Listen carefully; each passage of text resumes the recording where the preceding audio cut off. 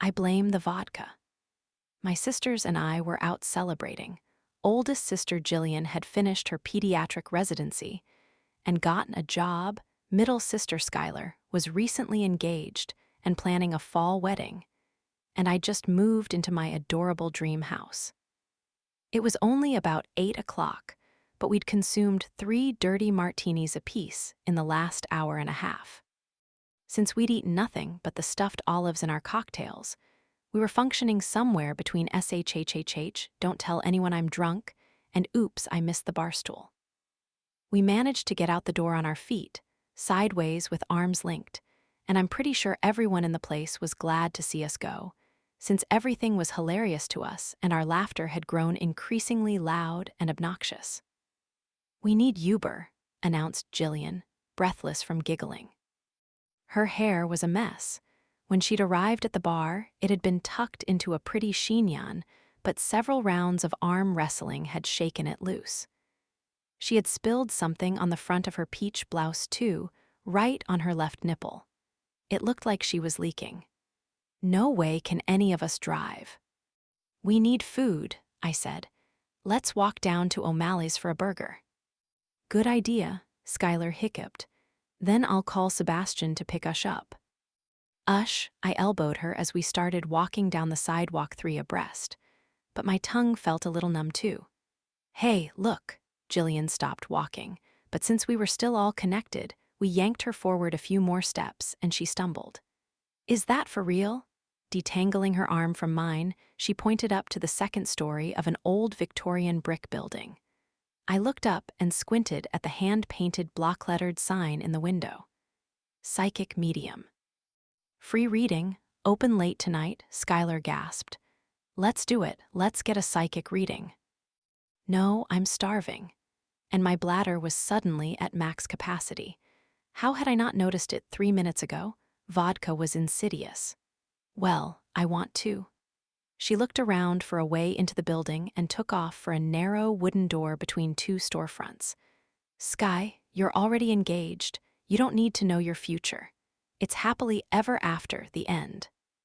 I hopped from one foot to the other and tried not to think about lakes and rivers and gushing waterfalls, which were of course all I could think about. Skylar pulled the door open and looked over her shoulder at me. "So you get the free reading. Maybe she'll tell you whether Dan's going to shit or get off the pot." "Dan and I already plan to get engaged this year. I don't need a psychic for that." "You did," rolling her eyes, she went on. "God, you guys are so boring." "Okay, maybe she'll see a tall, dark, handsome stranger on the horizon for Jillian." "I'm in." Jillian made a beeline for the door and slipped through it. Groaning, I gave up and followed her. If 2 of us wanted something, the third always ended up giving in. I hadn't meant to let that slip about getting engaged. It did make things a little anticlimactic if everyone knew it was coming, nothing like Sebastian's impromptu airplane proposal to Skylar. But then, Skylar was an impromptu kind of girl. I was more of a planner, and I sort of liked the knowing but not knowing, the added anticipation of each date we went on this summer. Every time I got dressed, I'd think, will this be what I'm wearing when I say yes? Because of course I'd say yes. That's how a love story ends. We'd been together for 10 years with only one bad rocky patch last summer when I discovered a dick pic on his phone. I wasn't snooping. It was an accident. I was looking for a shot he'd snapped at my birthday dinner, innocently scrolling through his photos, and there it was. It was definitely his junk, and I knew he hadn't sent it to me, so I felt justified in glancing at his texts after that. Why take a picture of your dick unless you're going to send it to someone, right? Dan is a bit self-indulgent and egotistical sometimes, but I didn't think he'd take that photo just for kicks. Sure enough, he'd sent it to a girl at work, amidst a whole flurry of flirty activity. When confronted with it, he'd admitted to some minor indiscretions, the details of which I hadn't wanted to know. He said they didn't sleep together, begged forgiveness, and promised to try harder, and after some thought, I forgave him and we moved on. After all, 10 years was a long time, and I hated to think we'd wasted it on each other if we weren't going to make things work for the long haul. All relationships take work. Plus, I loved him and he loved me. We knew each other inside and out. We were comfortable together, had the same dreams for the future, had the same taste in music, sports, and takeout food. Those were important things, right? People had probably gotten married for worse reasons. Dan and I were compatible, comfortable. Certainly not as passionate as we once were, and way less hot for each other than Skylar and Sebastian. But after 10 years together, is it even possible to sustain that? I ask myself that question a lot. Come on, Nat. It'll be fun. Skylar thumped me on the back as I passed her. Live a little, why don't you? You're always so fucking sensible. I'm not being sensible, I'm being hungry. But fine, whatever. I hope the psychic has a bathroom, otherwise I see wet pants in my future. Marching through the door, I followed Jillian up the narrow staircase beyond it. It smells like cat pee in here, I whispered. At least I tried to whisper, but I was still inebriated, so it came out a little louder than intended, and Jillian shushed me. At the top of the stairs were 2 doors. The one on the right said 2B, but the one on the left had a sign on it. Madam Suka. Psychic, medium, clairvoyant, intuitive. Palm readings, dream analysis, spiritual channeling, and numerology. First reading free.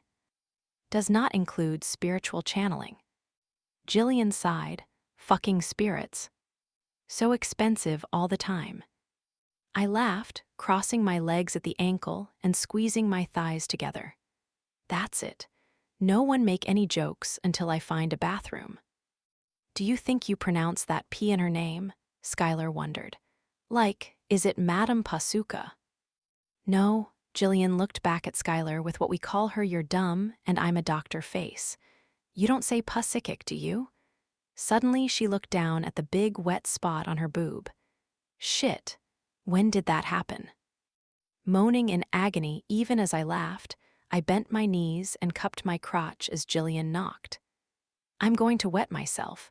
I'm totally serious. Immediately the door opened, and an acrid, smoky smell drifted into the hallway. The woman who'd opened the door looked nothing like what I'd imagined a psychic medium would look like. No purple turban or chunky gold jewelry or flouncy ruffled skirt. In fact, she looked more like an evening newscaster. Blonde helmet hair, too much makeup, horn-rimmed glasses. She was barefoot and wore jeans and a flowy black top. Welcome, she said in a thick accent. At least she sounded like a medium. She looked at each of our faces as we tried to stop snickering and appear presentable, which wasn't that easy since I was still holding my crotch. Jillian was trying to cover her left nipple, and Skylar hiccuped. 3 sisters. Skylar poked me in the back, as if she were impressed, but I thought we looked enough alike that anyone could tell we were related, even though Jillian was dark-haired and built more like our dad, tall and thin, while Skylar and I were blonde and curvy like our mom. I am Madam Suka, she said grandly, pronouncing the P out of the corner of my eye. I saw Skylar poke Jillian in the shoulder. Would you like reading tonight? Madam Suka's eyes narrowed. I am getting very strong energy from you. Yes, Skylar clapped her hands. Wonderful, pleased to come in. The woman stepped aside, and we entered a small, dimly lit front room. I was about to ask Vihir the bathroom vas when color and texture and warmth bombarded me. The walls were covered in tapestries, rugs, and blankets in every imaginable hue and pattern. The windows overlooking the street were covered in dozens of sheer jewel-toned scarves, several of which billowed in the early summer breeze. In front of them was a round table covered with a Moroccan print cloth with a chair on each side. The floor was covered by faded Persian rugs in tones of ruby and gold and coral, and large square pillows in royal blue, hot pink, lime green, and leopard print lined the walls. On every available surface not covered with books, and sometimes even on top of the books, candles glowed, most inside lanterns, but some in glass holders or simply set on a plate. From the ceiling hung swooping strands of beads and charms and other trinkets, crisscrossing the room clothesline style, and in the two front corners were huge green plants. My eyeballs hurt. "Wow," said Skylar, turning in a slow circle. "This is amazing."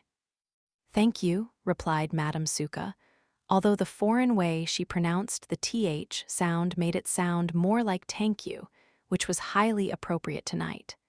She shut the door.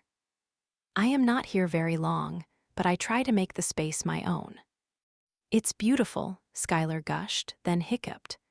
"I love all the colors and patterns together, very bohemian." I made a face at Jillian and she wrinkled her nose. She and I had more understated taste than our fashionably trendy middle sister. "What's that smell?" Jillian asked. "Is burning sage. I just finished smudging." Madame Suka sounded pleased with her puss elf. "What's smudging?" "Is ancient practice used for clearing away negative energy and purifying a space. You are very lucky to be my first reading after is done." She gestured toward the rug. "Please have seat." "Can I please use your bathroom?" I asked, fidgeting uncomfortably. "Of course, is right over there." She pointed toward the small galley kitchen, and I found the bathroom right across from it. There was no door, just a curtain of beads, but at this point I didn't care. After relieving myself of what seemed like 50 pints of pee for every ounce of vodka I'd consumed, I washed my hands and joined my sisters and Madame Suka on the rug, where they were all sitting cross-legged in a circle like story time at the library. "She's going to do a short reading for each of us," squealed Skylar. "Normally, I do only one reading per group for free," explained Madame Suka. "But the energy is so good tonight that I feel the spirits vant me to be generous." "Wait, are there spirits here in this room?" Jillian asked, glancing over her shoulder. "Of course." Madame Suka gave my oldest sister a "you're dumb" and I'm a medium look. "Spirits are always among us." A cool, shivery feeling crept up my back, despite the warmth in the apartment from all the rugs and blankets and candles. Right away, I shook it off. Get a hold of yourself. There's no such thing as spirits or ghosts or even psychics. This is all just for fun. So who is first? Madame Suka looked from one sister to the next. "Me," said Jillian, scooting closer to the medium. "I'm the oldest, so I should go first." Skylar and I exchanged a look. How many times had we heard that before? Madame Suka nodded and took Jillian's hand in both of hers. She closed her eyes, breathed deeply, and appeared to be concentrating very hard. "Should I think about anything in particular?" Jillian asked, and my heart ached a little. I knew how badly she wanted to meet someone. "Just relax. Let your mind wander naturally. Let energy of life flow through you." Jillian closed her eyes and the room went silent for a moment, the only sound the sizzle of the candle wicks and the medium's breathing. Her nose made sort of a whistling noise, and I had to hide my face in my shoulder to keep from laughing. Then she spoke. "Are you dirty?" For a moment, I was on the verge of cracking up until I realized she meant 30, but didn't pronounce her THs very well. Still, I had to hide my face in my shoulder to stifle the laugh. "Yes." Jillian sounded amazed. "I am 30, and I was just thinking about my age." "And you are caretaker, no, something stronger. You are healer." Skylar gasped and my jaw fell open. Had we said anything about Jilly being a pediatrician? I didn't think we had. Could this woman have guessed? "You are strong, sympathetic, generous." Madame Suka spoke confidently, in amazingly good English considering it wasn't her first language. "You are always willing to carry more than your fair share of the load. You are loyal and trustworthy. You are often critical of others, but very hard on yourself. You have tendency to be controlling, and sometimes you meddle, especially if you think you know best." Madame Suka paused and opened one eye. "Is this accurate?" "Yes," Skylar and I said together. Jillian glared at us as the medium went on. "You value wisdom and compassion above all." Thank you, said Jillian, fidgeting a little. Is there anything else, anything about my career or my love life? I cannot direct the energy, said Madame Suka. It reveals at its own will. She was quiet for a moment. But I do see children, many children. Many, Jillian said, her eyes going wide. How many? Hundreds. Schuyler laughed. It's probably your patient's Jilly Bean. Oh, Jillian's shoulders slumped, and she took her hand back. Right. I felt sorry for her and reached over to pat her shoulder when she scooted back to sit next to me. We hadn't really talked about it, but maybe Schuyler's wedding was kind of hard on Jillian. She was the oldest and the most traditional, and probably thought she'd be first to get married. She definitely talked about it the most as we were growing up. And now Dan and I would be next, and... Next? Asked Madame Suka, jarring me a little. She was looking at me too. It was as if she'd heard what I was thinking and was mocking me with the word. Me, squealed Schuyler, crawling over to sit directly in front of Madame Suka and thrusting out her hand. The medium closed her eyes and did the breathing thing again. Meanwhile, my stomach started growling like crazy. You are creative and expressive. Your energy is bright, warm, effervescent, and sparkling. Eyes closed, Schuyler beamed, and Jillian and I exchanged an eye roll. How many times had we listened to people gush about our effervescent beauty queen sister? Good thing we weren't paying for this. You value harmony, beauty, and pleasure, and enjoy sharing your talents with the world around you. You live life to fullest, often without care beyond the present. I am getting feeling that you are not good with money. I snorted and Schuyler sighed. That's true, she admitted. But I'm working on it. Romantic love is very strong influence in your life right now, and it will remain so. Its energy surrounds you in almost protective fashion. I'm getting married, Schuyler said breathlessly, this fall. Schuyler, you're not supposed to tell her that. Jillian threw a hand up. She's supposed to guess it. Madame Suka chuckled. I might have guessed it. Is obviously very strong bond between them. Anything else? Schuyler said eagerly. Just the feeling of calm. I believe you are entering new phase of your life that will be long-lasting and peaceful and happy. Schuyler practically floated back to her spot on the rug. Your turn, Nat. I scooted in front of the medium and held out my hand. A skeptic. Madame Suka sized me up correctly. Maybe I am a little skeptical, I admitted, but what the heck, I'm here. She took my hand and held it between both of hers, closing her eyes and inhaling deeply.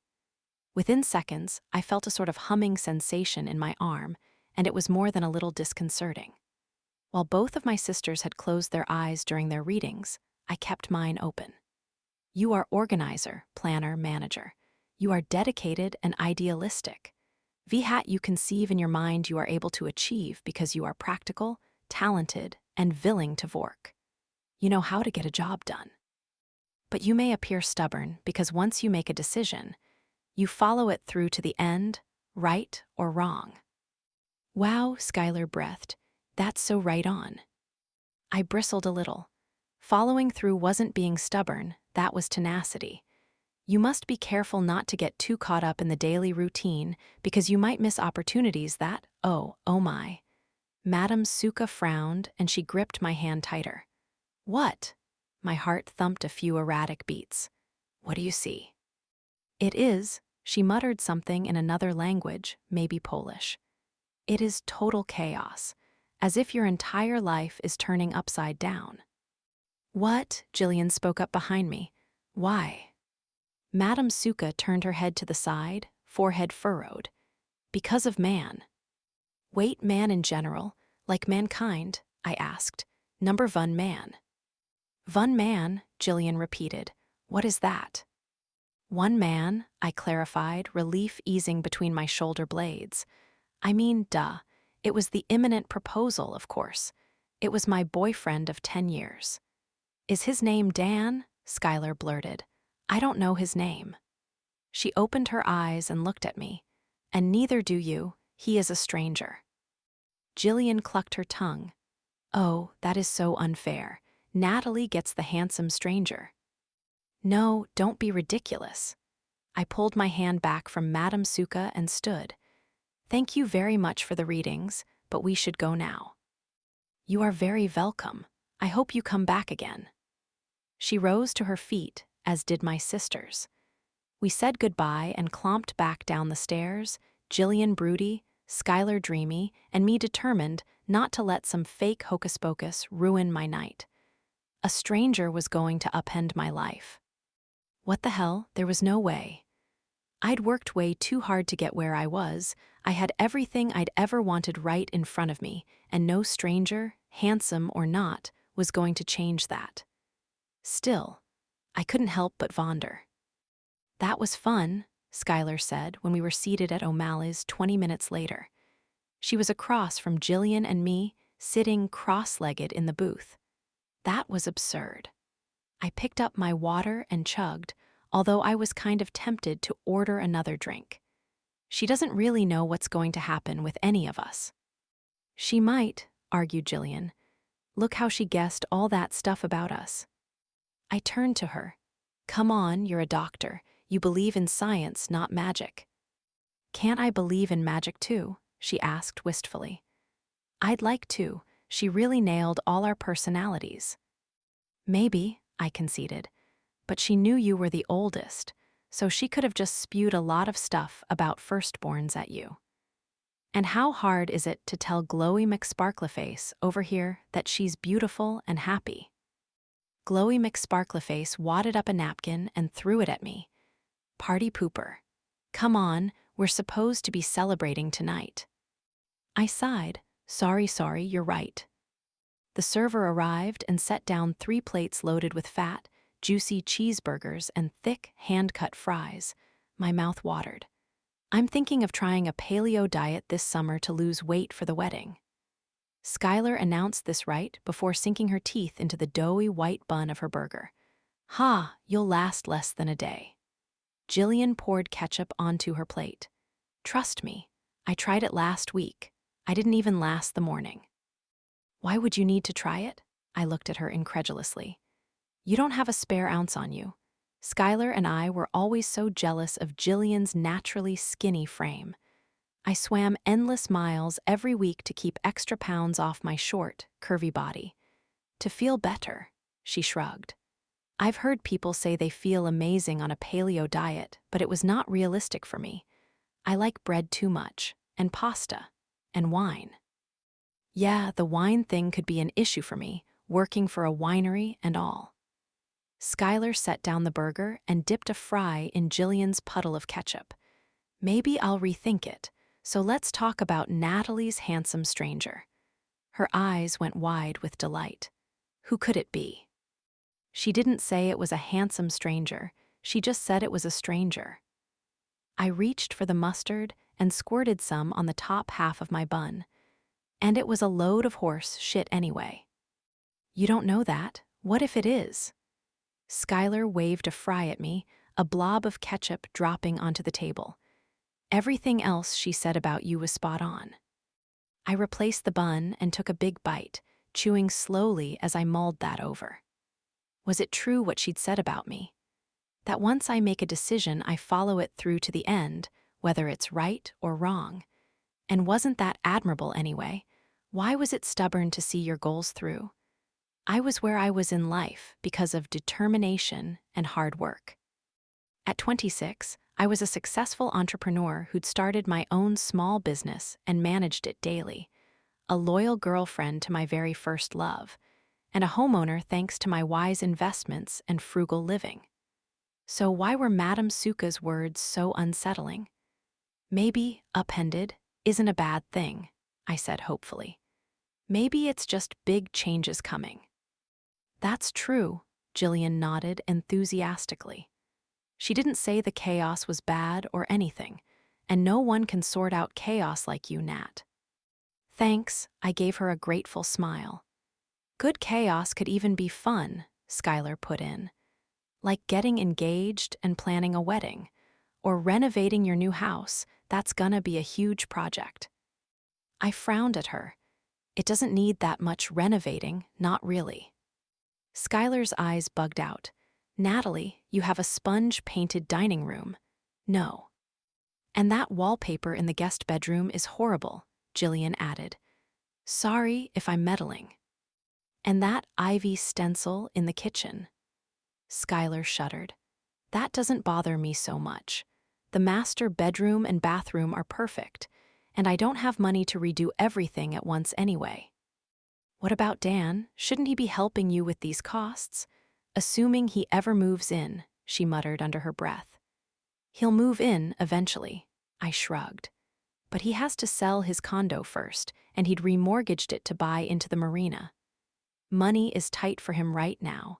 Plus, I kind of like having the place to myself for a while, and I can afford it. I feel good about that.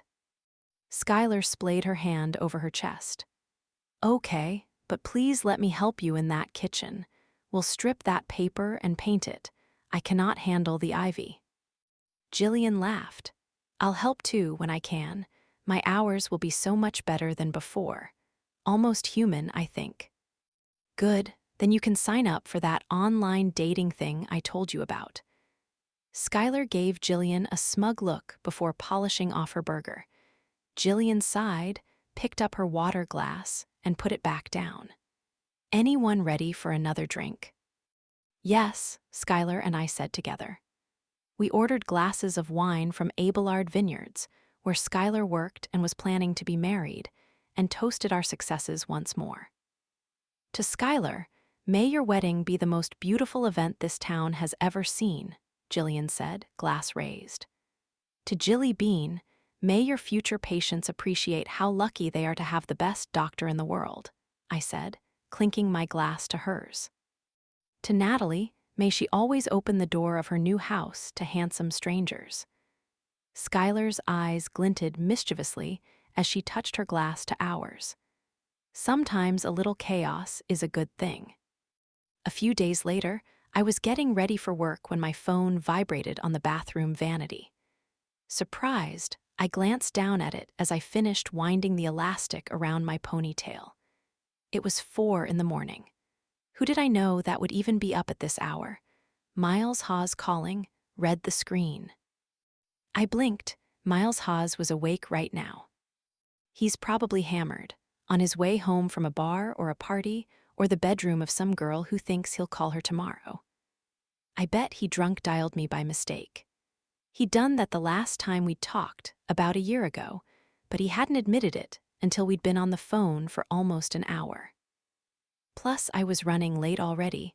I was short-staffed today, and I had to make muffins for the coffee crowd and get the salads going for lunch.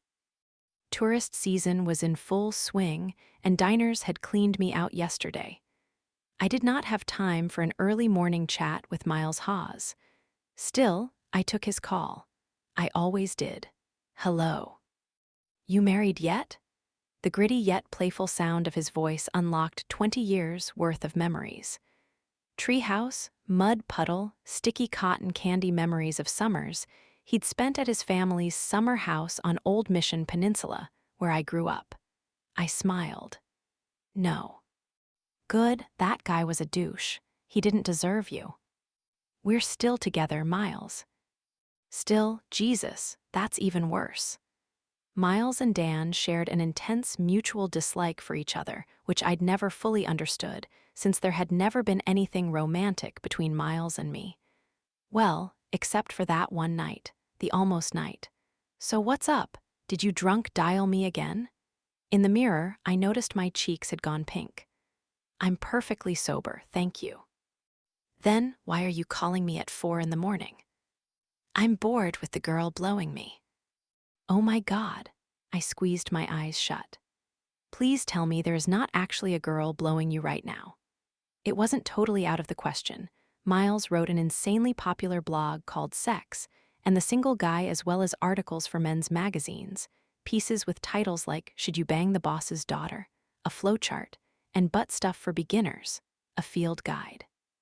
Occasionally, he wrote about topics other than sex, but his brand was built on his devil-may-care, hipster Playboy approach to life.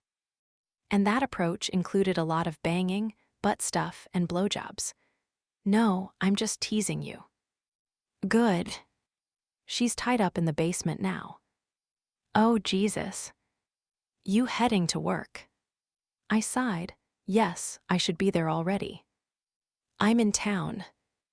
You are? I turned around and leaned against the vanity. I couldn't remember the last time I'd seen Miles in person, maybe 2 years ago. He'd gone to college and grad school out east somewhere and then moved around a bunch, but he hadn't come back up here very often. Last time we'd spoken, he was living in Detroit. To your family's place. Yeah, you busy later. I had to think for a second. Today was Thursday, which meant Dan had his tennis league after work and I swam at the gym. But after that, we always met up for dinner. We hadn't really seen much of each other this week. Could I break a standing date for Miles without causing tension? I'm not sure, I hedged. What time? Whenever. Let me check on something. I'll text you this afternoon. Good. I'll have another round with Svetlana here, and I'll see you in a few hours. Svetlana? Yeah, she's Ukrainian, some kind of acrobat. I don't know what the fuck she's saying half the time, but goddamn, she's flexible. Maybe I'll send you a pic. No, he'd done that before, and I'd had to quickly delete the pic before Dan discovered it. Don't you dare, I'm hanging up. I ended the call and quickly finished getting ready for work. On the 10-minute drive to Coffee Darling, the small shop I'd opened downtown 3 years ago, I reminisced about those us-against-the-world summers when Miles and I had been close. His family's property bordered my family's cherry farm, and for as long as I can remember, I looked forward to those 8 weeks we'd have together while his family visited from their home outside Chicago. An only child, he was a year older than me, but about 5 years less mature, and growing up in a house with only sisters, I'd liked the idea of hanging out with a boy. And unlike my bookworm sister Jillian or pageant queen Skylar, I'd loved nothing more as a kid than running around outside and getting dirty, climbing trees, swimming in his family's pool or the bay. As grade schoolers, we'd played pirates or spies or zombies. As preteens, we'd had swimming races and fishing contests and went to the county fair together, gorging on sticky carnival food and riding the zipper or round up until we were sick and dizzy. And the weird thing was, as close as we were all those summers, we never talked during the school year. But when he arrived in late June for vacation, it was like we'd never been apart. Things changed a little the summer after he turned 16, when he was suddenly tall and deep-voiced, and his body had acquired the muscular curves and lines of a grown man. His face had changed too. It was more angular, stronger in the jaw and cheekbone, fuller at the mouth. Miles is so handsome, isn't he? My mother would remark.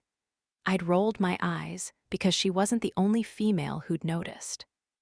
Miles was suddenly every girl's crush, a role he relished, hooking up with every pretty girl with a pulse, including a bunch of my friends. Secretly, I agreed with my mother Miles was handsome, but his ego didn't need any boosting from me. When we hung out as teenagers, I endured his dirty, juvenile sense of humor and turned up my nose at his flirting, letting him know I was not impressed. Then I fell in love with Dan, which Miles did not understand at all. Not only did he think Dan was an ass, but he thought relationships in general were stupid, and told me repeatedly that I was missing out on all the fun. As I pulled up behind the shop and parked my car, I recalled his last summer up here, after he'd graduated high school. He'd been moody and distant toward the end, not like himself at all. When I'd asked, he just said he had a lot on his mind, what with leaving for college in only a few weeks. On his last night in town, he came over to say goodbye, and the memory of that hot, humid night returned to me with startling clarity. For several seconds, I held my breath, remembering how he'd come to my window in the middle of the night, how the wet heat blanketed my skin when I went outside to talk to him, how the air crackled with the electricity of an approaching summer storm. 9 years had passed, but I remembered every single word he'd uttered there in the dark, could still hear the low, raw sound of his voice, the thunder rolling softly in the distance. I'd never told anyone about that night, nor had Miles and I ever talked about it again. Not that anything had happened. But we almost. I walked around the block to the front of the store and stopped short at the sight of someone leaning against the door. My heart immediately pounded harder in fear. The street was still dark at this time of morning, and I wasn't used to seeing anyone but the occasional jogger. This was a guy in a hoodie and jeans. "It's about time," he said. I knew that voice. "Miles, what the hell?" Hand over my heart, I resumed walking toward him. "You scared me half to death. I thought you were going to strangle me or something." He came off the door and stood tall, feet apart, hands in his pockets. "Hey, I'm willing, if you're into that sort of thing." I rolled my eyes. No. But for a crazy second, I pictured him with his hands around some girl's neck as he fucked her. I bet he's done it. He's probably into that stuff. It didn't repulse me or anything. In fact, it sort of turned me on. But Dan and I were pretty vanilla, and I was okay with that. He knew how to make me come at least. Orgasms were orgasms, weren't they?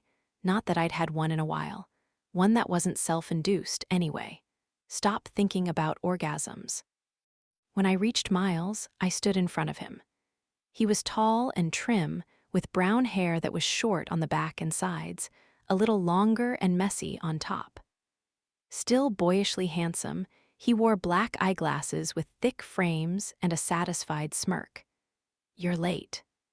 "Yeah, somebody called me at 4 this morning and kept me on the phone for 10 minutes. "What an asshole." "Totally," I smiled, reaching for him. "Senior asshole." It was just a hug, and I'd meant it to be one of those friend hugs where just your shoulders touch. But as soon as his arms came around me, he pulled me close so my breasts pressed against his chest, and our torsos touched. Something fluttered again inside me, setting off a warning bell in my head. Back off, it's dark and he's cute, and if someone sees you embracing out here like this, word could get around. Plus it feels kind of good, and how would you feel knowing Dan hugged women like this and got turned on by it? I released him and took a step back, fumbling with my keys. For some reason, I couldn't recognize the right one, even though I'd opened this shop practically every morning for the last 3 years. Finally, I managed to get it in my fingers, and I unlocked the door. "Come on in, I'll get some coffee going." After locking the door again behind us, I turned on all the lights. Normally, I didn't do that until closer to opening time, but the prospect of being alone with Miles in the dark, or even the dim, made me feel a little edgy. We hadn't been alone in the dark since. What the hell, knock it off. He's your friend. Yes, he's a flirt, but he flirts with everybody. No, he has sex with everybody, and writes about it. Right, Miles Hawes was not for me. Dan was for me. Good old familiar Dan, the boat salesman. Maybe he wasn't perfect, but he was mine. Our lives were in sync. Our goals for the future aligned. Wow, that sounds really unsexy. Frowning, I put the coffee on, preheated the ovens, and started mixing up a batch of strawberry muffins in the kitchen while Miles wandered around the shop. It wasn't very big. I could seat 8 at the counter, and 16 at small tables lining the opposite wall. Long and narrow, the shop was the right side of a century-old storefront that had been split in two. I'd kept the old wood floors and high tin ceiling, and lucky for me, the place had been a cafe before I'd purchased the business, remodeled and revitalized it. The woodwork and wainscoting were painted a soft gray-green, the walls above it were a creamy white, and the countertop, my big splurge, was a gorgeous silver-veined marble. "Congratulations, Natalie." Miles appeared in the open archway to the kitchen and leaned against it. "This is a beautiful place." "Thanks, I'm proud of it." I poured batter into 2 muffin tins. I forgot how blue his eyes are. You should be. Make yourself useful and pour us some coffee, huh? Then you can come sit back here while I put together the lunch menu. You change it every day. Not every day. It varies. I stuck the muffin tin in one oven and pulled 2 trays of unbaked cinnamon rolls out of the fridge. Normally, I had a pastry chef assistant manager here in the mornings, but he'd asked for a long weekend and would be gone today and tomorrow, so I'd stayed late last night to make up the dough and get the rolls ready to bake. I use a lot of local produce and ingredients, so I change up the menu based on what's in season and available. Right now, it's strawberry season. And rhubarb, I'm making a rhubarb pie later today. You like rhubarb? I don't know. Miles set a cup of coffee near me and leaned back against the counter, lifting his to his lips. But I love to eat pie. Can I taste yours? I stopped unwrapping the plastic sheet from the trays and glared at him. Over the rim of his cup, his eyes danced with glee. You better be talking about rhubarb or I'm kicking you out. Sheesh, so sensitive. He sipped again. I like the photos on the wall in there, the ones with the text overlaid. Is that Skylar? Yeah, I took those. He paused with his coffee halfway to his mouth. Shut the fuck up. You did those. Pride made me smile. I did. I was shopping with Skylar at this old antiques barn last fall, and I found this old magazine from 1938 that had all these dating tips for girls, like please and flatter your date by talking about his favorite subjects, or never sit awkwardly or look bored on a date, even if you are. We were cracking up. I stuck the 2 trays of rolls in the second oven and set a timer. I'd always loved taking pictures, and I had the idea that it would be funny to create a series of modern photos with a quote from the advice on top. That's right, I'd forgotten how you liked to take pictures.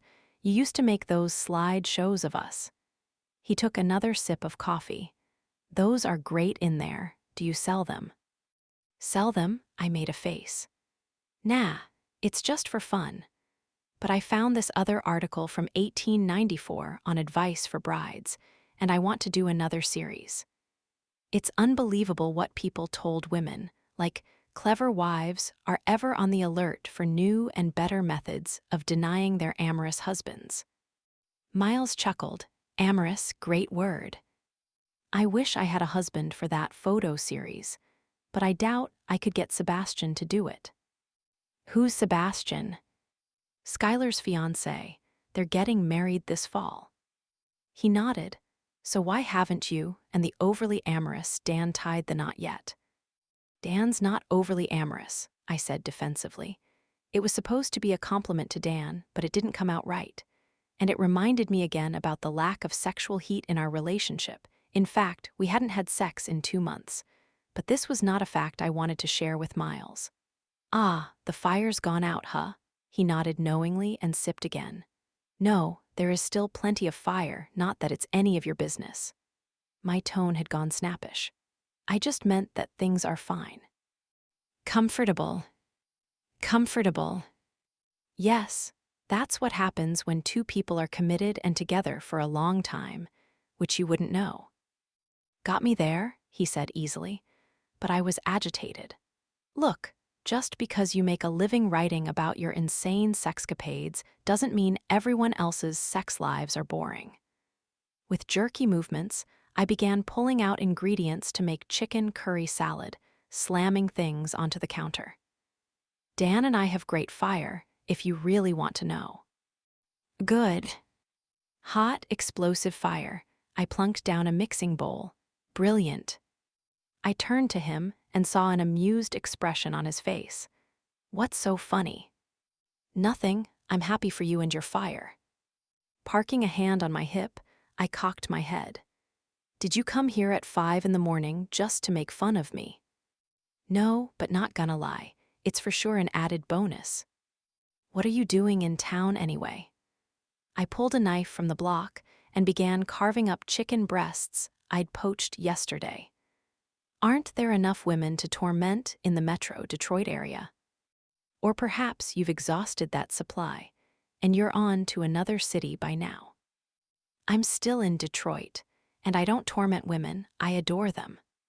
Several at a time, I bet. He shrugged, occasionally, but hey, they all know the deal, it's just for fun. Having only been with Dan, I couldn't imagine what it was like to have sex with random people outside a relationship, but Miles's sex life fascinated me in a sort of gawkerish way. Yes, I know, I've read all about it. I dumped a handful of chicken in a large bowl. You read my stuff, he sounded surprised. My turn to shrug. Occasionally. I particularly liked the one about going to a sex dungeon for your birthday. I didn't even have sex there. I know, but you did other stuff, crazy stuff. I shook my head as I recalled reading what he'd asked the dominatrix to do to him. I'd been shockingly turned on when I read his account of it, and secretly I'd reread it a dozen times. Did that make me a pervert? It was slightly crazy, and a bit painful. He shuddered and adjusted the crotch of his pants. Don't ever tie anyone's balls to a hook on the wall and then crawl around naked in front of him. I snorted, please, I don't do that stuff. What do you mean, that stuff? What's wrong with playing around a little? Nothing if you're into that kind of thing. I tried to sound dismissive. Geez, so judgmental. I'm not judging you, Miles. I'm just saying I'm not into the freaky stuff the way you are. I bet you'd like it. I bet there's a little freak in you just dying to get out. My stomach flipped. What? Don't be ridiculous, I'm a normal person. Normal people can be kinky, Nat. I'm telling you, you're missing out. His voice quieted. And I bet there's a part of you, deep down inside, that's curious. He paused, moving closer to me, his tone low and serious. I'd like to reach that deep part of you. I went still, my skin prickling with heat. What the hell was going on here? He burst out laughing. You should see the look on your face right now. Pressing my lips together, I focused on chopping chicken again, but my vision clouded for a moment, and I nearly took off a finger. Enough. You still haven't told me what you're doing here. To my relief, he moved away and leaned against the counter again. I'm working. I'm writing a piece about sex in haunted places, and I remembered that old asylum up near here. I drove up yesterday and snuck in there to get some pictures last night. Then I hung out a little to see if any ghosts popped up. Looking for a supernatural sexual encounter, are you? Not necessarily, but that'd be awesome. I'd totally fuck a ghost if she was hot. Shaking my head, I pulled a jar of homemade curried mayonnaise from the fridge and poured some over the chicken. Sick and ridiculous. What, you don't believe in ghosts? No. But I did have a psychic reading a few days ago. Mixing the mayonnaise and chicken with a large wooden spoon, I shook my head as I remembered our vodka-fueled sisters' night out. From Madame Suka. Oh yeah, Miles sounded interested. What did she say? A bunch of bullshit about my life being upended by a stranger. A man. Maybe it's me. Miles sounded happy about that.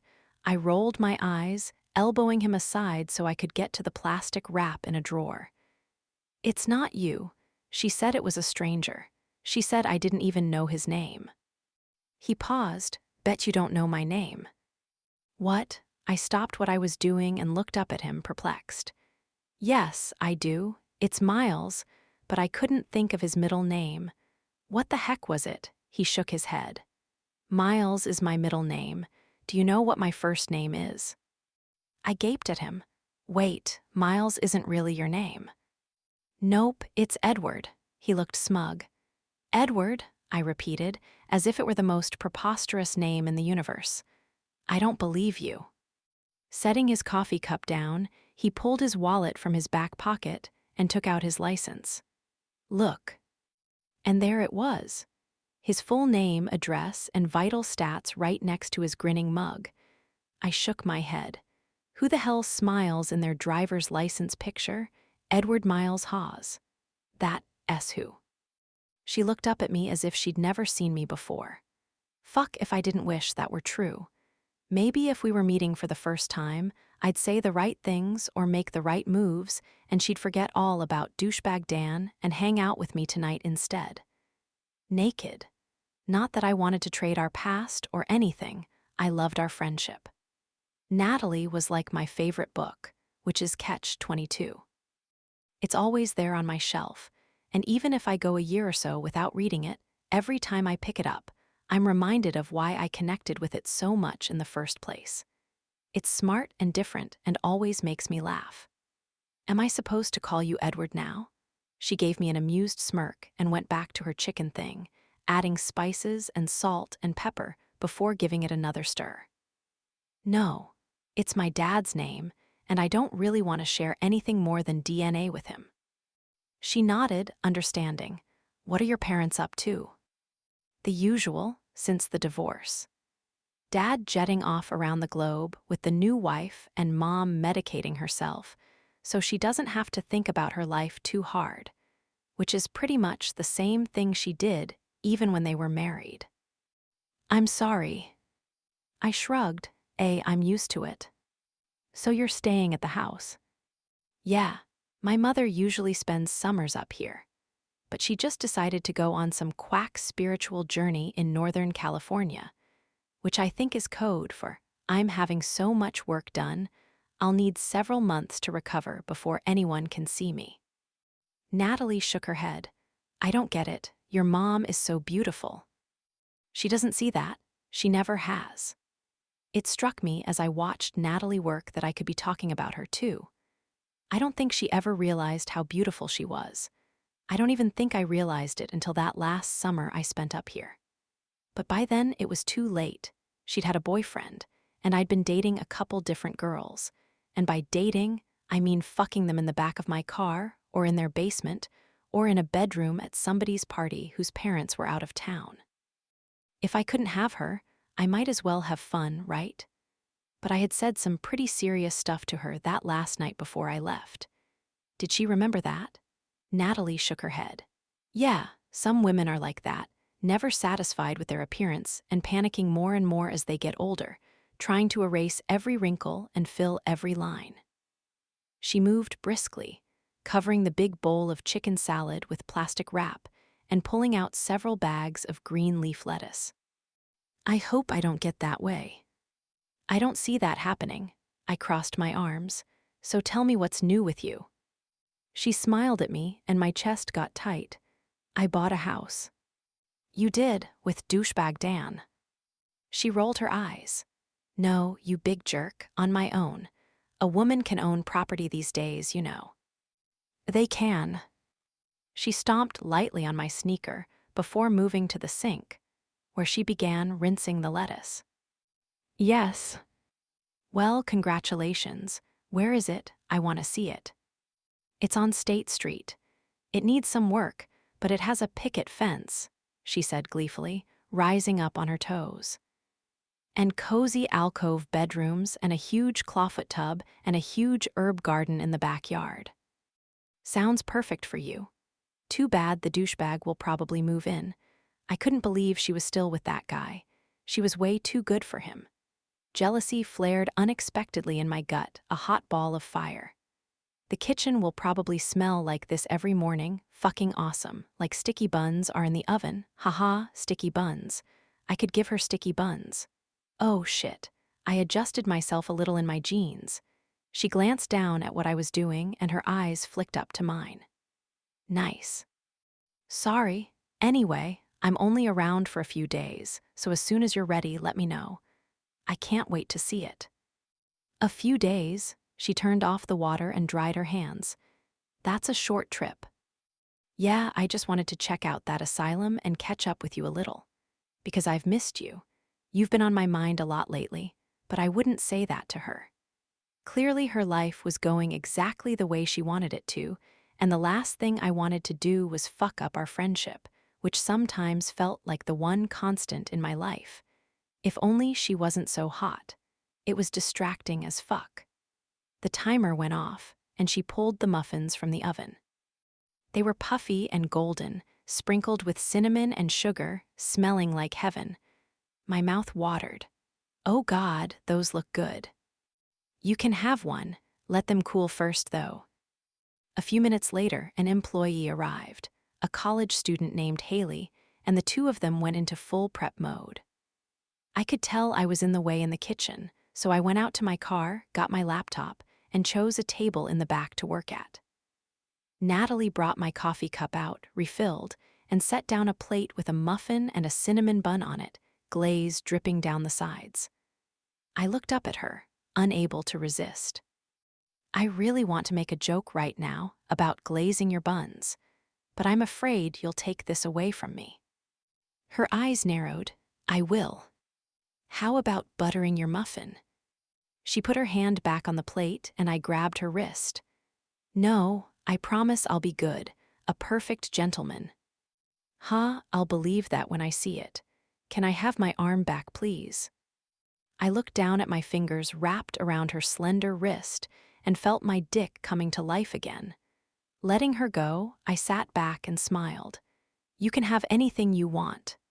Especially if it's in my pants, she sighed. You know what I really want.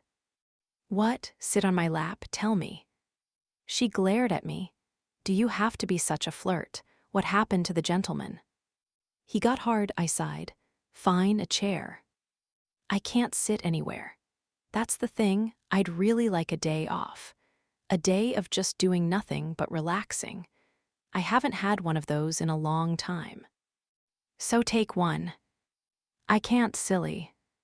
Not everyone works from wherever they want to. I have to be here every day. That's what being a business owner is. Are you open every day? During the summer, I am. Can't you delegate? What about a manager? She shrugged. Not that I'm good at delegating, but I do have an assistant manager. I can't afford to pay him for more hours or responsibilities right now, though. I have a pretty big house payment, and I'm still paying back loans I took out to open this place. What's a loan? She looked confused for a second, and then she slapped my shoulder. You trust fund babies, so out of touch with the real world. Kidding, kidding. I pulled the plate closer to me and looked up at her. I do work for a living, you know, but is there something I can help you with? Do you need a loan from me to pay off the bank? No, she shook her head vehemently. Thanks, but it's kind of a source of pride for me that I'm doing this all on my own. Amorous Dan isn't helping. Not at the moment. Was it my imagination, or had her jaw clenched a little before she answered? I decided to redirect. How's your interest rate? She winced slightly. It's okay. Well then, there's pride, and there's being stubborn.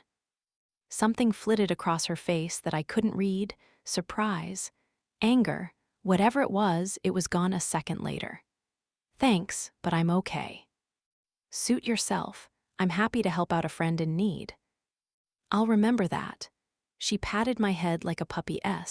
Enjoy, I better get back to work. Do you mind if I stick around a while?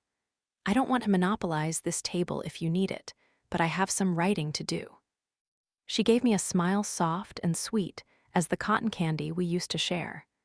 Stay as long as you like. A couple hours later, I could see why she wanted a day off. She was all over the place, doing everything from preparing food to serving it to pouring coffee to ringing people up, and she always had a smile on her face. As busy as she was, she made it a point to say hello to regulars and newcomers alike, and often stopped to chat with people she knew or someone with a question. I finished my breakfast and tried to work on the novel I was writing, but I was distracted and tired. Just go home and get some sleep. You've been up all fucking night. But home up here was a huge empty house, and although I liked its creaky old floors and wraparound porch, and the view of the Nixon cherry orchard next door from my bedroom window, something about being there alone saddened me. I liked it in here better. I liked the happy, caffeinated mood, the hum of conversation, the Billie Holiday playing in the background, the smell of muffins in the oven and coffee in the pot. Besides, Natalie was here. And if I was honest with myself, I'd admit the real reason I came up north was to figure out why I couldn't get her out of my head. It made no sense. I wasn't looking for a relationship. I knew she was still with Dan, and I had no reason to believe she'd be interested in me, even if neither of those things were true. And yet for months now, maybe even the last year, the thought of her just wouldn't quit me. Why the hell was that? I'd told her I was up here researching sex in haunted places, and that was true enough. But the only ghost in my head was her. I mentioned I'd fuck a ghost, right? Dan called me around 3 that afternoon. "Hey, babe." "Hi," I exhaled and plunked myself onto a stool at the counter. "Tough day." I rubbed one calf muscle. "Just long, busy, which is good, but we're closed now, just locked the door." "What are your plans?" "After I finish up here, which will probably take me a while, since I'm short-staffed today, I was going to swim."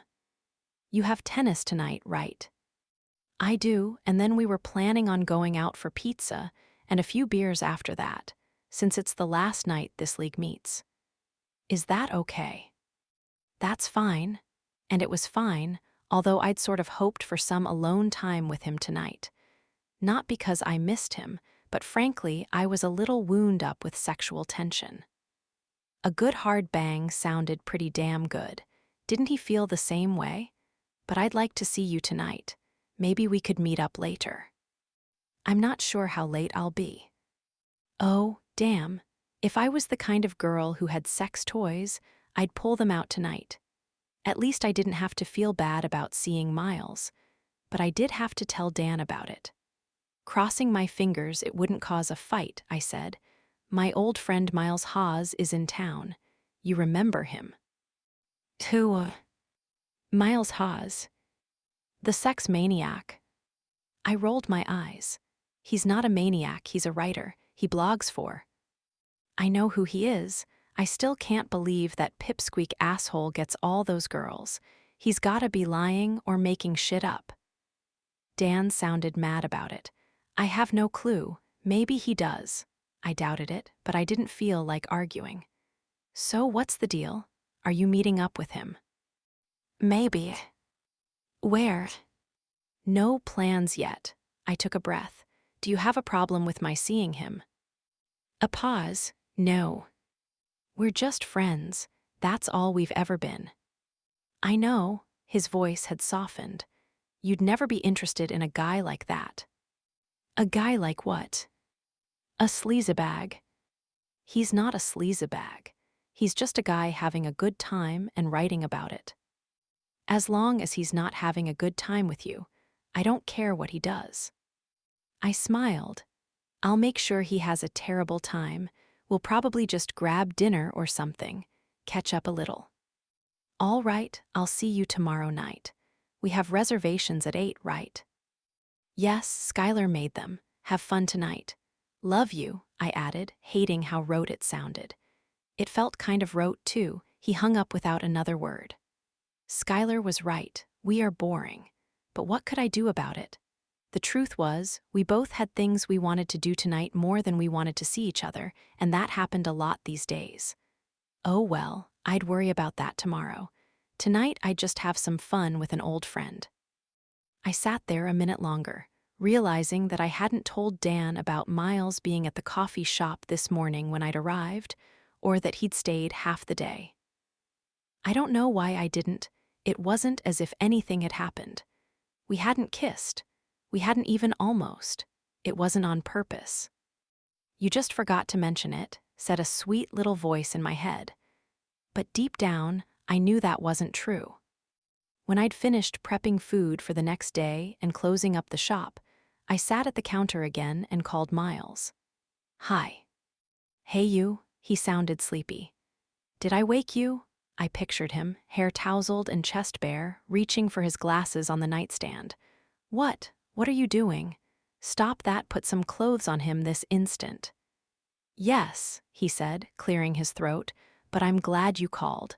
I was just having a dream about you." I slammed my eyes shut. my mind immediately taking off his pants. We were at your shop, and I was eating a bagel. A bagel? Relieved it wasn't a sex dream, I smiled. Don't even have those here. Wait, was there something sexual about a bagel? Yes, a bagel, and you wanted to take my picture, but you couldn't find your camera. And then you turned into a bear. I burst out laughing. A bear? Seriously? Not even a bunny or a cat or something sweet and cute. Nope, a big old bear. And then what? Then you called me. I saved you from the bear that was myself. Yes, he made a sound like he was stretching, and my mind drifted back into dangerous territory. So what's up?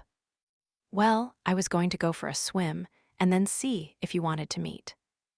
Oh yeah, where do you swim? At the gym. Come over here and swim. I hesitated. At your house. Yeah, we have a pool here, remember, in which I repeatedly kicked your sorry state champ ass. Ha, you nevers. So you owe me another chance then. Come see if I've been practicing. For a moment, I considered it. It would be fun, and the pool behind the Haas family's home was beautiful. But it just didn't feel right, going swimming alone with Miles at night. Other than the almost night, I had never been tempted to cheat on Dan, but there was some kind of spark between Miles and me that I worried could ignite if we were alone and close, especially the way I was feeling today. Better to avoid the situation entirely. I don't think so, Miles. I'll just run over to the gym, get my laps done, and meet you later. Okay. Scared I'll be too tempting in my swim trunks. I laughed. Yeah, that's it. I knew it. Plus, there's no water in the pool here yet. Miles, what were you going to do if I said yes, and showed up in my bathing suit? Try to get you out of it. I sighed, shaking my head. I'll meet you at 7:30, Jolly Pumpkin. Sounds good. Miles was sitting at the bar when I entered the restaurant, a little late because I'd gone back and forth so many times about what to wear.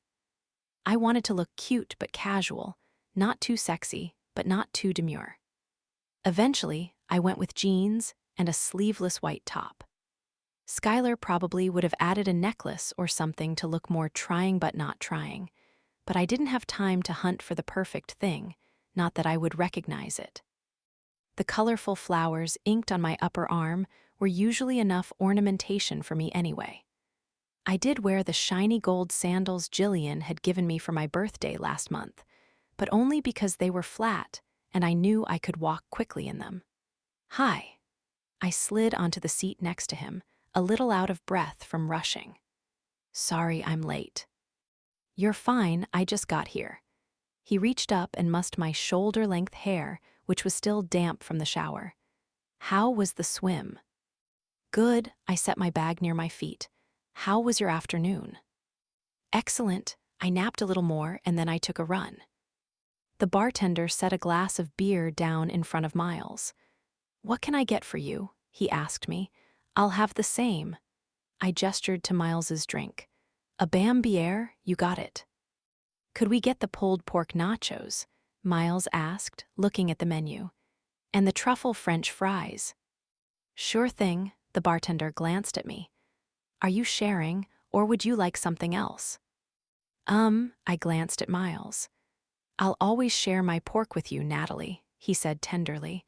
I'll even let you pull it. I sighed and looked at the bartender. I'll share with him. Is this new? Miles ran his fingertips over my tattoo, and the way I felt the effects of his touch between my legs made me shift in my chair. It's beautiful. Not too new. I got it last year when I turned 25, a gift to myself. I shrugged, trying to ignore the way my female parts were tingling. I'd always wanted it and finally worked up the nerve. What were you nervous about? The pain. I slugged his shoulder. Come on, you know me better than that. I guess just the commitment. It is permanent after all. Tattoos shouldn't be taken lightly. Miles raised his eyebrows. Well, for being nervous, you didn't hold back. How many sessions did that take? Several. I figured if I was gonna do it, I was gonna be all in. I tilted my head. I'm like that with a lot of things, actually. Does Dan like it?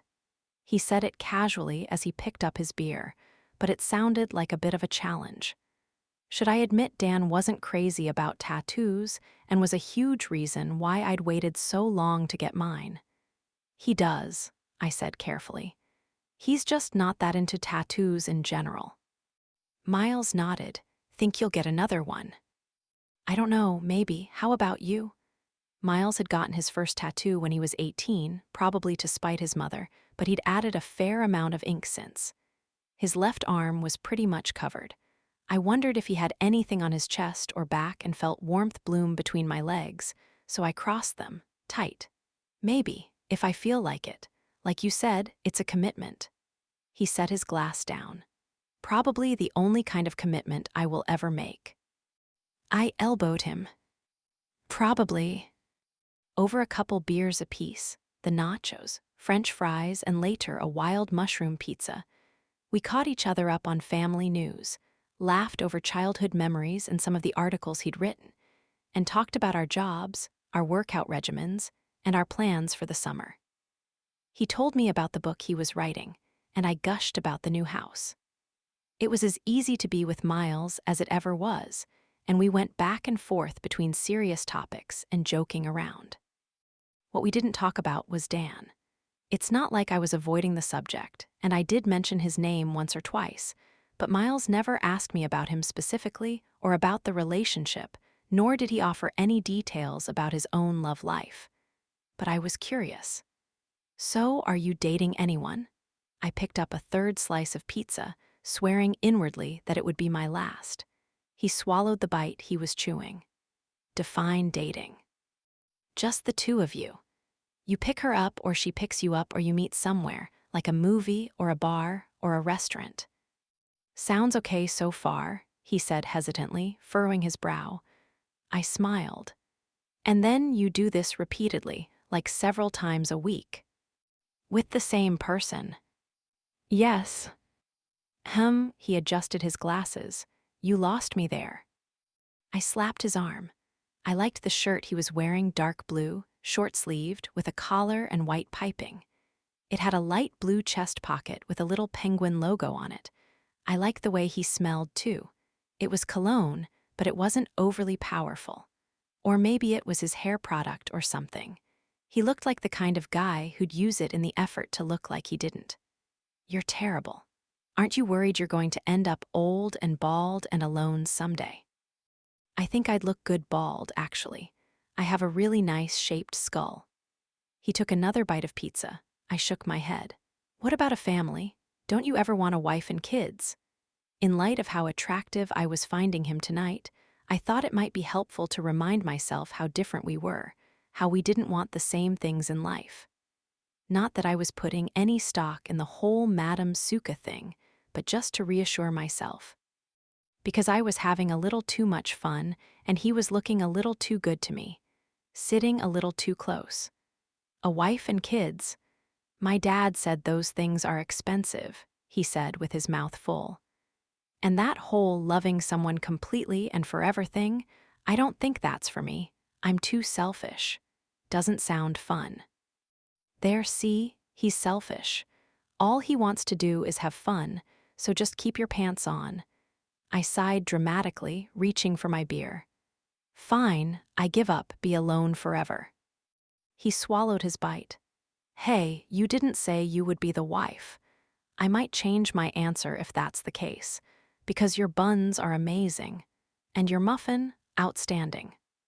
Setting my empty glass down, I looked at him with one brow cocked.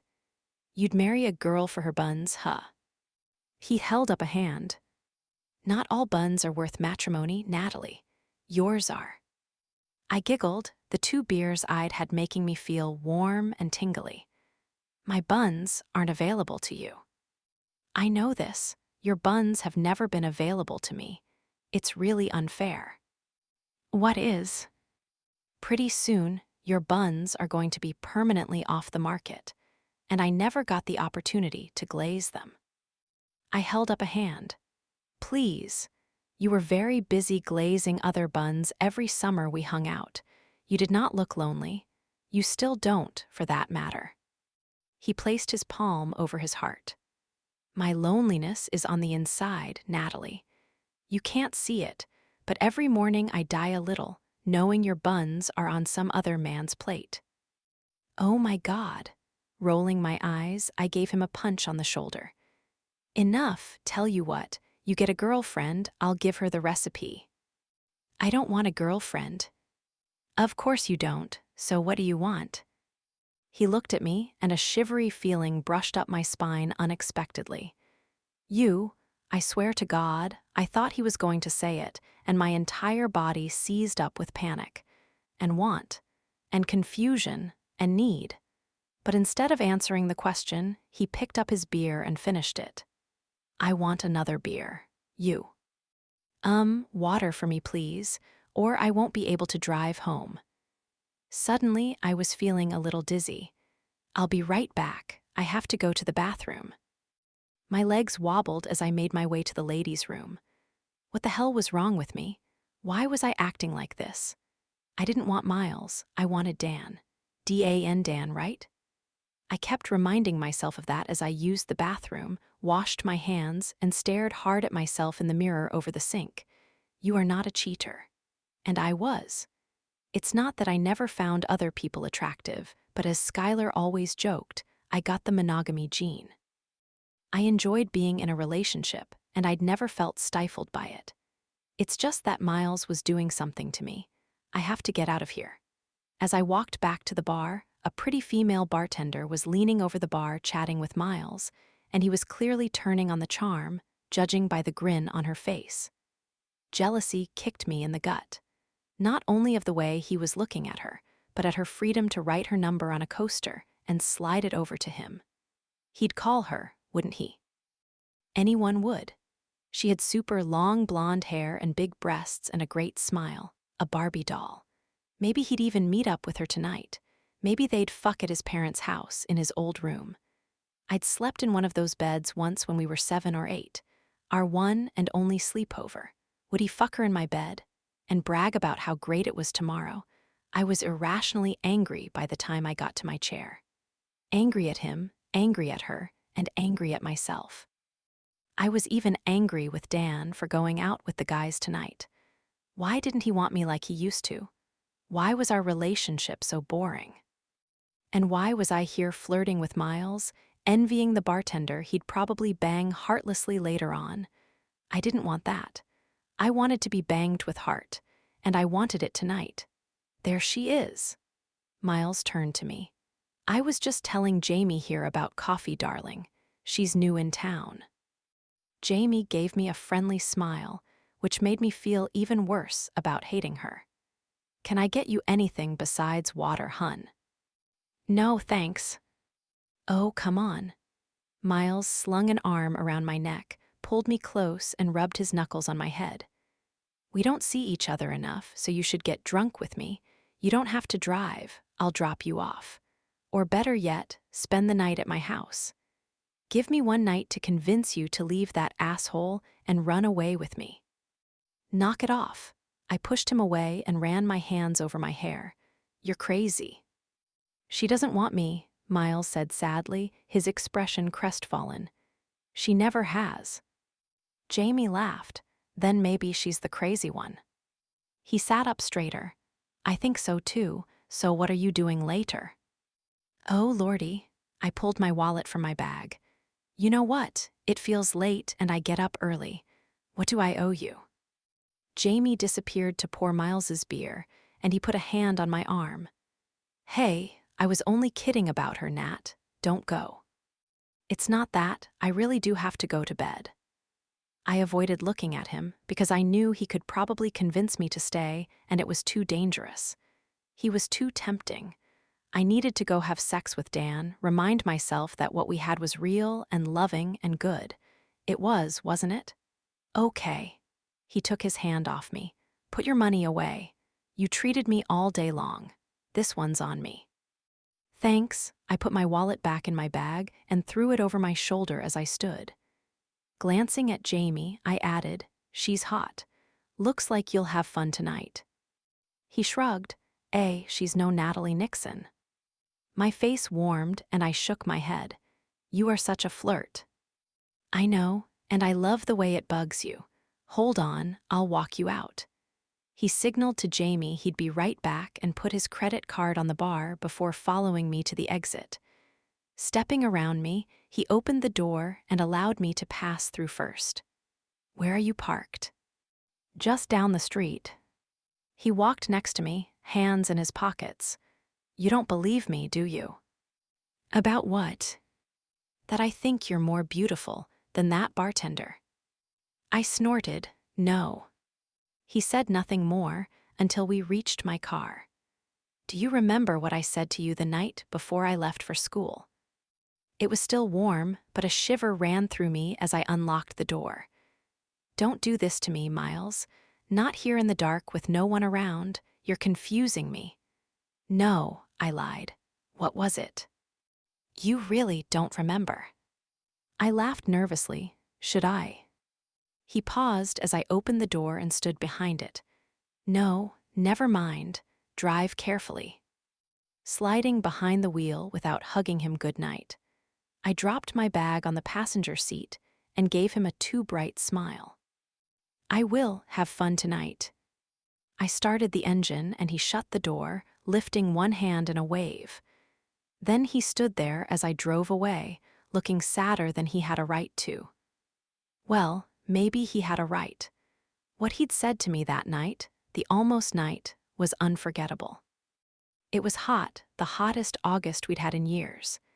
And the heat was mean, the kind that made you feel exhausted all day long but refused to let you sleep at night.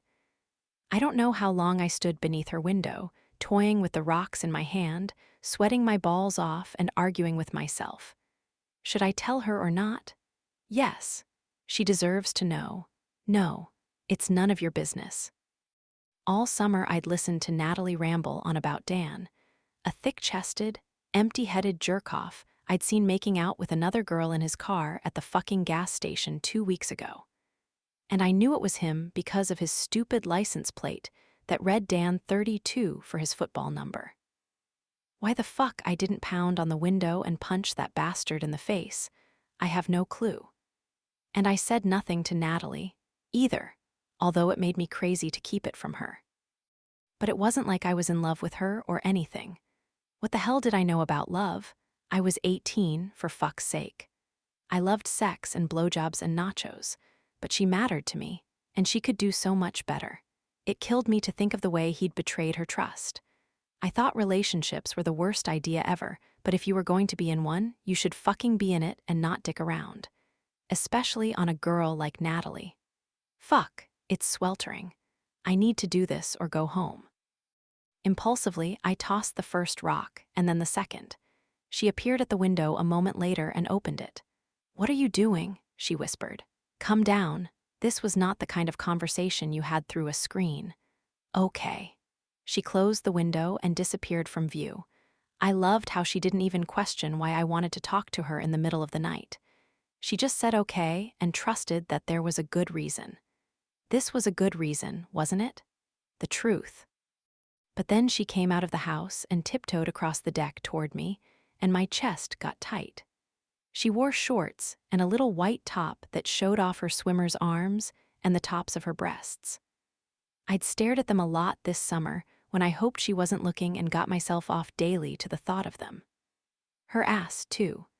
She had the most unbelievable ass you can imagine, and in my wildest jerking-off fantasies, she let me come all over it. Sometimes I felt guilty thinking about my friend like that, but not enough to stop. "Hey," she said quietly. Even in the dark, I could see the concern on her face. "Hey." God, this heat. She reached behind her neck and piled her hair on her head. My dick jumped to life. She had no idea how sexy she was. "So what's up?" she asked. "You okay?" For a long moment, I just stared at her. A strange hollow formed in my chest, creating an ache I'd never experienced before and couldn't name. Or maybe wouldn't name. But one thing was certain, I couldn't hurt her. The truth wasn't a good enough reason. Yeah, I just wanted to say goodbye. Goodbye, she dropped her arms. But you aren't leaving until next week. I changed my mind. I'm going in the morning. Until that moment, I hadn't planned to leave early at all. But standing here with her, seeing how perfect she was, and knowing that she was giving herself away to that asshole was too much to handle. She told me sex with him was beautiful and fast, and I couldn't decide whether to laugh or hurl. Why are you leaving so soon? She asked. I don't know, just ready to get out of here, I guess. I glanced toward the driveway. Saw Dan's car here earlier. You guys get back together. Yes. My hands curled into fists inside my pockets. Why? What do you mean, why? Because we want to be together. We shouldn't have broken up in the first place. They were only rumors. I was just being jealous and stupid. Jesus, she thought it was her fault. How could she be so smart and so stupid at once? Yeah, I was gonna tell you that.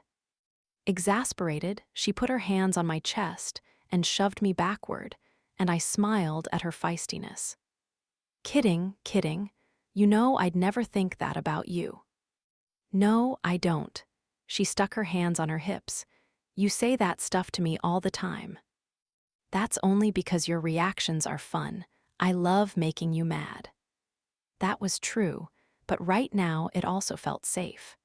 Her body was looking way too good to me right now, and my shorts were way too tight in the crotch.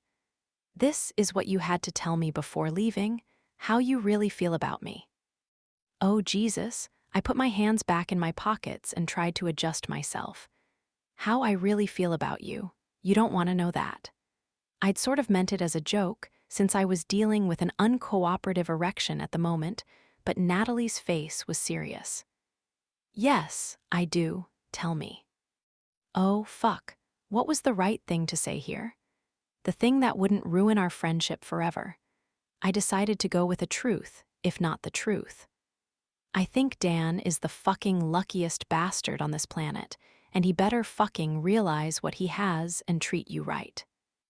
That's what you think about Dan. Her eyes dared me to answer differently. What do you think about me? Thunder growled above us, and the rain would start any minute. The air was hot and heavy with it. Fuck it. I'm just going to be honest. I think you're the most beautiful girl I've ever met.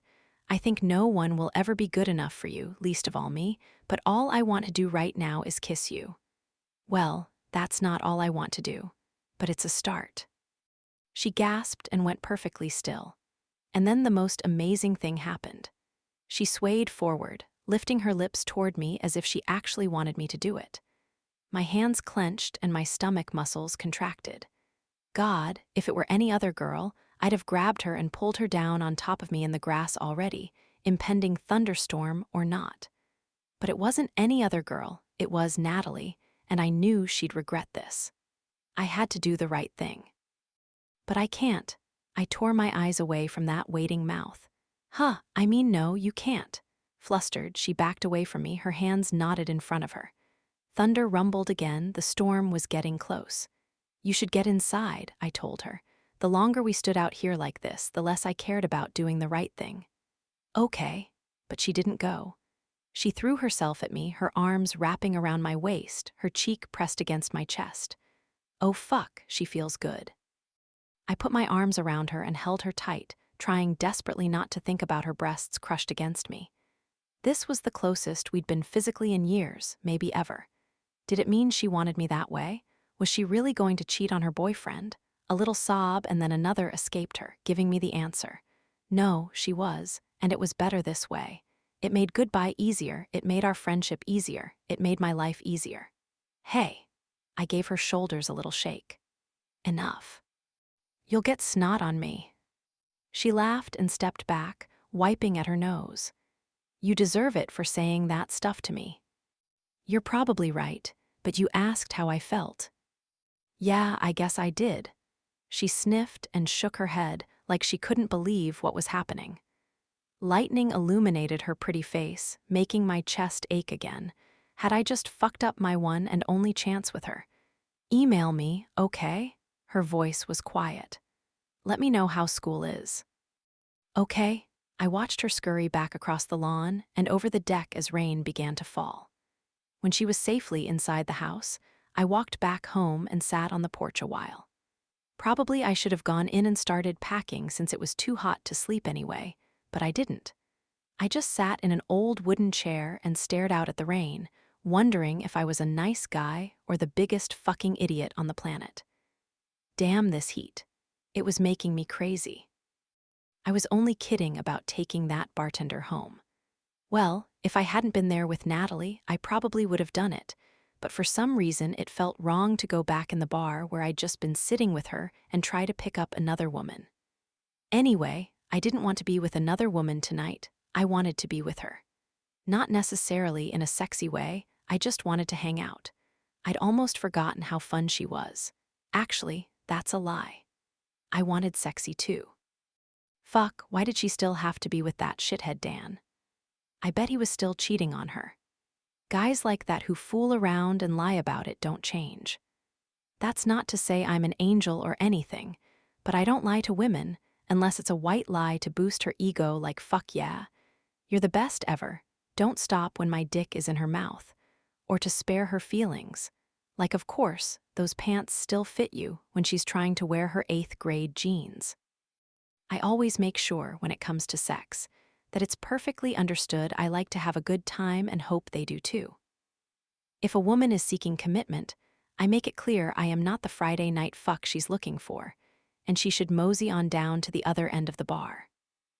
Lucky for me, though, there are always plenty of hot girls who just want to have fun. And it's not because I'm super ripped, I'm not, or have a 12-inch penis, alas, or make $1 million a year, not even close. It's because I'm good to them. I treat the women I'm with like goddesses.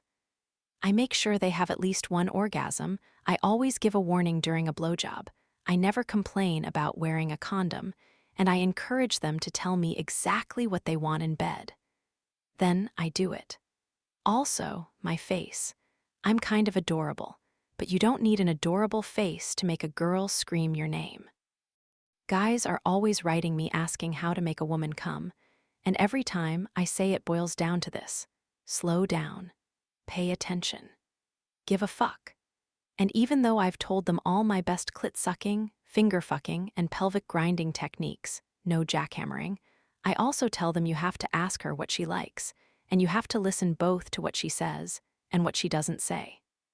Because even if she's too shy to tell you with words, a woman will let you know with her body what she wants. As I walked back to the bar, I wondered what Natalie would be like in bed. The thought was enough to make me stumble a little on the sidewalk. I'd thought about it 1,000 times before, maybe even closer to 1,000,000, but I was usually alone in the shower with my dick in my hand. Every now and then I fantasized a woman I was fucking was Natalie, which is kind of shitty, I guess, but it doesn't hurt the woman any, and for all I know, she's imagining it's Ryan Gosling banging her. Doesn't bother me. Back at the bar, I finished my beer and flirted half-heartedly with Jamie a little more, but turned down her offer to meet up later. I just wasn't feeling it. When I got home, I sat out on the front porch with a glass of scotch, thinking about the last time I'd been out here late at night. Did Natalie really not remember what I'd said to her before I left for school? I guess it was possible, although sort of depressing. I'd never said words like that to any woman since. Was that why I couldn't stop thinking about her? Was I subconsciously worried that I'd never meet anyone who measured up? Not that I'd tried. I'd had a few extended fuck flings in my life, but nothing I'd call a relationship. I had a lot of girlfriends, Natalie being the oldest and most important to me, but I'd never had a serious girlfriend. Did I want one now? Was I lonely or something? Frowning, I took stock of myself and decided not. I wasn't the lonely type, not really. Sometimes around the holidays, I got a weird hankering to snuggle with someone in a completely non-sexual way, and this felt kind of like that, but it was only June. Cuddle weather was at least 4 months away. Leaning back in the rocker, I brought the glass to my lips and stared across the orchard in the direction of the Nixon place. I remembered much preferring their busy, cluttered farmhouse with its comfy couches to my parents' drafty old Victorian with its formal furniture and silent rooms. And the Nixon house always smelled delicious because Mrs. Nixon usually had cherry pies in the oven to sell at their farm stand. Natalie's new house will probably smell good all the time too. And she'll marry Dan and fill the house with kids, and it will be just as hectic and noisy and fun as her own house was growing up. Perfect for her. But what about me? Did I want that? Letting the scotch roll over my tongue, I wondered if some part of me was tired of the parade of girls in and out of my bed and ready for something more. But that was crazy, wasn't it? What 27-year-old guy would give up the freedom and fun I had just to settle down and be an adult? I mean, technically I was an adult, but I wasn't a very adulty adult. I wouldn't call myself serious or mature. Responsible, usually. Good with a deadline, hard-working, but I liked sleeping in. Not wearing pants. Eating cereal for dinner. I made stupid, dirty jokes. I used plastic forks and paper plates at home to avoid having to do dishes. And I'd been living in my apartment for 2 years already, and I still had no curtains on the windows, no pictures on the walls, and no plants. Was that pathetic? Was I supposed to stop playing at being a grown-up and start living like one? Commit to silverware, a woman, a rubber tree plant. I thought about my buddies with curtains and girlfriends and the one with a wife. Were they happier than me? I didn't think so. Maybe the married guy, but they were still newlyweds. That glow wouldn't last. It certainly hadn't for my parents. Sure, maybe wedded bliss made for some cozy Sunday mornings in bed, but were the Saturday nights still as hot?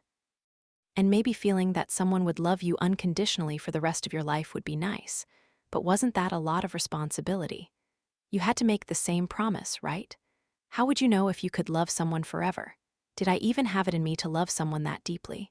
She'd probably want me to do things like wear pants every day and have brunch with her Republican parents and answer my phone. I just didn't see that happening. Frowning, I took another swallow. One person. Forever. Fuck that, but what if that person was Natalie? Said a voice in my head. You think you couldn't love her like that? Well, it's not her, I muttered, tipping back the last of my scotch. It can't be her, so fuck it. Instead of going home, I drove to Dan's condo after leaving Miles in the parking lot. I had it in mind to surprise him in bed wearing something sexy, except that I had nothing sexy, not at Dan's and not even at my house. I slept in tank tops and shorts. One Valentine's Day, Dan had got me a red lace nightgown, but it wasn't the right size. I took it back and picked out a fuzzy pink robe instead. Red lace wasn't really my thing. Now I was beginning to panic that sexy wasn't really my thing. Maybe I was the problem in our sex life. Was I boring? Passive? Uninspiring? What could I do to spice myself up a little? I thought of Miles letting some woman tie his balls to a wall and felt like a cloistered nun.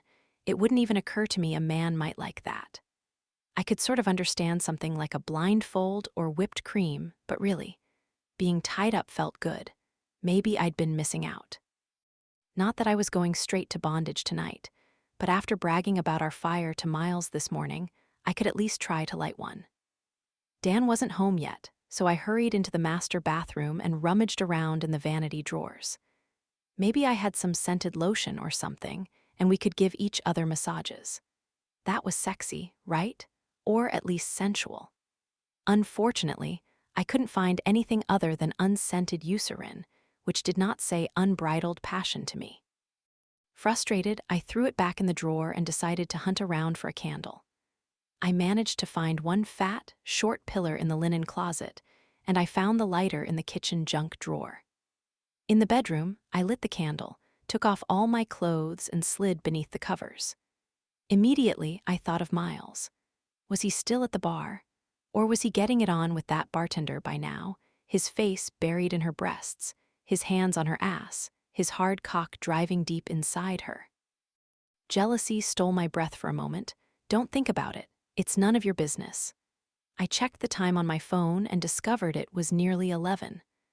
I hoped Dan wouldn't be too much longer since I had to get up in about 5 hours, but I didn't want to call him to check. That would ruin the surprise. Maybe I could take a nap. That was a good idea, right? I could nap, and I'd wake up all refreshed when I heard him come in. Then I'd attack. I'd be aggressive and confident. I'd whisper dirty words, tell him exactly what I wanted him to do to me, and that would turn him on so much he'd be unable to hold back. That worked in the movies anyway. Closing my eyes, I lay back and thought about what to say. I want you to fuck me. Gasping, I pulled the sheet to my chin. Could I really say that? Dan would probably have a heart attack. Not that I was totally silent during sex. I made the appropriate noises and all, said the usual that feels good and mmmmmm, and yes, yes, yes, oh kind of thing, but I'd never been more explicit than that. Neither had Dan, really. He cursed a lot, and he grunted and moaned and breathed hard, but he wasn't a talker.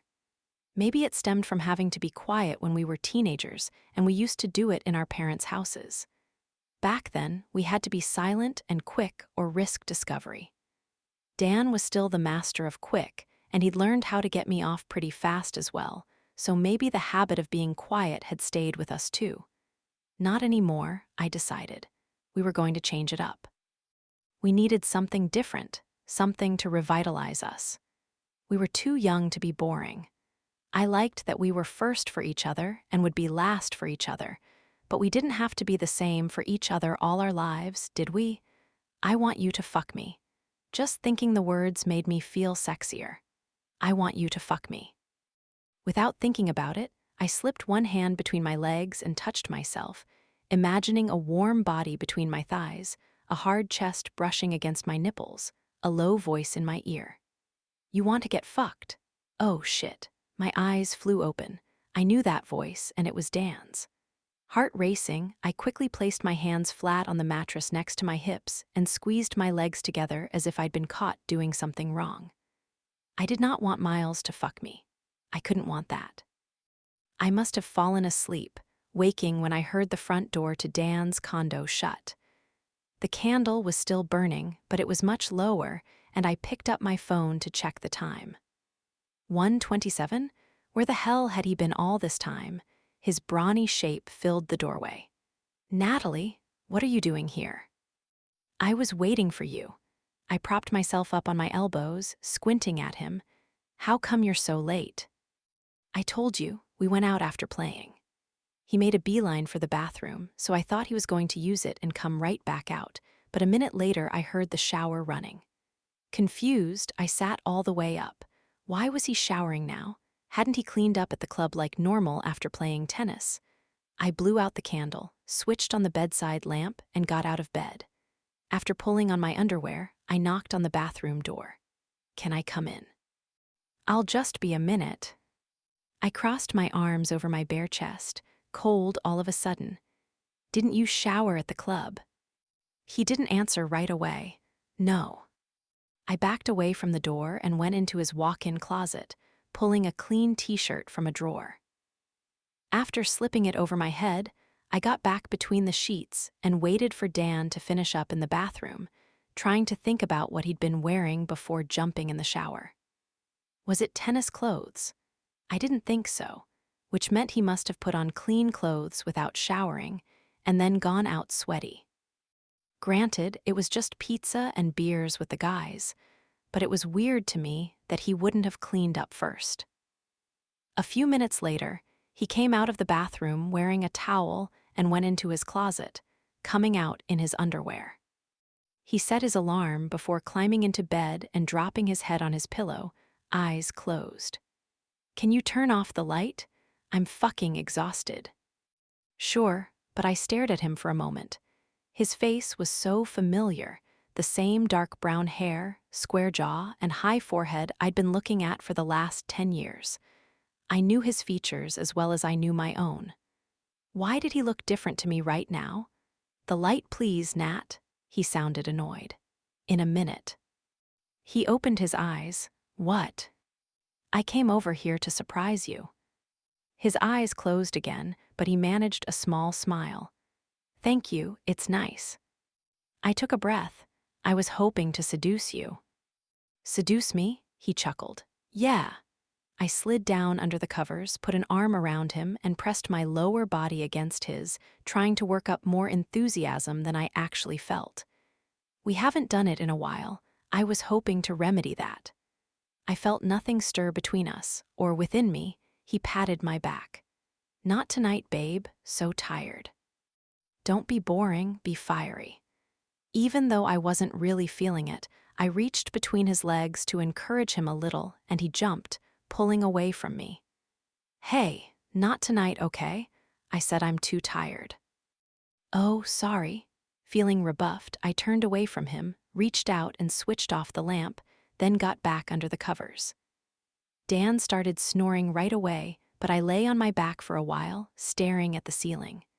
This was not the rekindling of desire I'd hoped for. On the contrary, it was awkward and embarrassing, and it forced me to take a good hard look at the truth. Something was off. Something had been off for a long time. After work the next day, I went home and took a 2-hour nap. I'd felt like the walking dead since my alarm went off, going through the motions of my workday without speaking any more than necessary, and nearly dozing off 10 different times. The moment I got home, I collapsed onto my bed fully clothed. Face down, I slept hard, and I woke up to the sound of my cell phone ringing. It was Dan. We hadn't spoken at all yet. I'd gotten up and left for the shop without waking him, and he hadn't called me from work.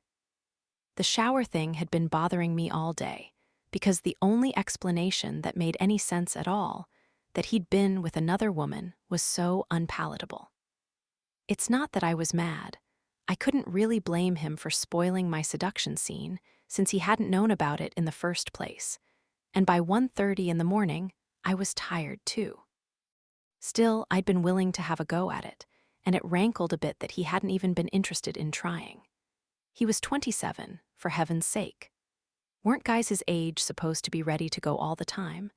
I bet Miles never turns a woman down because he's tired. In fact, all day long, I'd been shoving the image of him and that bartender out of my head. I had no idea why it bothered me so much. I'd been reading about his sex life for years without being envious or judgmental. But now it felt different.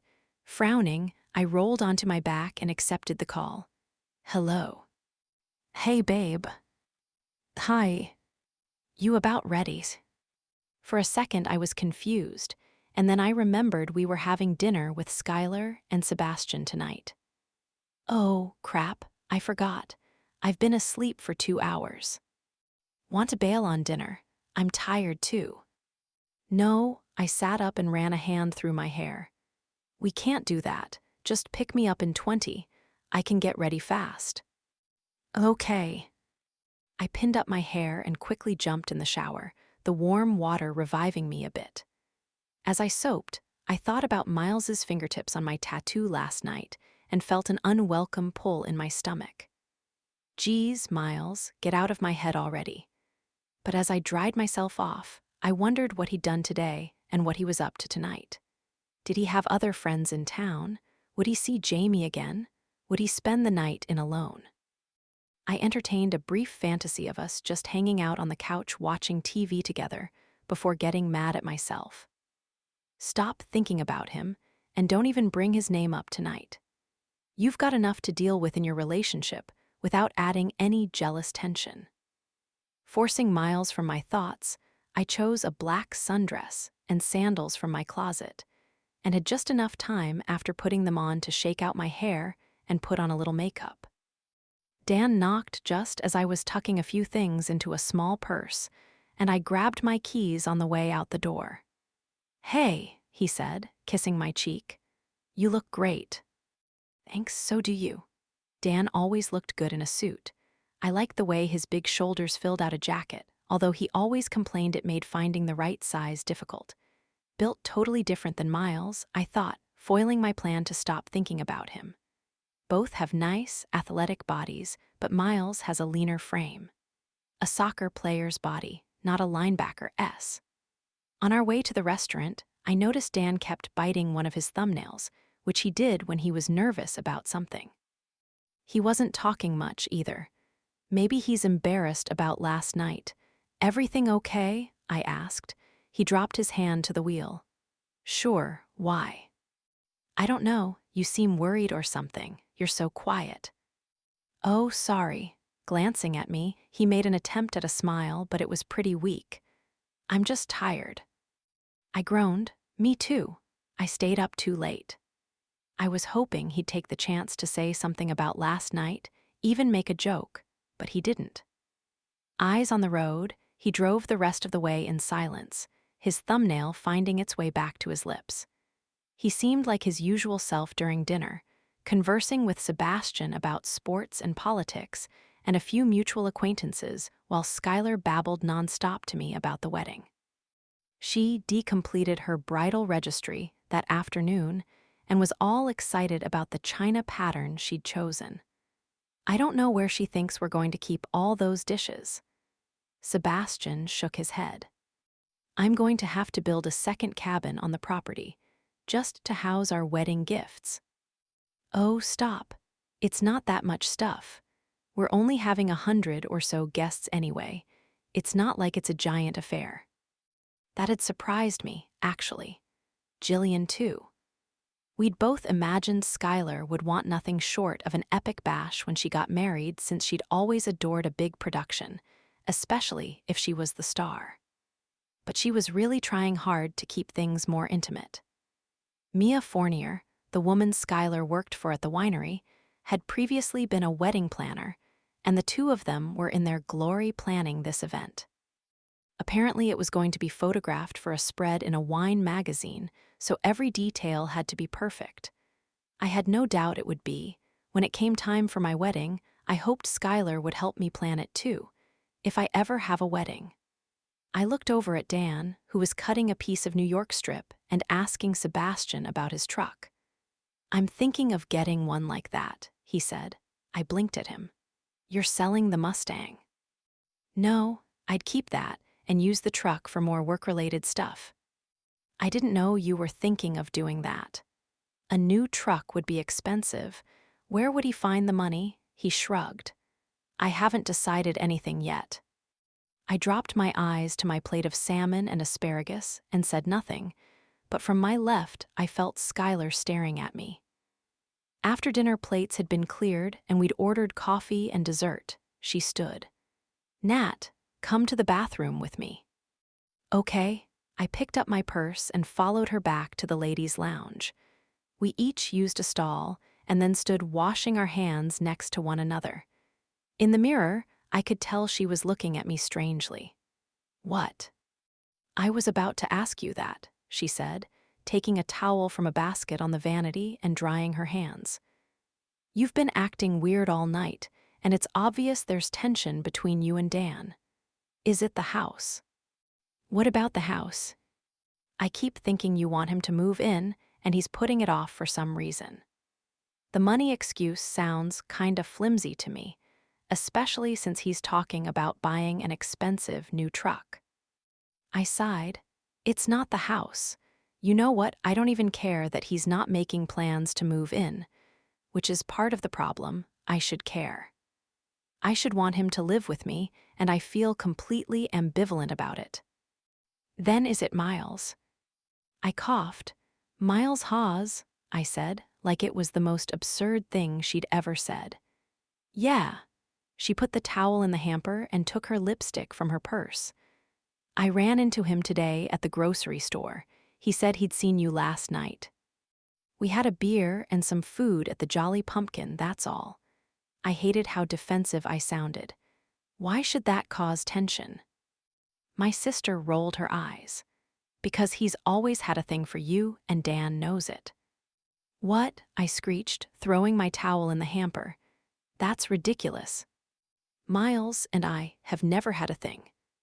I think you're the most beautiful girl I've ever met. I didn't say you guys had a thing. I said he's always had a thing for you. She capped the lipstick and rubbed her lips together. At least, I always thought he did. I was surprised you two never hooked up. I've always been with Dan, I said, unhappy with the way my heart was skipping beats at the thought of hooking up with Miles. It was too late for this. I think no one will ever be good enough for you, and all I want to do right now is kiss you. I'd never cheat on Dan, I went on, as much for my benefit as for hers.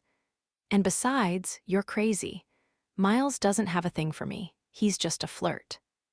Well, that's not all I want to do, but it's a start. Skylar raised her eyebrows, if you say so, but I saw the look on his face when he was talking about you today. What look? What did he say about me? For someone who just denied any kind of thing with Miles, I knew I sounded way too eager, but I couldn't help it. He was going on about how awesome the shop is, how proud you should be, how good you are at everything you do, from baking to managing to taking pictures. Looking at herself in the mirror, she played with her hair and fussed with an earring. And he said you two met up last night and had a really nice time. We did. I took my lip gloss from my purse and applied it with shaky fingers, staring at my mouth in the mirror instead of my pink cheeks and guilty eyes. A very nice time. Too nice. I wish I was hanging out with him again tonight, and I feel horrible about it. But we're just old friends who don't get to see each other often enough. That's all. So what's with Dan then? I know there's something. I put the lip gloss back in my purse and faced her. Honestly, something is wrong there, but I can't figure out what it is, and I'm scared. My eyes filled unexpectedly, and I fanned at them. She pulled me over to a small chaise in the powder room adjacent to the bathroom. Come here, sit, talk. We have to go back to the table, I said, fighting off the tears. And it's probably nothing, I'm just so tired. Talk, we're not going back until you do. She folded her arms. I'm the big sister, and I say so. Sniffing, I laughed a little. It's dumb, really. After hanging out with Miles yesterday, you know how he is. I started to feel like Dan, and I needed a little boost in the sex department. The sex department, she wrinkled her nose. What's that about? I played with the hem on my dress. It's been a couple months, that's all. A couple months, Skylar was dumbfounded. Why? We've just been busy and tired a lot, I guess. I don't know. And we've been together so long, we don't feel the urge as much as you guys do. No one does, she said seriously. We are animals. I sighed again, louder. Why couldn't I be animals with someone? So I went over there with the idea of surprising him. I told her what happened and watched her expression change. What's that face you're making? I asked, scared to hear the answer. Why would he need to shower again? Did he have to wash someone's sex stink off? Skylar still hadn't forgiven Dan for last summer's transgressions. I winced. I don't know. I've been trying not to think about that. She harumphed. And what about after he came to bed? Did you do it? No, he said he was too tired. You tried, and he turned you down. I nodded, feeling pathetic and helpless. I didn't try very hard, but yeah, he went right to sleep. And you know what? I wasn't even that disappointed. I was more confused than anything else. Skylar's eyes narrowed. Something is off. I thought the exact same thing. It could be nothing, Nat. Maybe it was just late and he was tired. But something is up. With you, too, and you guys need to talk about it. Me, I put a hand on my chest. Why do you say that? Because I know you, and you are not acting like yourself. Maybe it's this thing with Dan, maybe it's Miles Hawes, Mabe. It's not Miles Hawes. Irritated, I stood up. It's just a little rocky patch, nothing Dan and I can't work through. We've done it before. I'm not giving up. Skylar stood up too, her expression dubious. If you say so. But Nat, I hope you're not sticking with him or with a dead relationship just because you've put so much time in. It's not giving up if you're unhappy. I know that. I'll figure it out. We went back to the table, and Dan held out my chair. When he took his seat again, he smiled at me, and I reached for his hand, making a promise to myself. I'll make a bigger effort to rekindle things with us. I will put Miles Hawes out of my head and focus on the solid commitment Dan and I have and the plans we've made. If only I felt more excited about it. We said goodbye to Skylar and Sebastian and drove back to the house. "Come on in," I said as he pulled into the drive. "I have a bottle of wine we can open." "Actually, I'm really tired, Nat." He yawned with perfect timing.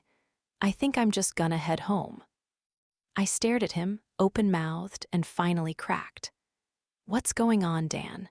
Why are you so tired all the time, and why do I feel like you're avoiding me?" "I'm not," he said feebly. "Well, that's what it feels like. We haven't had sex in months. Why don't you want to? Is it me? Is there someone else? Just be honest, please." I was surprised the tears that threatened to spill over in the bathroom earlier didn't make an appearance. I actually felt more angry than anything else. I'd rather know the truth. "It's not you, it's just." Dan ran a hand over his chin. "It's me, and it's you, it's us."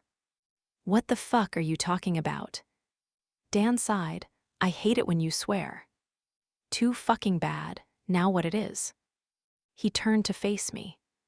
"Okay, I feel like we've been together for so long, and now we're talking marriage, and—" He struggled with what to say next. "And what? You don't want to get married? You fucked someone else last night. You don't love me anymore? Just say it, Dan." "No, of course I love you." He took my left hand and looked down at it. "I love you, Nat, I do. You're the perfect woman, and I want us to get engaged, eventually." "Eventually?" I raised my eyebrows. "Yeah, but not right away. I've been thinking about this a lot lately. We're only 26 and 27, you know, and we've only ever been with each other." He flicked a nervous glance at me. "So before we commit to marriage, maybe we should take a break from each other." "A break?" I gaped at him and yanked my hand away. "What the hell does that mean?" "Just step back a little. Spend some time apart, be free to see other people." "So you did fuck someone else last night?" I shook my head, tears of humiliation burning my eyes. "Oh, God." And then I tried to. "Natalie, please just admit it." I looked him in the eye. "Be a fucking man and admit it." He swallowed. "Fine."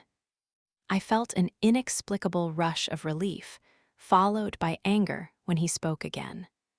"That's why I think the break will be good for us. I think we need this time to really be sure we're right for one another." "I think you're fucking insane. This is not how it works. Either we're together or we're not. And right now, I think not." Opening the door, I elbowed my way out of the car and slammed it shut. Dan jumped out as I was stomping my way to the front door. "Natalie, wait." He ran up and grabbed my arm, forcing me to face him. "I don't want this to be the end of us. I just want some time to breathe. We've been together for so long. Don't you ever feel like you want some space for yourself? See who you are when you're not just half of Dan and Natalie." "No," I said through clenched teeth, although hearing him say that made something start ticking in my brain. "Because I like being part of a couple. It's never occurred to me that I would need time and space away from that. From the person I've spent 10 years of my life being devoted to. The person I thought loved me the same way." But even as I said it, I felt kind of horrible, because a truly devoted girlfriend would probably not spend as much time today as I did thinking about Miles Haas naked. Was Dan right? Did we need to step back instead of forward, make sure what we were planning was right? But it had to be right. We'd put 10 years of time and effort into this. "I do love you. It's not about that." Frustrated, Dan let go of me and fidgeted with his keys. "But I need to do this, Natalie, or I'll always feel trapped." I stuck my hands on my hips. "Fine, you go do what you need to do." I lifted my chin as my eyes finally filled, because I saw this for what it was, even if Dan didn't. "But I won't be waiting around for you once you're done with your alone time or your other people or whatever." He pressed his lips together. "Don't say that. This isn't the end, Nat." "Good night, Dan." Without another word, I marched to the door and let myself in. Slamming it behind me, I locked it and went straight for the booze. Unbelievable, I thought as I pulled the top off the vodka. A few tears fell as I poured myself a generous shot, slammed it, and then another. Sniffing, I swiped at my eyes with the back of one hand, my mind a swirling mass of confusion, anger, hurt, dread. How dare he think he can treat me this way? How dare he fuck someone else and let me sleep in his bed? And how long has he known he was going to do this? He should have been honest from the start. I feel like a complete fool. I slammed a third shot, and somewhere from underneath all the turmoil in my head sprang a little well of relief. Finally, the truth was out there. Things weren't perfect between Dan and me, and I didn't have to go on pretending they were. I didn't have to wonder why the sex wasn't passionate. I didn't have to worry that something was wrong with me. Because there was. I was hot, damn it. Maybe I wasn't as gorgeous as Skylar or as thin as Jillian, but I had some nice assets of my own. Miles said my buns were amazing. Miles. My blood warmed at the thought of him. Or maybe it was the vodka. But Miles wanted me, right? Miles would never turn me down. I took another swig of vodka, right from the bottle. Little seeds of want planted themselves inside me. I want to kiss Miles. I want his hands on me. I want to touch him everywhere. I watered the seeds with more vodka, and they multiplied. I want to hear him say he wants me. I want to see him lose control over me. I want to feel him inside me. I tipped back the bottle again and admitted to myself what I'd been denying for 2 days. I want to fuck Miles. And now I can. After one final shot for courage, I grabbed my phone, ordered myself an Uber, and punched in Miles's address. In the 5 minutes I had before the car arrived, I used the bathroom, changed from my usual plain underwear into something with lace, and brushed my teeth. What I didn't do was think too hard about the actual act of seduction. Whatever, I'd wing it. My stomach was jumping with nerves, so I took one more swallow of vodka, grimacing as it burned its way down my esophagus. When I saw headlights in the driveway, I bolted out the door, pulling it shut behind me. The booze hit me as I hurried toward the car, but I managed to stay on 2 feet and get myself into the back seat. On the ride to Miles's, I texted him. "Hey, are you home?" The reply came immediately. "Yes. Writing tonight. What's up? Yay, I'm coming over. Should I put on the gimp suit?" I snorted. "That's funny, you're funny, I like you." "WTF, are you drunk?" Cackling with glee, I tossed my phone back in my purse. Miles was hilarious. And cute and smart and sweet, and he did have a thing for me, didn't he? He wanted me, right? And when he saw me in my underwear, he wouldn't be able to resist me. Not like Dan. "Asshole," I muttered, right before another hiccup. "I'm sorry," said my driver. "Nothing." Dang it, weren't we there yet? I was coming out of my skin with excitement, bouncing around in the backseat like a puppy. This was the best plan ever. Finally, the big old house came into view, and my heart beat quicker when I saw the light on in Miles's bedroom window and the living room. "Thanks," I yelled, jumping out of the car before it even came to a complete stop. I ran up the front steps and banged on the big wooden door. Miles pulled it open, and before he could say anything, I lunged for him, smashing my mouth against his and throwing my arms around his neck. I knocked him backward about 5 feet. His heels hit the bottom step of the staircase, and he went down on his ass. I ended up straddling him, one knee on either side of his legs, which I thought was perfect. Congratulating myself on the excellent choreography, I wiggled my hips a little. "Natalie, what the hell?" Miles tried to pry my face off his. His glasses had been knocked askew, but he looked absolutely delicious. His hair was messier than usual, and he hadn't shaved in a few days, so his scruff was more like a beard. Dan was always clean-shaven, so kissing Miles felt totally different and thrilling. I'm kissing Miles. Finally, 9 years of suppressed desire bubbled to the surface. "I want you to fuck me, Miles," I breathed, right before a hiccup. "And you want to." "What?" His voice cracked, and he adjusted his glasses. "Whoa, whoa, whoa, crazipants, what is this?" "This is fire." I planted sloppy, drunken kisses across his face. "Hey, your beard is softer than I expected. Expected.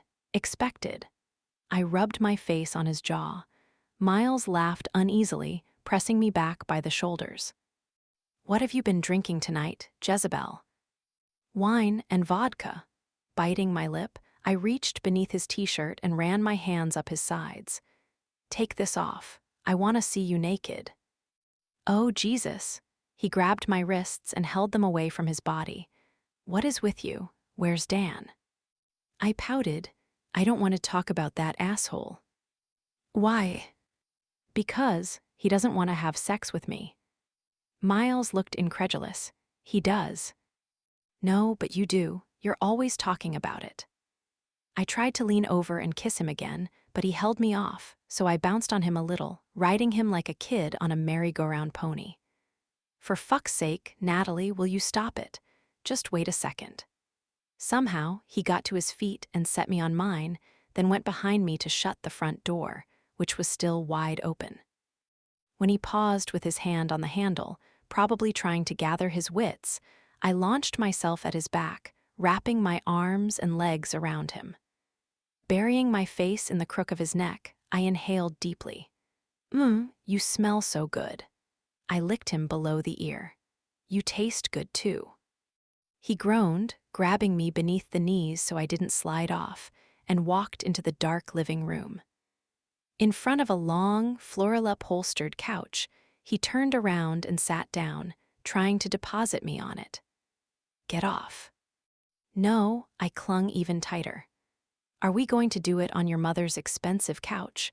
I don't think she'd like that. No, we are not. So take me to your bed, blindfold me, tie me up, fuck me. Jesus, Nat, the only place I'd take you tonight is the loony bin. Now let go so I can turn on the light and get you some water, or a tranquilizer dart. Come on, you want me? I cooed. I know you do. I reached beneath his arms and ran my hands up and down his torso. He sighed exasperately, but he let me. Beneath his soft black t-shirt, I felt the ridges of his abs and giggled. I like your nice muscles. They're hot. You're hot stuff. One of my hands strayed south to his belt. Putting my lips right by his ear, I whispered, "Why don't you take off your pants, hot stuff?" This might have had a more seductive effect had I not punctuated it with a giant hiccup. He shook his head. You know, I've had a lot of fantasies about you. A lot. But they never went like this. I was less daring. You were less drunk. He put his hand over my wrist. Just how much alcohol have you had? Dunno, I shrugged. Don't care. He sighed again. Yes, you do. You will.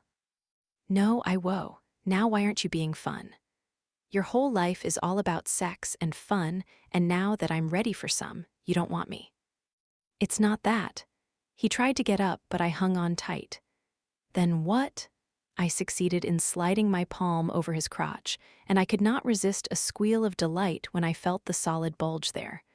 Ha, you do want me, I hiccuped loudly in triumph. You're hard. Of course I'm hard, he snapped. A hot girl has her legs wrapped around me and her hand on my junk. And you're not wrong, I do want you. I've always wanted you. 2 seconds later, he had me on my back, my wrists pinned over my head. His face hovered right over mine, his breath warm on my lips. But not like this. Like what? Impaired. His eyes searched mine. Angry, hurt. I don't know what the fuck is going on with you and your asshole boyfriend, but I'd be the biggest dick in the world if I took advantage of you right now. You wouldn't be, I want this. His knee was wedged between my legs, and I squeezed it with my thighs. God, that feels good. I need this. Miles closed his eyes and exhaled. Yes, you do. You need this and want this because you're looking to get back at Dan. But I'm not interested in those terms. Since when do you care what the terms are? Angry that he'd fuck a stranger at the bar, and had many times, I got in his face. Casual sex is your thing, right, single guy? Just treat me like another body or whatever. He laughed, brittle and quick. That's out of the question. Why is it okay for you to have sex with total strangers, even 2 at a time, and not me? It just is. Fuck you, Miles, you're a tease. Panicking that he was going to reject me too, and I'd die of frustration, I changed tactics, wiggling anxiously beneath him. Look, I need this and want this because I haven't had sex in months, and I'm all hot and bothered right now, and you're gorgeous and you're here and I like you, so just shut up and do it already, okay? Oh, fuck, this is a nightmare. He glanced toward the ceiling. I hope you know the sacrifice I'm making here. You could at least give me a bestseller after this. Miles, please, please. Lifting my head, I brushed my lips against his scruffy jaw, softening my approach. Say yes. He groaned and looked down at me again. I can't. Because tomorrow, when you and Dan make up from whatever fight you've had, the way you always do, I'll be the asshole that fucked you when your defenses were down, and you'll never speak to me again. Oh God, he really was saying no, just like Dan had. I turned my head to the side so he wouldn't see the tears of humiliation in my eyes. He squeezed my wrists tight. Look at me, Natalie. Look at me. His tone was so forceful, his grip on me so tight, I had to do as he asked. Believe me when I say I want nothing more right now than to tell my conscience to fuck off, take you upstairs, blindfold you, tie you up, and spank you for being such a bad girl. Then I'd spend the rest of the night making you come over and over and over again. I'd fuck you so hard you'd forget your own name, let alone your stupid boyfriend, S. He lowered his lips to my ear. But if and when I fuck you, it's going to be about you and me and no one else. Understand. A shiver moved through me, making my entire body tingle. In fact, for a second I thought I might come just from hearing Miles say those words to me. Yes, I whispered. Good. Releasing my wrists, he stood up. I'll get you some water and put some coffee on. He left the room and I shut my eyes, putting both hands over my stomach. Oh God, oh God, oh God. I didn't know which was more powerful, my humiliation at being turned down or my raging lust. Had Miles really just said all that to me? It sounded so good. Not once in 26 years had I been talked to that way or treated the way he'd described. I wanted it. I wanted it so badly. I understood why he'd refused me, and maybe I did need to examine my motives for coming over here so soon after Dan admitted he'd cheated and asked for time apart. Did I really want to sleep with Miles? Had I just raced over here out of spite? Or was it because I was hot in the pants and thought he'd be a sure thing? Jesus. This was so embarrassing. I'd been rejected by not one but two men in as many days. My own boyfriend, and a guy who once had sex in an airplane bathroom with a flight attendant, whose name he had forgotten by the time he told me about it. How was that even possible? There is no room in those bathrooms. What the hell was wrong with me? Bringing my hands to my face, I curled up in a ball and wept into them. A week ago, my life had seemed right on track. What had gone wrong? It took every ounce of strength I had, and some I didn't, to walk out of that room. There she was, desperate and needy and begging me to fuck her. This beautiful, perfect woman I'd idealized and adored, and I'd had to turn her down. Fucking hell. I braced myself with both arms on the granite island in the kitchen, grimacing as I willed my dick to give up the dream and retreat. You can stop being hard now. It's not happening tonight. I know that's a shock, but just relax already. I'll pay attention to you later. After a few deep breaths and some concentrated thoughts on unsexy things like my great-aunt Mildred, the smell of pigeon shit, and doing my taxes, my heart rate slowed and my cock seemed to get the message. I made a fresh pot of coffee, dumping what was left over from this afternoon. The words hadn't been flowing too well today, and I'd hoped a caffeine infusion would help. But mostly, I'd spent the day brooding over Natalie, annoyed that I couldn't stop thinking about her. But there was nothing I could do about it.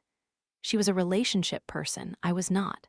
The end, but fucking Dan, what had he done to her tonight to make her show up here like this?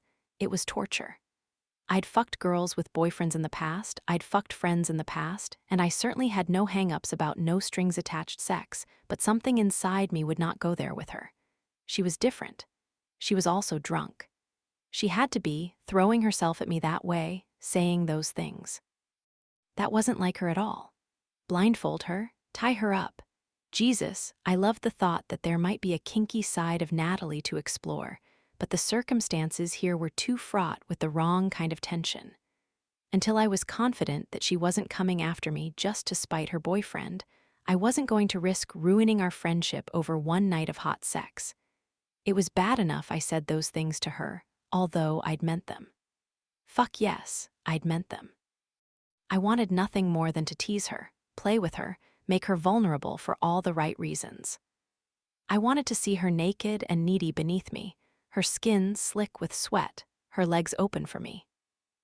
I'd make her come with my tongue first, use my fingers inside her, and when she was drenched and panting and whispering my name, I'd slide into her, slowly at first, make her feel every inch of my hard.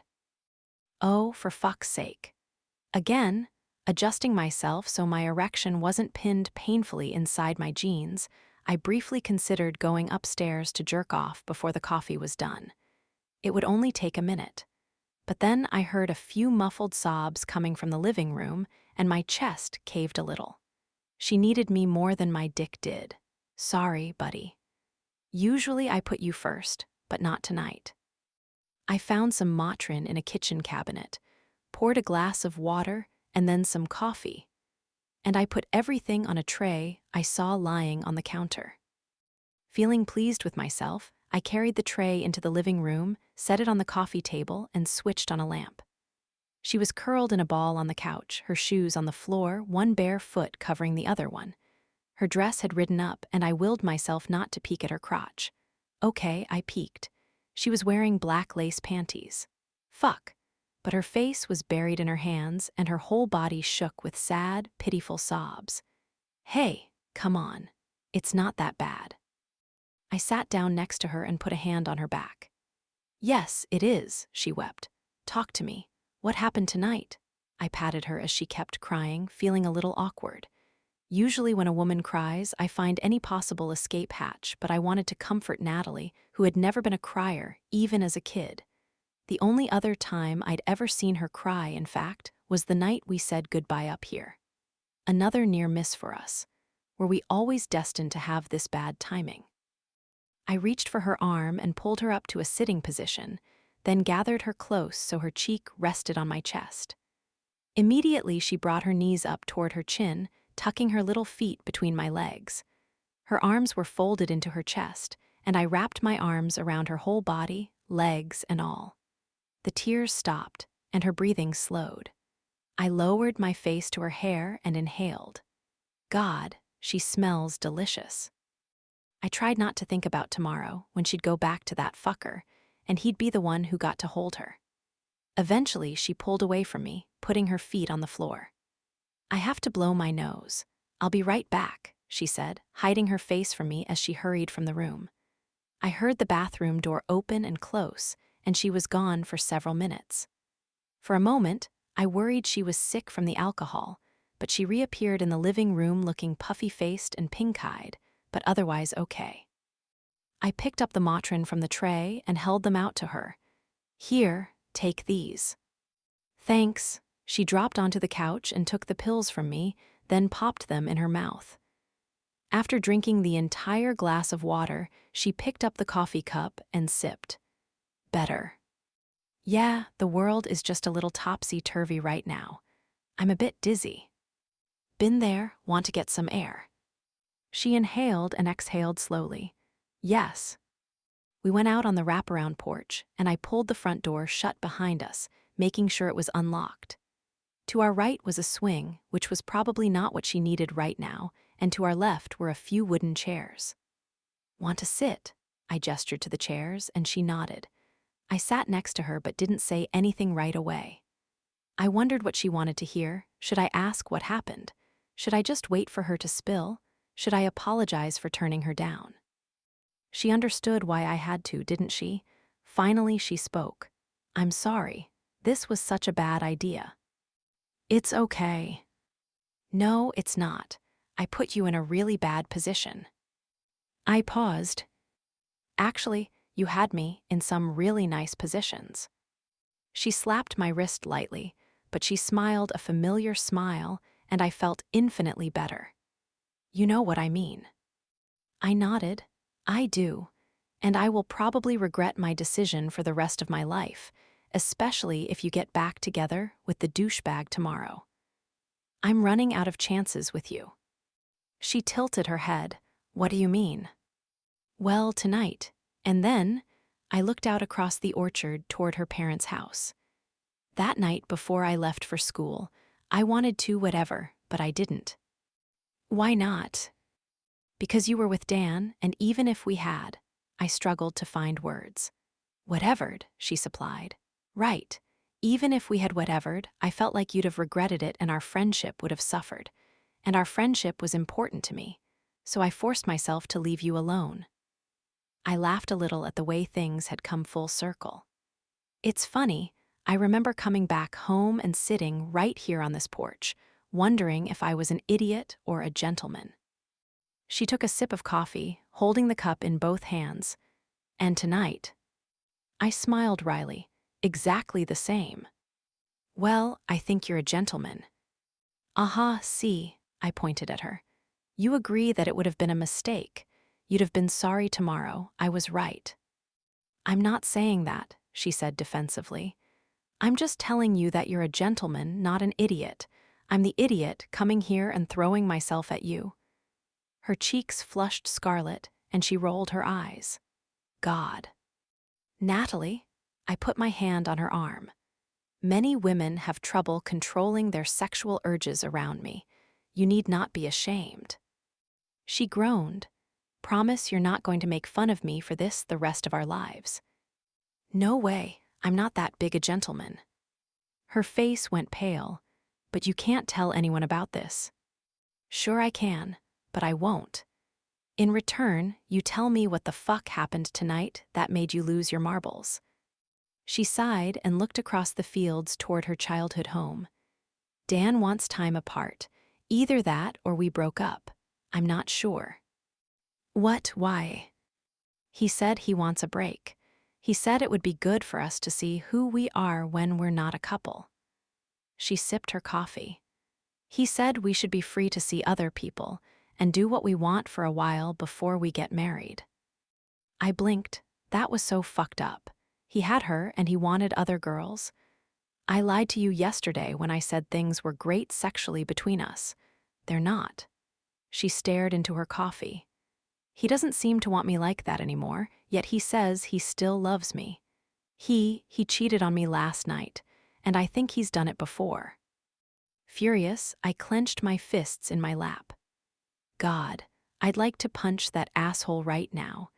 If he wanted other girls all this time, he should have said something, and you guys should have broken up a long time ago. That's the thing about having a girlfriend, you don't get to fuck other girls. He doesn't get to have it both ways. Maybe my anger was hypocritical, since I'd been with girls who had boyfriends before, but goddamn it, this was twice now I'd refrained from touching Natalie the way I wanted to, the way every bone in my body was aching to. Okay, so I wasn't exactly doing it for him, but he was a tangential reason why I wasn't fucking her right this minute, and I was livid about it. He's not asking for both ways. Natalie bristled a little. That's why he asked for the break. You're defending him now? It came out louder than I'd intended, but I couldn't help it. I could write a fucking encyclopedia about all the ways he didn't deserve her.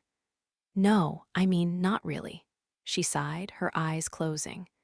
I'm just trying to decide if there's anything left there to salvage, I guess, but I don't even know what I want anymore. I'm so confused and so tired, and I have to get up so early tomorrow. My anger dissipated. Be a friend, not an asshole. This isn't about you or your dick. Come on, I can take you home. I stood up and she grabbed my hand. No, she looked up at me, her cheeks going a little pink. I don't want to be alone tonight. Can I stay with you?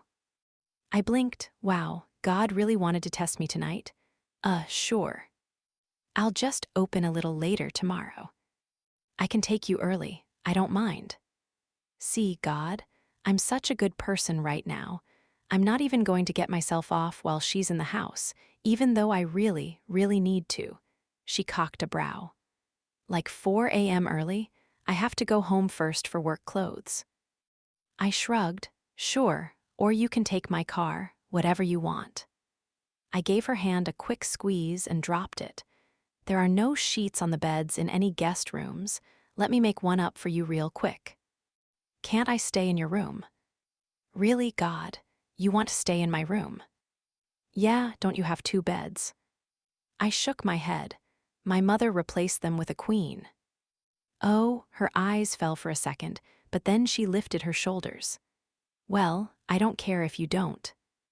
You don't care that you'll be sleeping in the same bed as my erection all night long? Great, it's a plan. Okay. Upstairs, I gave her a clean t-shirt, and she went into the bathroom to change. In my room, I undressed down to my boxers, which was how I usually slept, but decided to throw on some pajama pants. The more barriers between her body and mine, the better. But then she came into the room, looking adorably sexy and clean-faced in my shirt, and I didn't even try not to stare at her nipples, which poked through the thin white cotton. My cock jumped, and I rushed across the hall into the bathroom, where I vigorously brushed my teeth and thought about Aunt Mildred until blood stopped rushing between my legs. The light was off in my room when I returned, and I could barely make out her shape under the blanket. Leaving my glasses on the bedside table, I slid between the sheets, careful to stay on my side. When was the last time a woman slept in my bed without orgasms being involved?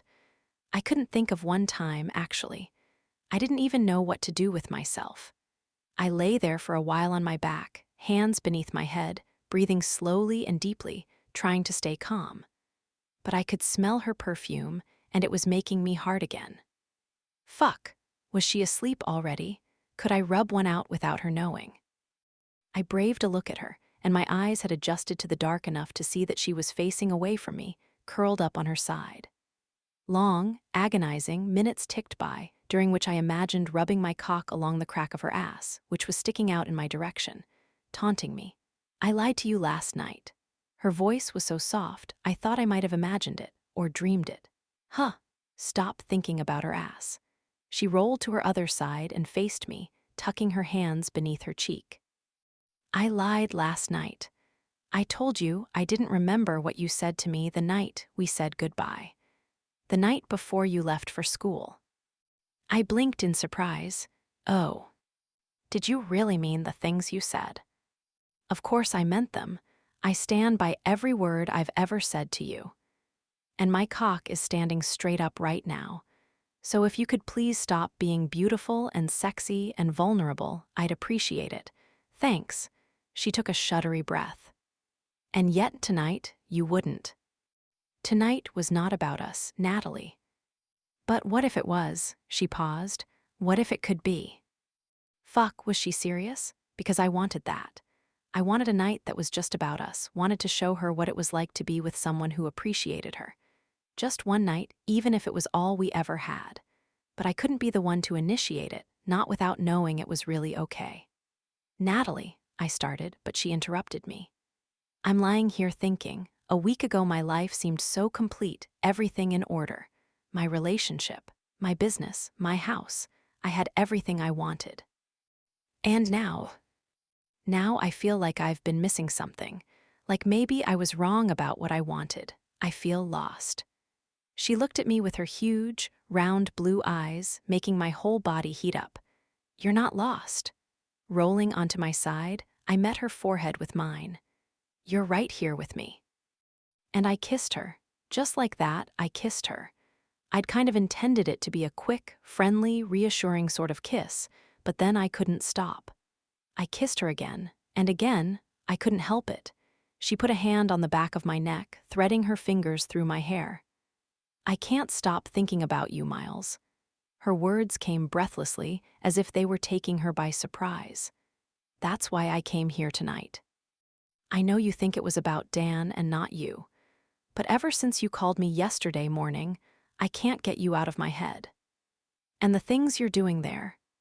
She breathed deeply, inhaling and exhaling as her eyes traveled down my chest to where the blanket covered me to the hips and back up again. The things you said to me on the couch, I want that. I want you. Oh yeah, this is happening. Tonight, I gave her a wicked grin. Good, because guess what? What? I scooped her up and rolled over, pinning her beneath me. The gentleman is on a break. He kissed me deep and hard, his mouth slanting over mine, his tongue sliding between my lips. I welcomed it, sliding my fingers into his hair, tasting him for the first time. It's Miles. I'm kissing Miles. In his bed. I had first-time butterflies in my belly and felt the tingle all the way to my toes. It had been so long since I'd even kissed another guy. Everything felt new and different, and I couldn't catch my breath. I reveled in the weight of his body over mine, his hips between my thighs, his hard length trapped between us. I ran my hands down his bare back, tilted my hips to meet his, my entire body hot and alive, radiating with desire. This, I thought as we frantically tore off each other's clothes. This is fire. Miles knelt between my thighs, and my heart clamored in my chest. His body was beautiful. Ever since I'd walked in on him shirtless in his pajama pants, my nipples had been hard and my panties damp. I'd had to look away, scared my arousal was too obvious, and he'd go sleep on the couch or something.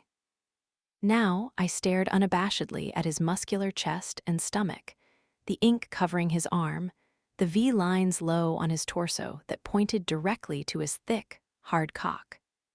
Having only seen one dick in my entire life, and frankly, it was nowhere near as impressive as this one, I felt like I'd just unwrapped a shiny new toy and I couldn't wait to get my hands on it. I sat up and reached for him, but immediately he pushed my hands away and tipped me backward again, bracing himself above me.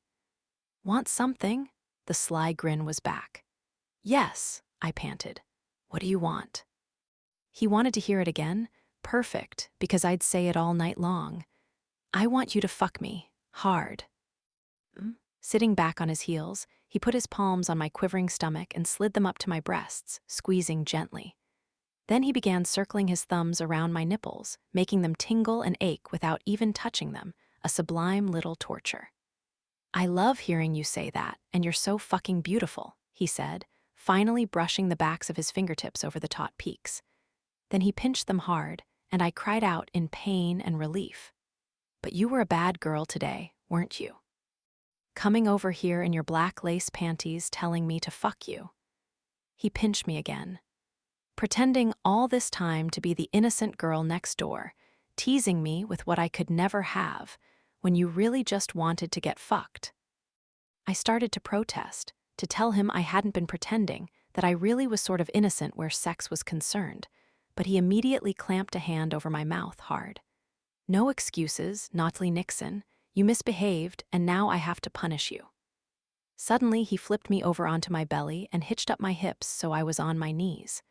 When I tried to get up, he grabbed a handful of my hair and held my head down, pushing my cheek into the mattress. Don't move, or you won't get what you want. I'd always liked the low, gravelly sound of his voice, but now it made me so hot I wanted to scream. It was Miles, but it was a side of him I'd never known, still playful but also commanding, and it almost made him seem like a stranger. I could feel his cock pressing against my ass, and I shivered in anticipation, biting my lip. What would he do to me? He sat back, letting go of my hair. Say you were a bad girl. I giggled mostly from nerves, and he cracked one palm hard across my ass, making me yelp. Fuck, that kinda hurt, but it made me want to please him. He put his hand over the stinging skin.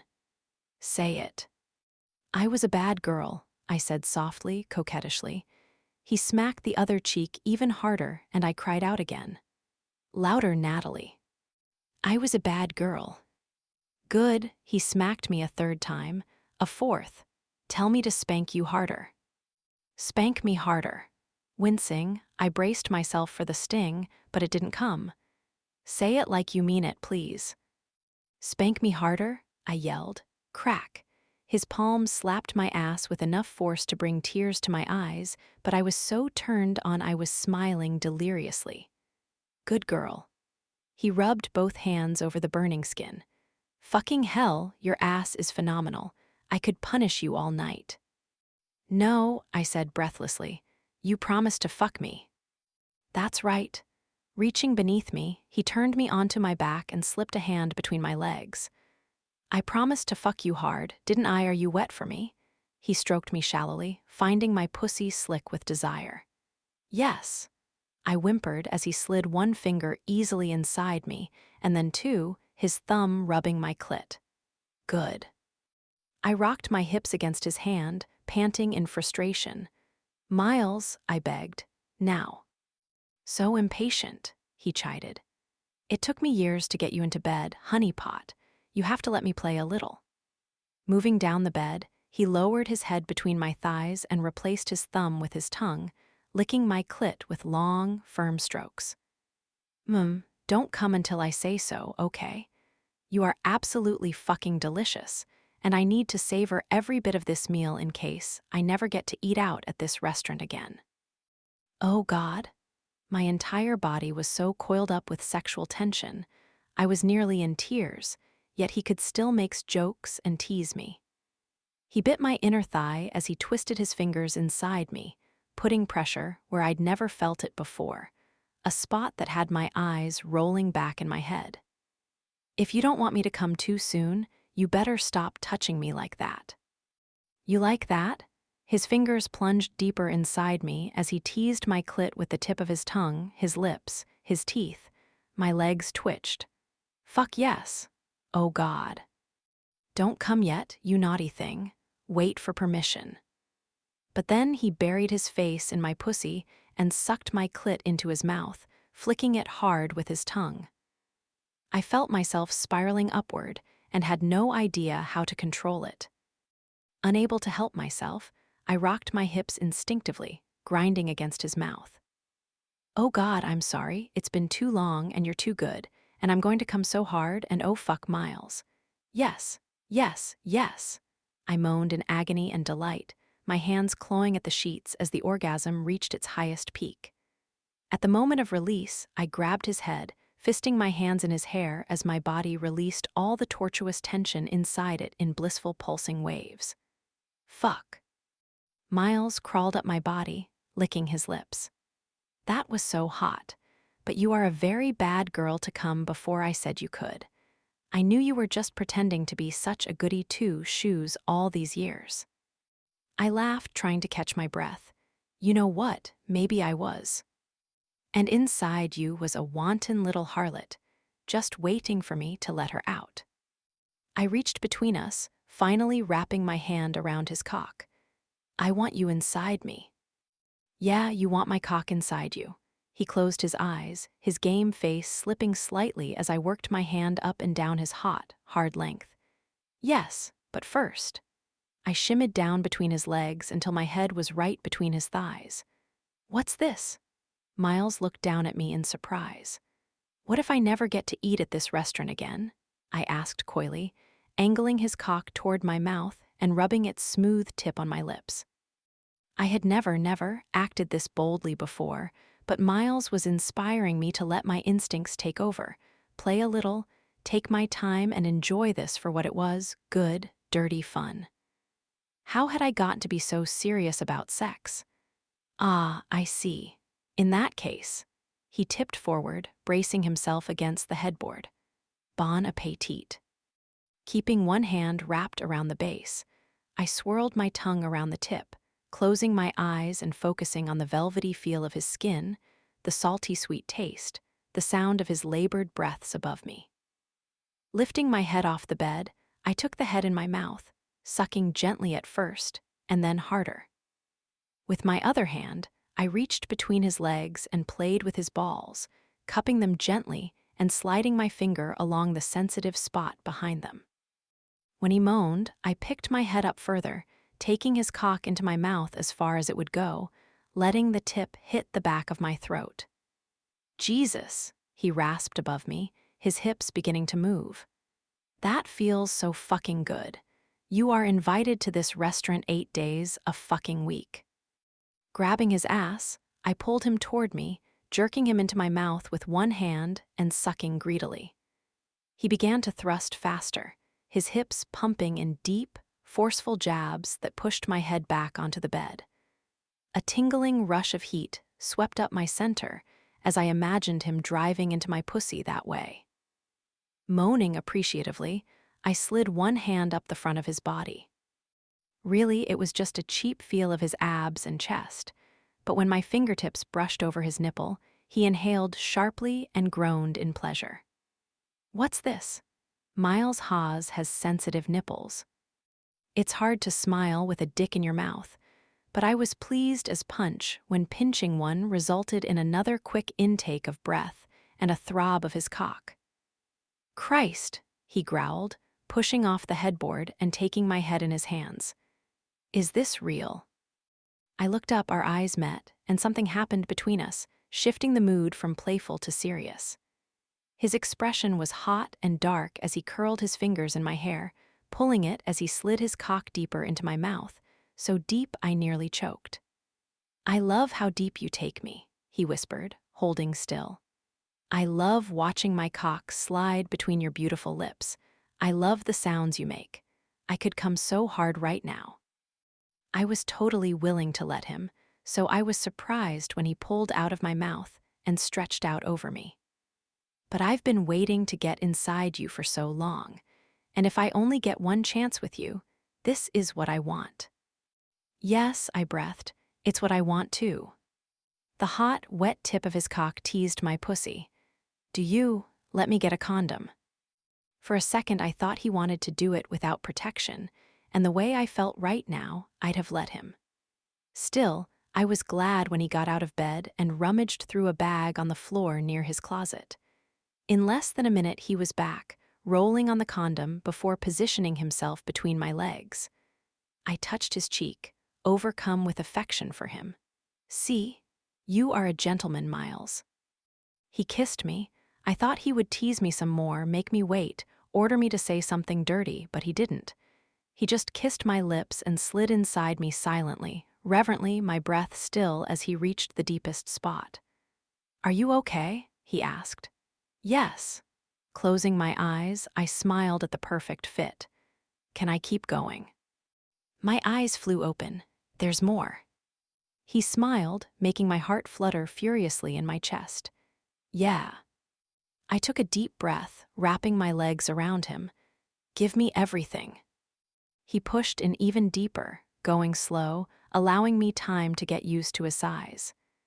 "It feels like the first time," I whispered, gasping at the way he filled me, at the way the twinge of pain only added to my arousal.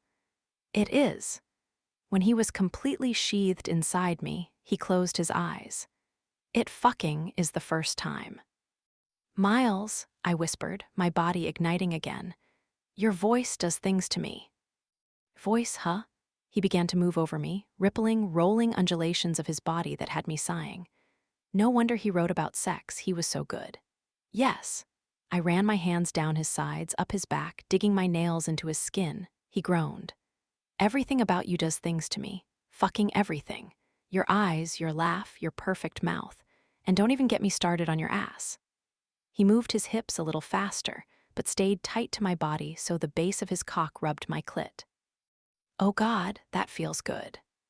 The lovely storm inside me built again, and I knew without a doubt Miles would indeed give me a first, 2 orgasms in one night. "You're gonna make me come twice. I've never done that." "Oh, fuck." He moved his hands beneath me to grab my ass, tilting my hips as he drove into me, and at first it hurt because he was hitting me so hard and deep. But then something started to happen inside me. It felt like an orgasm was building, but it wasn't centered in the usual place. I mean, one was building there too, but this was something else.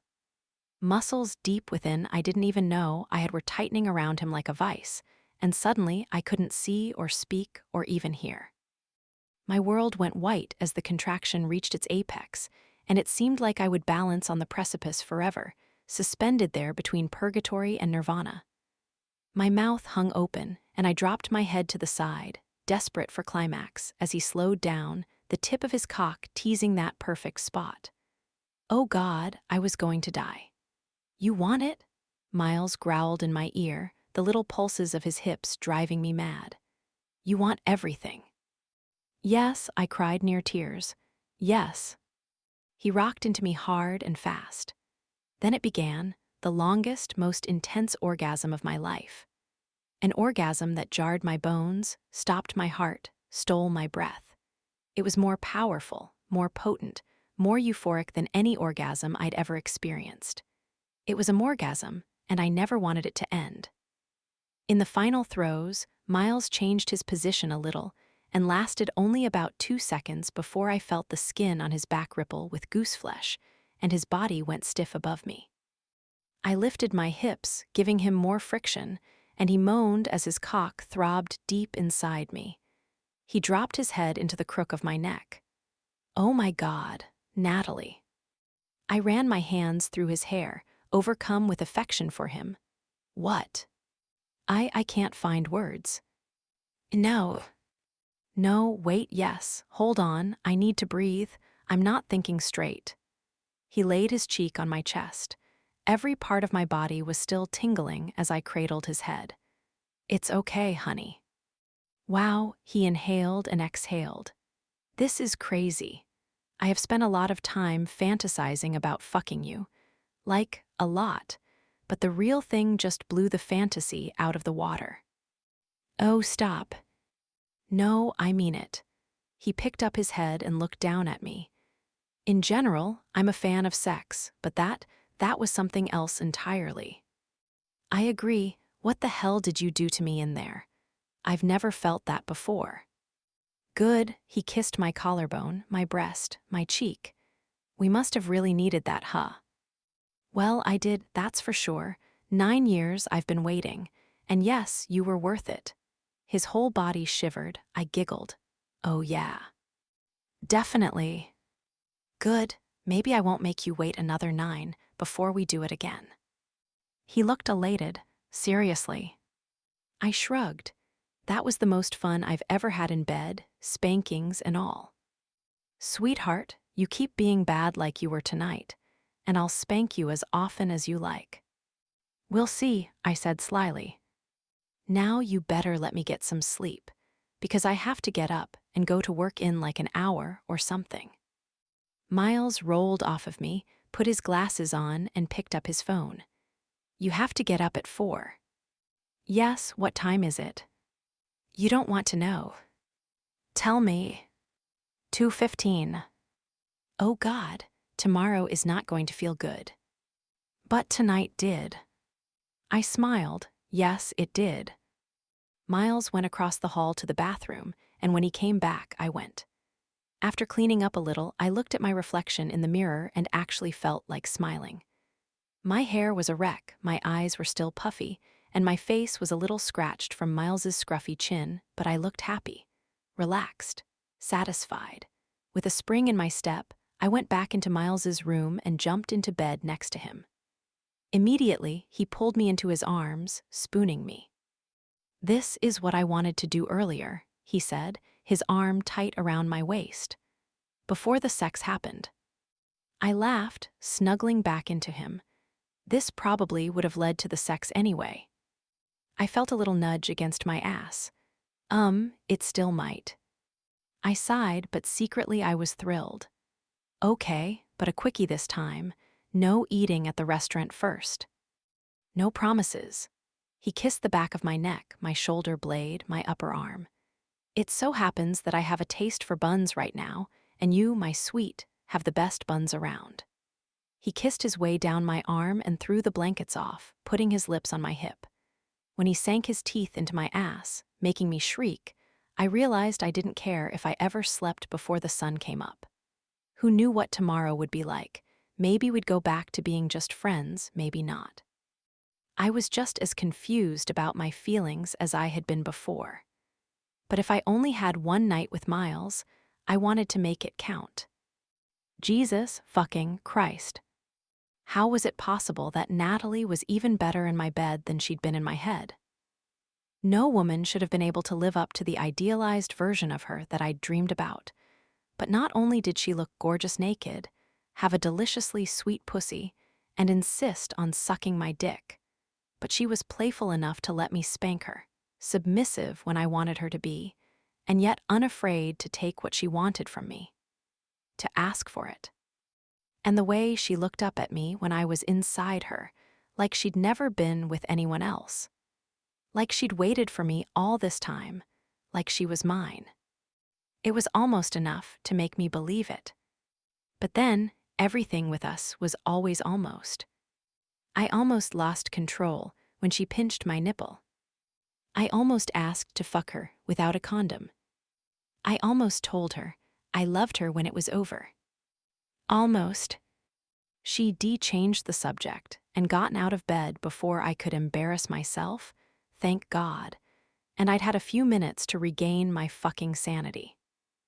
Then we cuddled up close, and I'd had every intention of letting her close those big blue eyes and get some sleep. But her ass, it was right there next to my dick, and I cannot be responsible for ideas my dick gives me when it's close to her ass. I just can't. Even when the idea is to bite it so hard she screams. And then it was like magic, because instead of telling me to fuck off and leave her be, she turned to me and opened her arms. And her legs. And her lips. It didn't even feel real. Was it just make-believe, like all the games we used to play? I want you, she said. I trust you, she said. Give me everything, she said. That was my favorite, give me everything. I would give her everything. Even if it was only make-believe. The next day at work should have been miserable. I think Miles and I might have slept for half an hour, but even after we did it a second time, we found it hard to sleep. Our bodies were tired, but we kept making jokes, or kicking one another, or bringing up a childhood memory that made us laugh. The entire night was just ours, like we existed outside of time, in our own little world. Granted, the beginning of the evening was a bit shaky, and there were plenty of cracks on his part about my drunken attempt at seduction, but by 5 a.m. when we stumbled out to his Jeep, shushing each other because my parents' house was right next door, exhausted and sore and smiling, I was convinced it had been the best night of my life.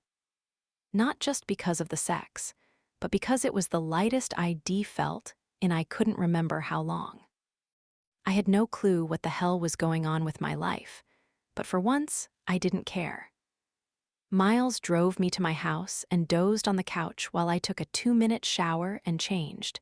Then he insisted on coming into the shop with me and helping me open up.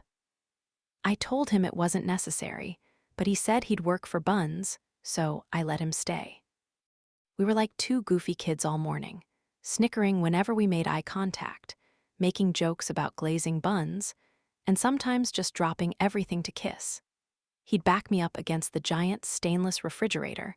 I'd jump up and straddle him out of nowhere. He'd corner me in the walk-in pantry. It was silly and sexy and exactly what I needed, so I didn't dwell on the fact that in the 3 years since I'd owned the shop, not once had Dan ever come in to help me open up. I don't even think he'd ever offered. If I'd stayed the night at his place, he drove me to my condo and went right back home, or he'd let me take his car. But Miles stayed with me. So all morning I ignored my phone when I saw that it was Dan calling, and I never opened any of his texts. If he showed up, I'd kick his sorry ass right out. When Haley arrived, I could see her looking back and forth between Miles and me, wondering what was going on with us. I'd introduced him as an old friend the other day, but even though she was barely out of her teens, I think she knew better. The air between us crackled with sexual energy. At around noon, the caffeine buzz started to wear off. "Oh my God," I said, slumping onto the kitchen counter. "I'm dying. I'm not gonna make it." "Yes, you will." Miles was on dish duty, loading cups and plates and silverware into the washer since I'd asked Haley to be more visible up front today. My puffy eyes with dark circles underneath were not fit to be seen out there. I'm not. I'm gonna die, need sleep. We're gonna nap so hard when we're done here, Nat. I'm serious. Fucking gold medal nap. Nap, nap, I moaned. A couple more hours, you can do it. He came over and took me by the shoulders, straightening me up. Hey, you're taking the day off tomorrow. You work too hard. I laughed weakly, but I felt like crying. I can't do that. Yes, you can, and you will. If I have to pay your staff myself, you are doing it. I sighed. Michael will be back. He can probably handle things for a day. He can, I am sure of it. You don't even know him. Doesn't matter. You hired him, so he's talented and competent. He can run a goddamn diner for a day. I made a face. It's not easy, you know. I know, believe me. He gathered me close, and I rested my head on his shoulder, thinking that if he just stayed still, I could sleep like this, standing up. There's a reason I chose writing as a profession. I don't want to be in charge of people. I'm barely good at being in charge of myself. But you're amazing at it. You're so amazing that Michael has picked up on exactly what to do to keep this place going in your absence for a day. Or a week. I pulled away from him. What week? A vacation. You need a week off, I think. He rubbed his hand over his jaw, then snapped his fingers. A road trip, that's it. You're insane. I can't leave here for a week. A road trip too? Miles went on as if I hadn't spoken. Detroit. His face lit up.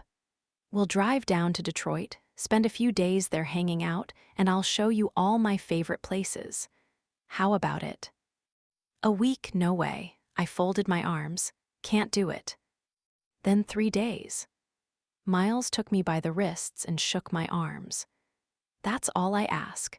3 days of relaxation and fun with me, and then you can come back here, be a grown-up, and make that frowny face all you like. I snatched my arms away. I don't make a frowny face. He burst out laughing. You do, it looks like this. He set his jaw stubbornly, his bottom lip a little pouty, and squinted. I winced. Please tell me I do not make that face. You do, he assured me. But I would too if I dealt with managing people day in and day out. Or if I just got out of a dead-end relationship and needed to have some fun. I looked away, a little sadness seeping into my bloodstream for the first time today. I'd successfully avoided thinking too much about Dan, for the most part, unless it was to make unfavorable comparisons to Miles. But that wasn't really fair. Miles wasn't here to stay, either. A week. That was his best offer. Should I take it? I don't know, I said. Let me think about it. Miles grabbed my face and planted a big kiss on my lips. You're adorable when you're serious. It makes me want to spank you. S-H-H-H-H-H-H-H-H. I shoved his hands down. Someone might hear you. Good. He grabbed me again, pulling my head to his chest and yanking on my hair. Everyone should know the real you, you dirty slut. Oh my God. I pushed him away, but I had to laugh. You are a horrible person, and I am too tired to deal with horrible people right now. That's the whole reason I'm back here today. Fine, I will go out and charm your customers for you. He adjusted the crotch of his pants. You're welcome. 2 hours later, Miles drove me back to my house, and I had a hard time staying awake on the 10-minute ride. Want to come in and nap with me? I asked. Then, when we wake up, I can give you a tour. I did want to show him the house, but honestly, I just didn't want to part with him yet. The moment he left my side, I'd have to deal with the fallout of my relationship, including the fact that Dan had cheated on me, and I didn't think I was ready to face that yet. Miles was the perfect distraction, and I was giving myself permission to be distracted for the time being. Something I'd never done before. Hell, yes. He turned off the car and pulled the key from the ignition. You were right. Working that place is exhausting. I smiled, only on no sleep. Otherwise it can be fun, come on in. Bleary-eyed, we stumbled into my house. managed to get up the stairs, and tumbled across my bed sideways, me on my stomach and Miles on his back, our legs hanging off the side. We didn't even take off our shoes, didn't say another word, didn't move for hours, waking only when my phone rang. I heard it, but it sounded far away, like it was in a dream. Eventually, I realized what it was and reached into my purse, which rested near my head. The screen said Skylar. "Hello," I croaked. "Hey, where are you?" "I'm home." I wiped drool from my mouth and frowned at the wet spot on my comforter. "Why?" "Dinner at Mom and Dad's, remember?" "Oh crap, no, I didn't." "Well, come over. We're waiting for you." I thought about making an excuse and turning her down. What could I say? My mind was a dead zone, and all I could do was whine. But I'm tired. "Come on, Mom's grilling Italian sausage," she laughed. "And you need some sausage." "How hot?" Miles opened his eyes, rubbed his face with one hand, and looked over at me. Did someone say sausage? 10 minutes later, we were on our way to my parents' house. "Do not say anything to them about anything," I warned. "Not Dan, not us, not anything." "Why, are you ashamed of me?" Miles feigned offense, putting a hand on his chest. "I'm hurt by this, Natalie. You want to hide our love." I rolled my eyes. "Look, I'm sure this is all fun for you, but breaking up with Dan is a big deal for me. I'm not ready to announce it yet." He went quiet for a moment. "Is it because you're not ready to face it yet?" "I don't know, maybe." I glanced over at him. "Is that okay?" "It's fine." He put his hand on my thigh, which was bare since I'd changed from my work shorts into a short white skirt I'd paired with a soft gray t-shirt. "I think the guy was an ass, but you loved him for a lot of years. I'm sure that doesn't just turn off overnight because you're mad. No one would ever stay married if that were the case. Not that many people stay married anyway." "Right." Sighing, I rolled down my window and closed my eyes, letting the wind hit my face. I was mad, not as mad as I'd been last night, but still. Dan should have been honest with me from the start about feeling trapped. But then again, wasn't he right about me needing time apart too? Hadn't I felt relief when I realized I could run straight to Miles and not feel guilty about it? What did that say about me? "Stop thinking so hard." Miles rubbed his hand on my leg. "I can't help it." I was totally shocked and hurt when he said he'd cheated and wanted time apart, but look how quickly I jumped into bed with you. I twisted my hands together in my lap. Am I a bad person? No, Jesus Christ, Natalie. He shook his head. You're a great person, and you were totally faithful to him for 10 fucking years. You jumped into bed with me because A, let's face it, who would? And B, we've always wondered what it would be like. At least I have. I have too, I admitted, and it exceeded all my expectations. I didn't even know sex that good was possible. That doesn't make us bad people. It makes us two consenting adults who had fun together. You didn't cheat on anybody, you didn't hurt anybody, and the world did not explode because you had someone else's dick in you. Felt like it did. One side of his mouth hooked up. Good. We stopped at the wine store because Miles didn't want to show up empty-handed to dinner, and he lectured me while I perused the selection. You're way too serious for being so young. You always have been. The rest of us have been fucking up our lives and having a damn good time doing it for years. Now it's your turn. To do what? Fuck up my life? I'll pass, thanks. No, just treat yourself. Go a little crazy. All that mature, responsible behavior cannot be good for your mental health. I looked at him over my shoulder. And I suppose going a little crazy involves a trip to Detroit and lots of sex with you. He put his hands out toward me, palms up. I am totally willing to sacrifice my time and virtue to help you reclaim your lost youth. I gave him the frowny face. I'll think about it. After I chose 2 bottles, a red from the winery Skylar worked at and a white from another local vineyard, we headed up the Peninsula Highway. It was sunny and warm, the perfect summer evening. "What a pretty day," I sighed. "It is pretty up here. Think you'll always live in this area?" Miles asked as he pulled up in his driveway. "Well, considering I own a business here, my family is here, and I just bought a house, I suppose I'll say yes."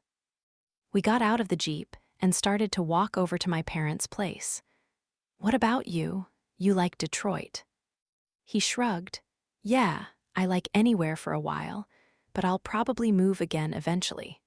I don't like to stay in one place too long." It was a good reminder that whatever there was between us was temporary, all in fun, but something in my chest ached a little when he said it. "Don't get carried away with this," I warned myself. "And definitely don't get attached." As fun as it is to mess around with Miles, he'll be gone in a few days and you'll still be here like always.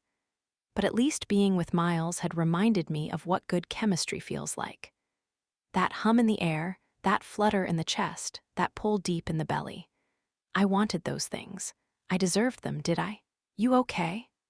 Miles whispered as we approached the back deck where my family was gathered. "I see those wheels spinning." I took a deep breath. "Yeah, just thinking." "Stop that, no thinking aloud." "Hey, everybody," I called as we climbed the few steps to the deck. "Brought a friend. Hope that's okay." "Miles," my mother flew over to give him a hug and kiss. "I saw the car in the driveway yesterday and wondered who was in town. How are you, dear? Is your mother up too?" "I'm great, Mrs. Nixon." "No, she's in California this month. I'm here by myself, so thanks for letting me crash Sunday dinner." "You're always welcome, honey." She patted his cheek. "So handsome." I rolled my eyes and took the brown paper bag from Miles's arm. "We brought a couple bottles of wine." "Great, there's one open on the table too. Help yourself. Is Dan coming?" My mother looked at me quizzically. No, he had some things to do." "Oh," she looked satisfied with that. "Well, Miles can sit at his place then. I already set the table." "Perfect." My dad came over and shook Miles's hand. My sisters both gave him a hug, Skylar sending me an impish grin over his shoulder. And then I introduced him to Sebastian. We poured some wine and sat chatting on the deck a few minutes, and when my mother called us in to eat, Miles pulled out my chair and sat me before taking his place on my right. Skylar kicked me from the left. She kicked me again when Miles raved about my coffee shop, telling everyone how he'd helped out there today and had a new appreciation for running a place like that. "My shin is going to be black and blue. Will you knock it off?" I whispered in her ear. But she kicked me a third time when he praised my photography skills, again when he complimented my baking, and yet again when he boasted that he'd got me to agree to a few days off. "Wow," laughed my dad. I didn't think Natalie was familiar with the concept of days off during the summer. "How'd you convince her?" "I have my ways." Miles smiled cockily, and I kicked him under the table. "What are you going to do, Nat?" Jillian asked, scooping more pasta salad into her plate. "How's stuff?" "I haven't exactly decided yet." Flashing Miles a murderous look, I reached for my wine. "I'm trying to convince her to go on a road trip with me." Miles smiled at me with gotcha eyes. I continued glaring at him. "Stop," I mouthed. "A road trip, how fun!" Skylar squealed while everyone else at the table looked from Miles to me and back to Miles again, trying to figure us out. "Where will you go?" "I want her to come stay with me in Detroit for a couple days." "She says no, I'm going to kidnap her." He put an arm around my neck, his hand over my face. Jesus, could he be any more obvious? I shook him off, guzzled the rest of my wine, and looked around the table at the perplexed faces. My mother's fork was stopped halfway to her mouth. Sebastian looked like he was trying not to laugh, and Jillian was blinking rapidly. "Dan and I broke up," I blurted. "What?" said at least 2 women at the table, maybe 3. "When?" Jillian asked, her eyes wide. "Last night." I scanned the shocked, concerned faces of my family.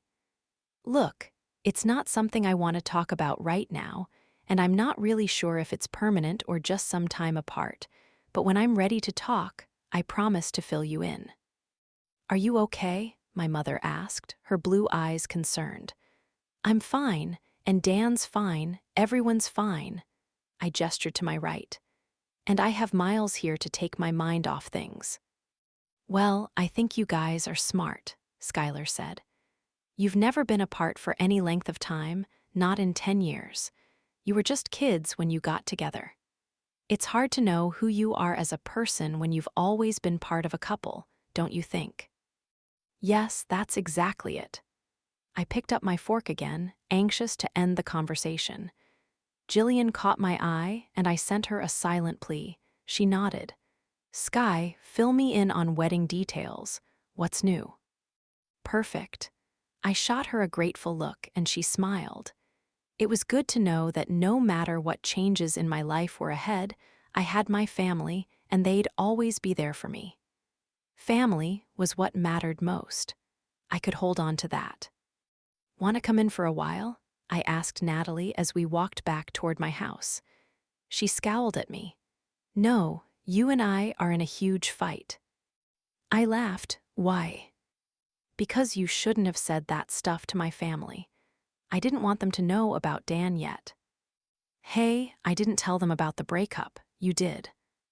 "I had to. You were running your mouth about me going on a road trip with you this week." "Girls with boyfriends don't take road trips with other guys." I shook my head. That is why no one should be in serious relationships. Everyone should be free to take road trips with random people anytime they want. "Well, I still haven't decided if I'm taking one with you, so you better behave." "I'll try. So what about tonight? Want to hang out?" I sort of hated how desperate I sounded to be with her, but I had all her attention for the first time ever. She sighed. "I do, but I should go home. I have to get a hold of Michael and make sure it's okay to take tomorrow off. Ask him if he can cover till Thursday on his own." She groaned, but I took it as a sign she was coming around. I slung my arm around her shoulders. "Come on, it's gonna be fun. I can show you where I live." She looked up at me suspiciously. "Your apartment doesn't have a sex dungeon, does it?" "No, smartapants, I wasn't even thinking about sex." And I wasn't. That was crazy, wasn't it? That I'd have her to myself for 3 days, and I wasn't planning on holing up in my loft and banging her endlessly. I mean, I'd be lying if I said I wasn't hoping for banging too, but it wasn't the only reason I wanted to get her to myself. I actually wanted to be with her. Wait a second, just wait.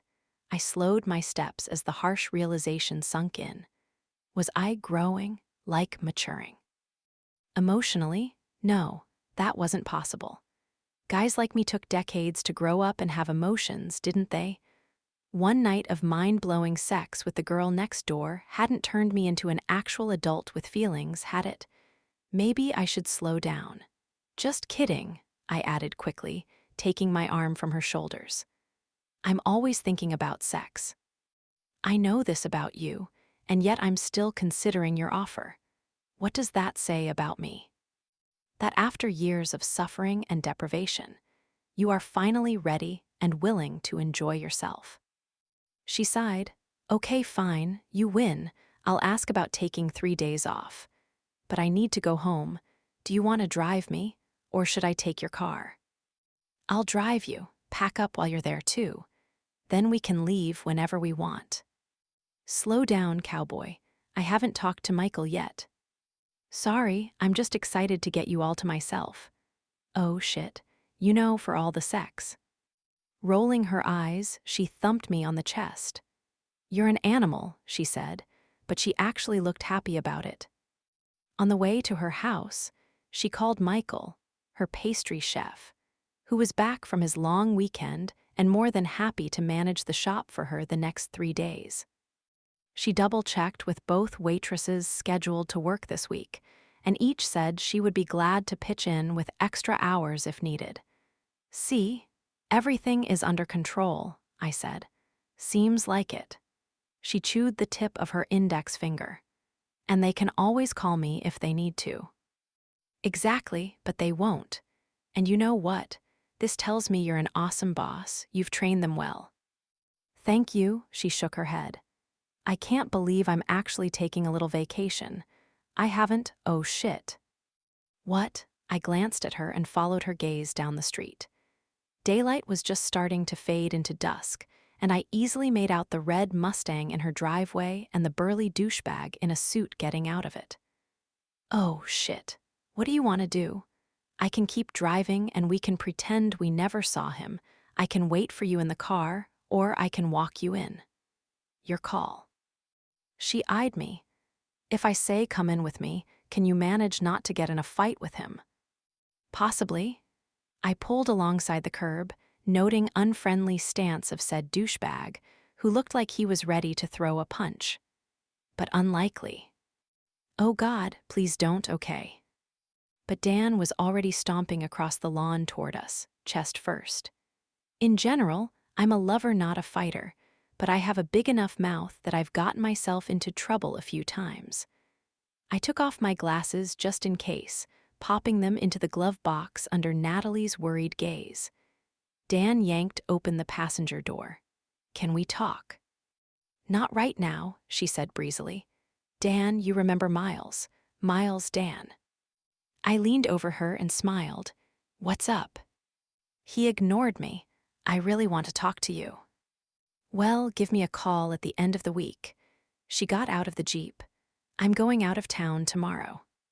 Score, I thought, hopping out and following her up the front walk. Now please ask where she's going and with whom. Dan walked on the grass to get ahead of her. Out of town where? None of your business, she said, pulling her keys from her purse. We reached the front porch, and Dan stepped in front of the door. Where were you last night? I came back to talk to you, and you weren't here. She shrugged. That's none of your business either. Goddamn, I was proud of her. If he tried to touch her, I was going to move in, but as long as she could hold her own, I thought it was best to let him see her stand tall without any help. Dan flicked his beady douchebag eyes at me. What's he doing here anyway? He's my friend. Now get out of the way so I can go into my house. Not until you agree to talk to me. There's nothing to say right now, Dan. Natalie threw a hand up. Go be free. Enjoy your space. You were right. We need a little time apart, a little distance to reevaluate what we want out of life. Dan looked nervous. You're reevaluating your life. Yeah, I am. She sounded just as surprised as he did. Just because you had a plan doesn't mean you should follow through with it, right or wrong. There's dedication, and then there's blind stubbornness. But he ran a hand over his hair. But what if the break was the wrong plan? He lowered his voice. I couldn't sleep last night at all. Sorry to hear that, but you know what? I didn't get much sleep either. I snorted. I couldn't help it. But then I thought Natalie might kill me, so I tried to turn it into a cough.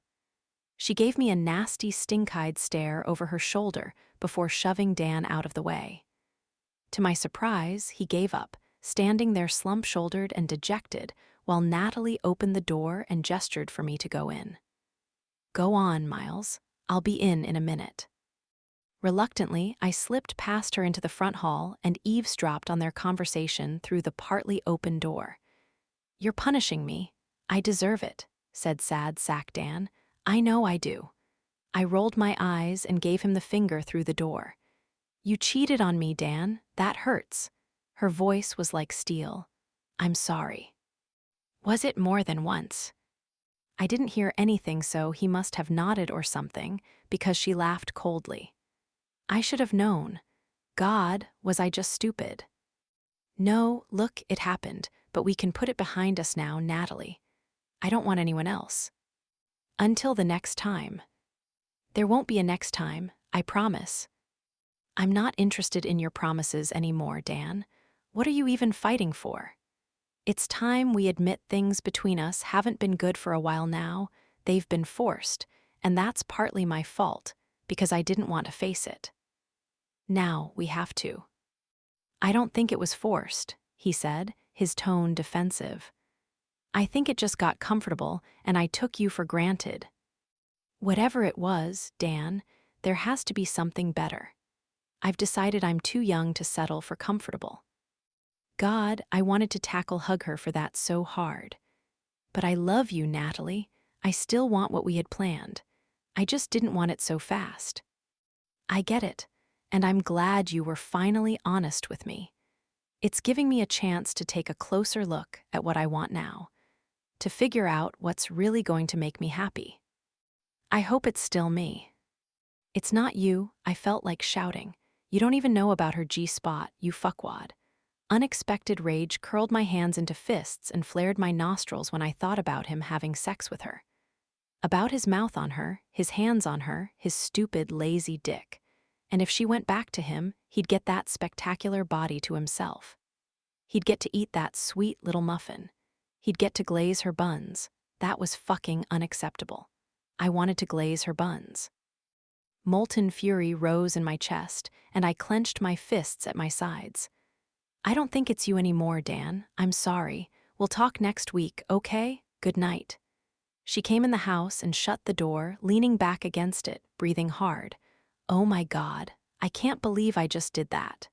She put her hands over her stomach. "I broke up with Dan. For good." It was dim in her front hall, and I didn't have my glasses on, so I couldn't read her expression too well. "Are you okay?" She nodded, her eyes wide. "Yes, but I'm in shock. I think I just drastically changed my life." I smiled. "Fuck yeah, you did. How does it feel?" "Good, liberating. I'm filled with all this." She waved her hands around frantically. "Insane energy right now." I leaned toward her, boxing her in against the door with both arms. "Want some help burning that off?" "Yeah," she breathed, running her hands up my chest. "I think I do." "Don't think," I told myself as his lips slanted over mine, his tongue stroking inside them. "Don't panic, don't worry, don't analyze. Forget about everything but the way this feels." I gave myself over to Miles, to the smell of his skin, the feel of body against mine, the way his breathing changed when he got close to me. I slipped my hands beneath his t-shirt and ran them over his warm abs and chest, brushing my thumbs over his nipples, making them hard. He moaned lightly and reached under my skirt, rubbing me over my cotton panties. His mouth moved down my neck, his tongue warm and wet against my skin. "Want to know what I've been thinking about all day?" he said in my ear, working his fingers in circles over my clit. "Getting my mouth right here, tasting your sweet little pussy, making you come again with my tongue." "Really?" I put one hand on his crotch and rubbed the bulge in his jeans. How did he get hard so fast? Had he been like this already? Really, and I don't think I can wait any longer.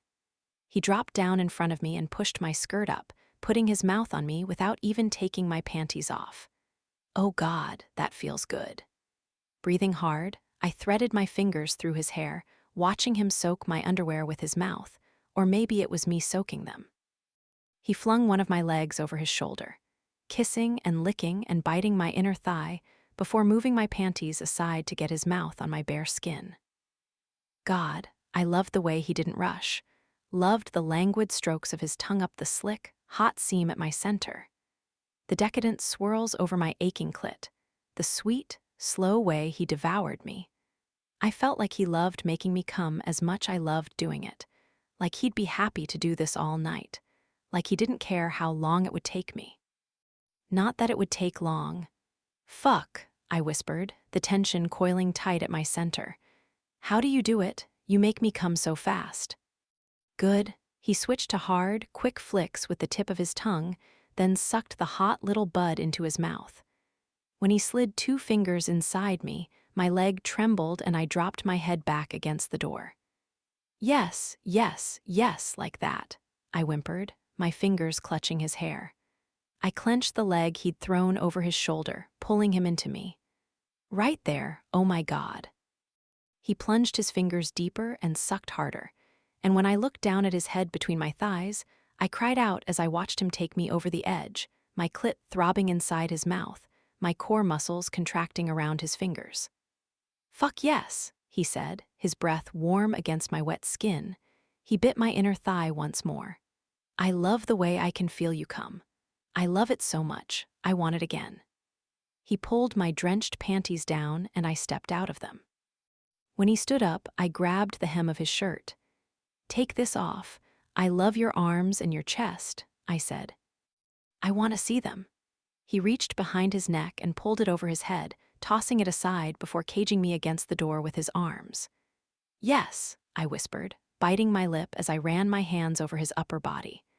I kissed his collarbone, the ink on his bicep and forearm. Reaching between his legs, I rubbed my hand over the erection, straining hard against the denim, and circled his nipple with my tongue. It was hard already, and I stroked it, kissed it, flicked it. When I bit it gently, Miles exhaled sharply and grabbed my ass. "Fuck, that feels good," he said, his fingers sliding low to penetrate me from behind. You're so wet. I want to get my cock right there. You want it?" "Yes." I looked up, meeting his eyes, and he grabbed my jaw roughly with one hand. "Say please." My core muscles clenched. "Please." He kissed me hard, and I tasted myself on his lips and tongue, felt the dampness on his chin. Quickly, I unbuckled his belt and unzipped his jeans, desperate to get my hands on him. The moment I freed his cock, he leaned forward, one hand braced against the door again. While I stroked him with both hands, I teased his other nipple with my tongue, sucking it into my mouth and biting down a little harder than before. He groaned. "That feels so fucking good. I could make a mess all over you in 10 seconds. "Do it," I breathed, pumping him harder. "I want you too. But there's something I want more right now." His hands gripped my waist. "Now wrap those legs around me, because I'm going to fuck you senseless against your front door." He picked me up, pinning my back against the door, my skirt bunching up at my hips. I twined my legs around him and braced myself on his shoulders while he angled his cock underneath me. He hesitated. "Oh, is this gonna be okay?" It took me a second to realize he meant not wearing a condom. I hadn't even thought about it because Dan and I hadn't used them since I'd been on the pill. I had none here, but fuck. Miles was no angel. Was this safe? As if he'd read my mind, he said, "I'm clean. I get tested often and I can show you the results. I always wear a condom too. Always, and I haven't even been with anyone in months. But if you don't, it's okay." Possibly it wasn't, but my decision-making capacity was impaired by the smell of his skin and the blue of his eyes and the tip of his cock brushing my wet pussy. Maybe I'm senseless already, but I really want to get fucked against my front door. And since you're here, allow me. I sucked in my breath as he penetrated me one hot, wet, bare inch at a time. "Yes, go slow like that," I whispered. Our eyes met, and I held my breath. "I love how tight you are." His voice was low and raw. "I love how deep you take it." When he was buried inside me, he dug his fingers into my ass and moved me against him in slow, grinding circles, my upper back against the door. "Oh God, I love this door," I sighed. "I really fucking love it." I bet you looked at this door every day and thought, "I wish Miles Hawes would come over and fuck me right here." On the word fuck, he thrust violently hard, making me shriek. I smiled, clutching him tight around the neck. "Had I known how good it would be," I panted, "I would have." "Do you know how much I thought about this?" He switched to holding me steady and thrusting up with deep, slow strokes. "Do you know how many times I got myself off just thinking about it? My cock gets so fucking hard for you. Can you feel it?" "Yes." I met his eyes, which looked dark and hungry. "It's so deep it hurts, but I love the way it feels." "You love my cock deep inside you?" He pumped into me a little more violently, hitting that spot that made me whole body clench into a hot ball of fiery tension. "Yes," I cried, hanging on tight. "Say it," he ordered through gritted teeth. "I love your cock deep inside me. Oh God, don't stop." "Not until you come all over it," he growled, driving into me, steady and fast. I want to feel that sweet little pussy come all over my cock. Fisting my hands in his hair, I bit his shoulder as my entire body pulsed with white-hot ecstasy. Fuck! His hips went still and he grabbed my ass, jerking me roughly up and down his cock as he came long and hard inside me. Jesus, I whispered when he finally slowed down. Maybe we should just stay here for 3 days. I've got a lot of other doors. Miles laughed. I have doors at my place too, and tables and closets and a couch and chairs and a bed. He turned his head, spoke low in my ear. And ropes and beads and wax and silk scarves and a ball gag. I gasped, really, you have all that stuff? He straightened up. Well, maybe not the gag, but we can stop and pick one up if you'd like. That's okay, really. Chicken, he bumped his forehead to mine before he set me down and pulled out. Can I get you anything? It's okay, I need to clean up anyway. Let's go upstairs. I was going to take a shower, but Miles had another idea once he saw my big bathtub. Let's get in it. A bath, I wrinkled my nose. It will take forever to fill, and it's a pain to wash my hair in a bath. Miles put a hand on his chest. I will wash your hair. In fact, I will take care of everything. You go away and I'll call you when it's ready. I sighed. Okay, fine. Shaking my head, I went into the second bathroom and cleaned up a little. With the adrenaline rush over, my mind started to wander back to the conversation I'd had with Dan. Was it really over? Why didn't I feel more devastated? Was it because it had been over already and I'd just been clinging to an idea? Was it because he'd cheated on me? Maybe I was still in shock and it would hit me later, but mostly what I felt was relief. I wandered back to my bedroom, where I heard the water running through the closed door to the bathroom. I also heard drawers being open and shut, as well as the vanity cupboards. What the hell was he doing in there? Inside my closet, I undressed and pulled on a short robe. From a high shelf, I took down a small suitcase, opened it on the floor, and dropped a few things inside it. I wondered if I needed anything dressier than shorts and jeans, and if I should pack a swimsuit. A few minutes later, Miles poked his head in. Ready. My pulse picked up at the sight of his bare chest, even though I had just been thoroughly pounded not 30 minutes before. Was I turning into an animal too? Smiling, I followed him into the bathroom, where he dimmed the lights and lit the candles on the windowsill.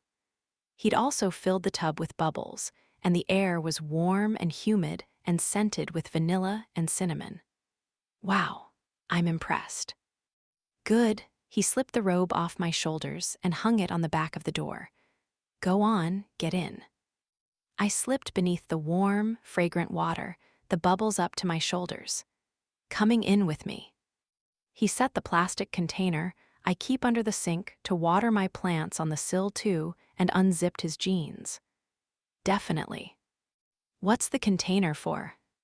To wash your hair, like I promised. I smiled. You don't really have to do that. Well, I want to, so shut your face. Laughing, I watched him get undressed and noticed he wasn't fully hard for once, although the size was still impressive. It felt oddly intimate, seeing him like that, somehow more intimate than seeing his giant erection in front of my face.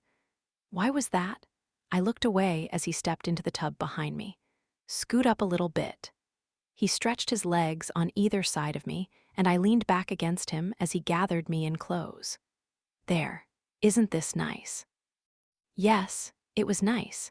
I was more of a shower person since I got up so early and was always in a rush, but it felt good to slow down and relax a little. I don't think I've used this tub more than once since I've lived here. How long is that? 3 months, and I've definitely never been in it with another person. Can't say I'm sorry about that. We were silent a minute, the only noise the crackle of the bubbles and sizzle of candle wicks. So was Dan boring in bed or what? I sighed, I don't know. You do know. I tried to think of a way to explain it.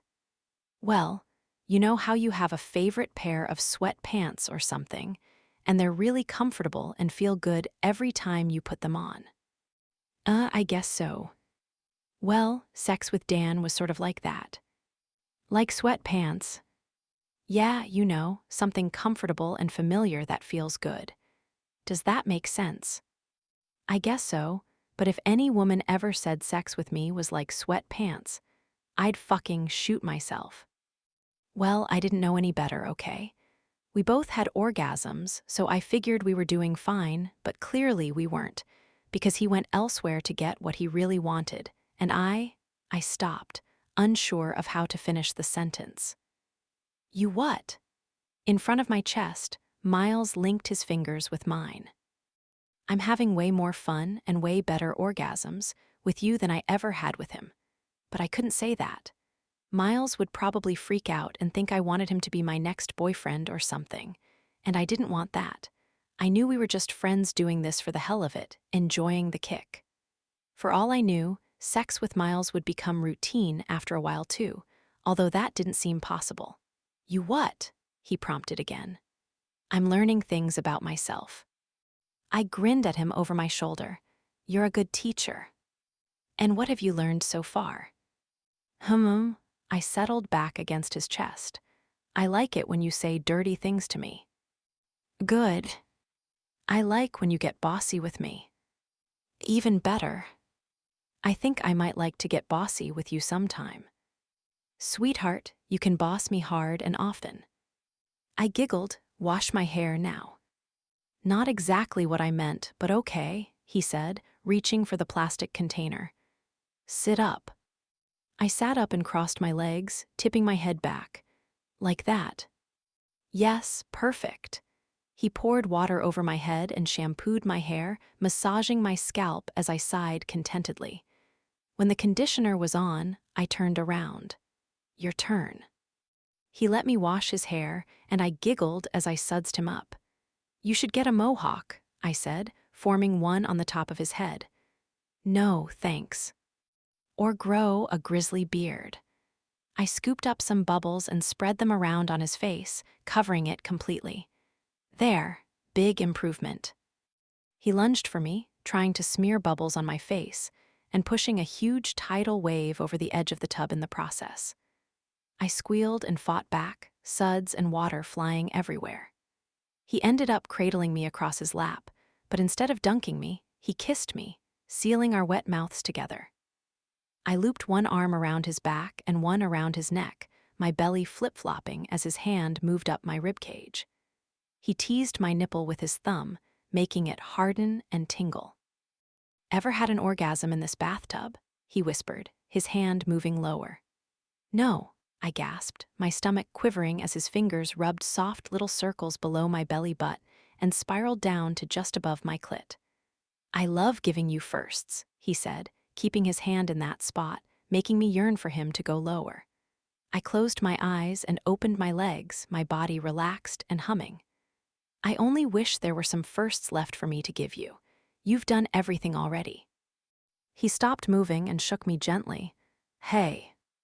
I opened my eyes and saw that his expression was serious. Everything is different with you.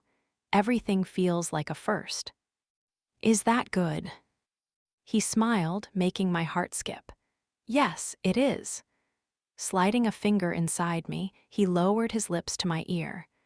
Now be a dirty little slut and tell me to make you come. Want to stay over? I asked Miles as we dried off. I can finish packing my bag and we can leave first thing in the morning. Sure, he shook his head like a wet puppy, flinging droplets at me. In fact, the entire bathroom was a mess. Water was everywhere. I'd better mop up this floor. I hung up my towel and reached for a dry one on the shelf. I'll do it. You pack. Seriously? I smiled happily. Holy crap, Dan would never have offered to clean up that mess. Hey, do I need to pack a dress and heels for any reason? Definitely. He knelt down and started sopping up the water. Ooh, what's the reason? I asked, clasping my hands together. Sometimes I like wearing a woman's shoes while I fuck her. He looked back at me and rolled his eyes at my stunned expression. Because I want to take you somewhere nice, Natalie. Geez. Oh, sorry, I said, laughing. But with you I never know. I finished packing my bag, adding a white strapless sundress and some nude heels, a bathing suit, and my camera. When I was done, I went into the bathroom and pulled an extra toothbrush from my vanity and offered it to Miles. Want this? Yes, thank you. We brushed our teeth side by side at my sink, Miles in his boxer briefs and me in boy shorts and a tank. As our eyes met in the mirror, I felt a funny little flutter in my chest. For all his egotistical jokes and promiscuous ways, and his complete refusal to seriously commit to anything except ink, he really was being very sweet to me. He'd make a good boyfriend or husband if he ever decided to get serious. Too bad he's content to be a man-child his whole life. He's got a lot to offer someone besides just sex. He finished up and caught my eye in the mirror. You look funny when you brush your teeth. So much for sweet, I spit and rinsed. Shut up, I do not. You do, and you get toothpaste all over your face. Look at you, you're a mess. He grabbed a hand towel and smashed it over my mouth, tucking me under his arm. I could make a mess on your face. Okay, that's it. I took the towel, threw it down, and took him by the shoulders. You've threatened me enough times with a mess. You should fucking do it already. I marched him backward into my room and pushed him down onto the bed. Is this you bossing me around? He asked, leaning back on his elbows as I yanked his underwear off. Yes. He grinned. I like it already. I woke up feeling rested and happy, Miles's arm still curved over my belly, the sheet pulled up to our hips. Smiling, I stayed wrapped up in him a few more minutes before carefully sliding out of bed to use the bathroom. When I came back into my room, he was on his back, one arm over his head. I snickered at his hairy armpit, his messy hair, the scratches on his shoulders. I'd be surprised if there weren't teeth marks too. I'd been a little out of control last night. But holy hell, it had been fun. The most fun I'd ever had in bed, and I had 3 more days of it to look forward to. 3 days of guilt-free, uncommitted, mind-blowing, earth-shattering sex. Beyond that, I didn't even care. I poked Miles in the shoulder. Wake up, sleepyhead. You talked me into a road trip, and I'm ready to go. Oh God, what time is it? How can you get up so early? It's not early, it's 9 already. He groaned, but he sat up and blinked. I need my glasses. Where the hell did I leave them? In the glove box of your car, I said, already heading into my closet.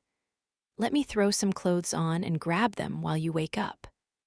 Thanks, keys are on the table in your front hall. I put on denim shorts and a soft white t-shirt and tugged my Converse sneakers on my feet. Snagging the keys off the table near the door, my belly cartwheeling at the memory of my back against it, I went outside and practically skipped to the Jeep in the sunshine. What a perfect day to start my vacation. 10 minutes later, Miles had loaded my bag in the car, and we were on our way to his house so he could pack. I suggested stopping by Coffee Darling for a couple cups to go, but Miles saw through my plan to check up on things, and we hit Starbucks instead.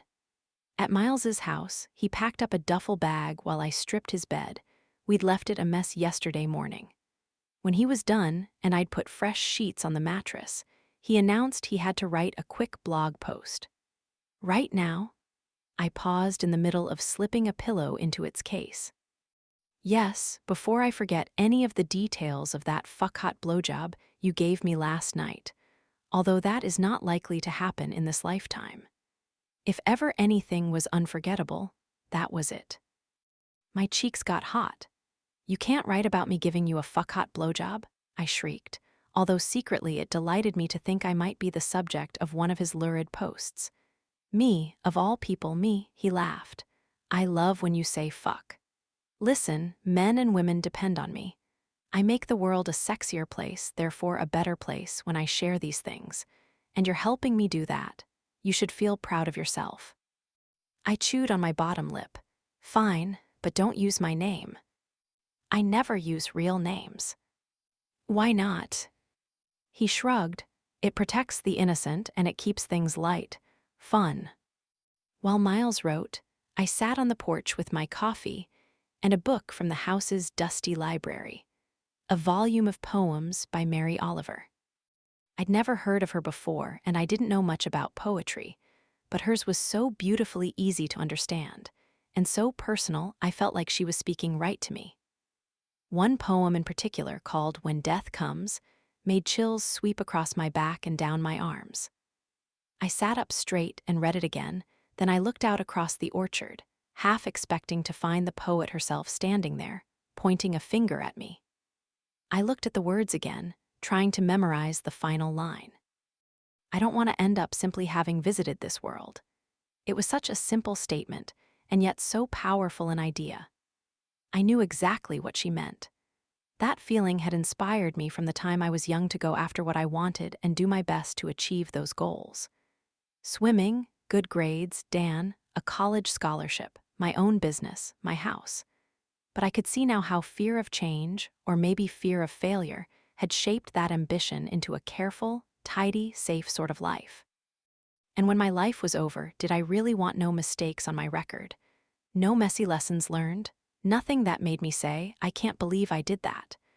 I wasn't planning to, as Miles said, fuck up my life. But I was planning on taking a few more chances. Living out loud a little more. If I made mistakes, so be it, I'd own them. Miles came out onto the porch with his duffel, his computer bag, and his coffee. Ready. Yes, just let me put this book back. He tipped his head too, read the cover. Ah, that's a good one. I got it for my mom for Christmas 1 year after hearing Mary Oliver on NPR. I doubt she ever opened it. Want it? I can't take your mom's book, I said, rising from my chair. But I might buy my own copy. I really like it. After I replaced the book on the shelf, Miles locked up the house. Want to take the top off? He asked after throwing his bags in the back and his coffee in a cup holder. Sure. I put my coffee in the car too, helped him remove the roof panels and stow them in the back, then jumped in the front seat. Miles slid in behind the wheel a moment later and surprised me by grabbing my face and planting a huge kiss on my lips. Butterflies took flight inside me. What was that for? For being brave, he said, starting the car. I'm so fucking proud of you. He threw an arm across the back of my seat and looked over his shoulder as he reversed out of the driveway. Thanks. I'm kind of proud of myself, even though my life feels a little upside down right now. He grinned as we started down the highway. Told you it was me. It took me a few seconds to realize he meant Madame Suka's prediction. Oh, stop. That wasn't real. You didn't upend my life, you just helped me see that I needed to make some changes, have more fun, explore a new side of myself. I cocked my head. Hey, what did you call me in your article, by the way? Cinnamon buns. Cinnamon buns, I yelled, my eyes bugging. That's the anonymous nickname you gave me. Yeah, why? You don't like it? No.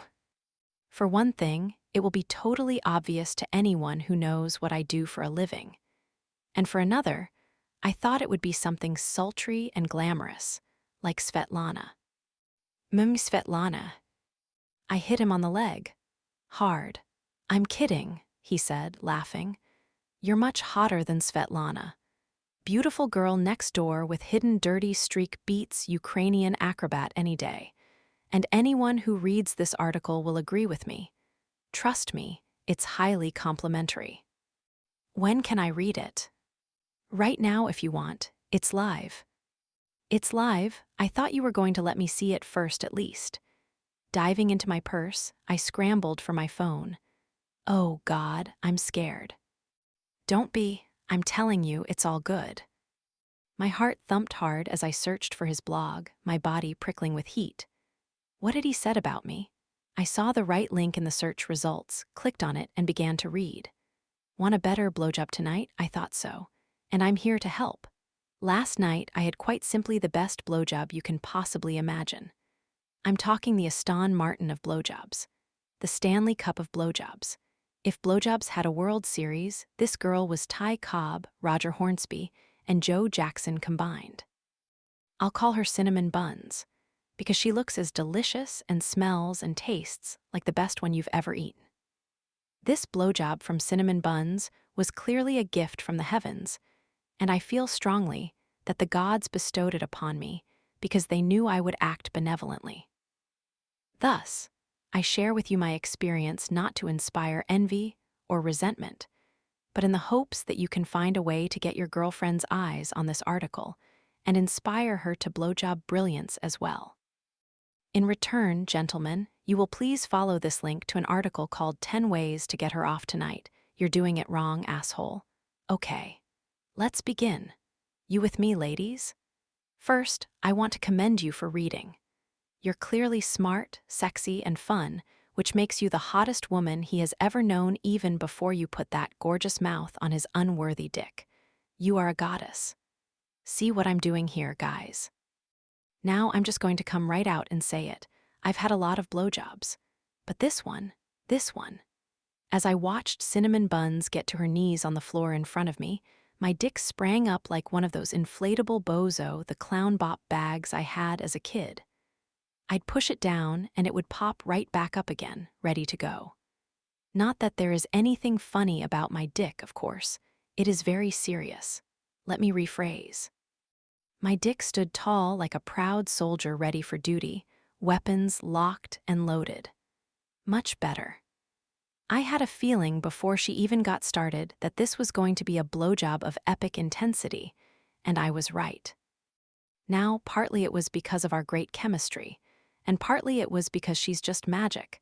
But here are 5 things I can't stop thinking about today, things that you can do tonight to create a little magic of your own for your guy. Just make sure he deserves it. 1. Take control, then give it up. Cinnamon Buns pushed me into the bedroom, shoved me down on the bed, and bossed me into a blowjob like it was for her, not me. She came at me like it was her birthday, and all she wanted was a great big piece of birthday cock, and I was gonna give it to her or else. But she knows I like submissiveness too, and when I took charge, she let me. 2. Look up. One of the reasons guys love blowjobs is it's fun to watch. We are visual creatures, and your mouth on his dick is the best movie he's ever seen. It's his favorite, in fact, and he can't watch it enough times. And when you, the beautiful star, look up and make eye contact with him, he feels like $1,000,000. Sometimes Cinnamon Buns looked up at me with this innocence in her eyes, as though she couldn't believe how big I was, how hard I was, how deep I was.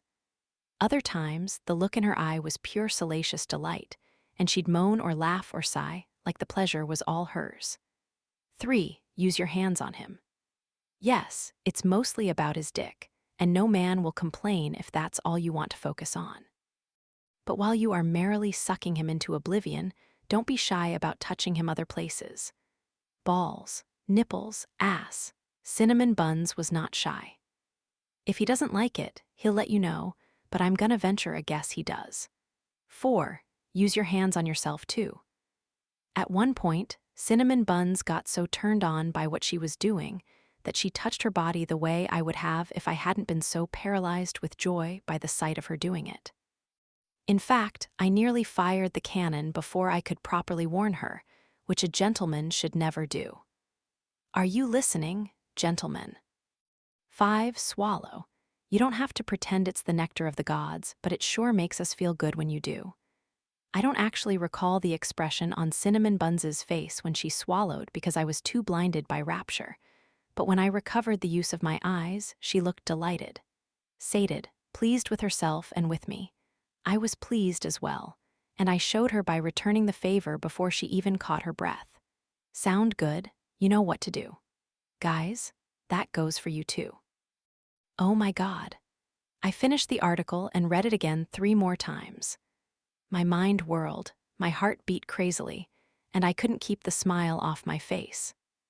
Not only because the me he'd described was so hot and alluring, or because he was so cute and funny, or because his words brought back the memory of last night in breath-stealing detail, but because of 3 little words he'd said about me. She's just magic. I wasn't magic, but we were. I felt it too.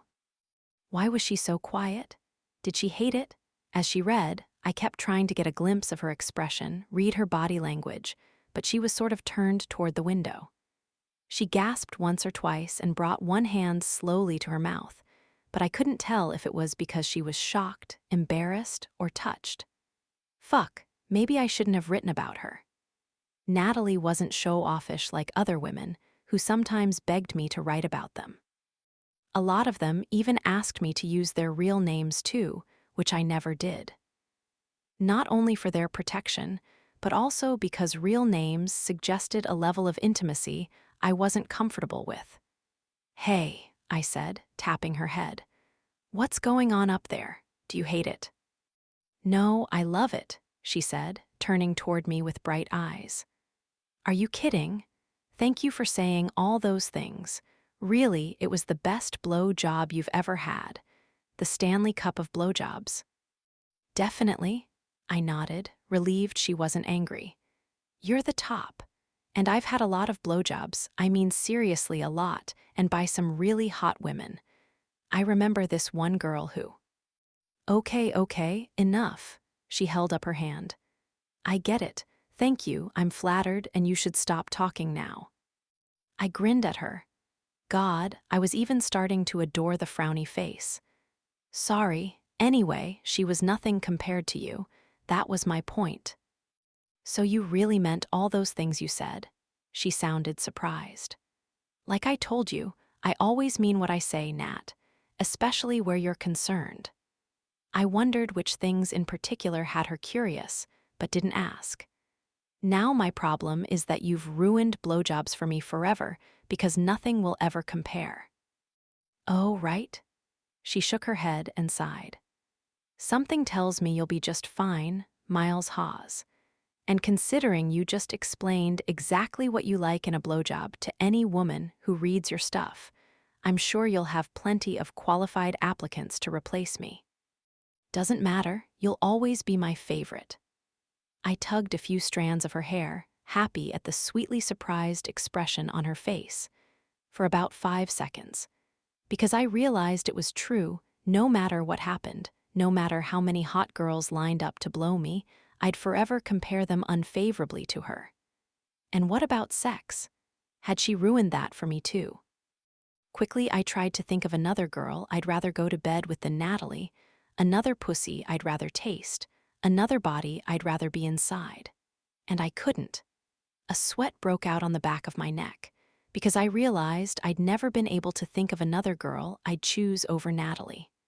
Ever. And now that it had happened, I never would.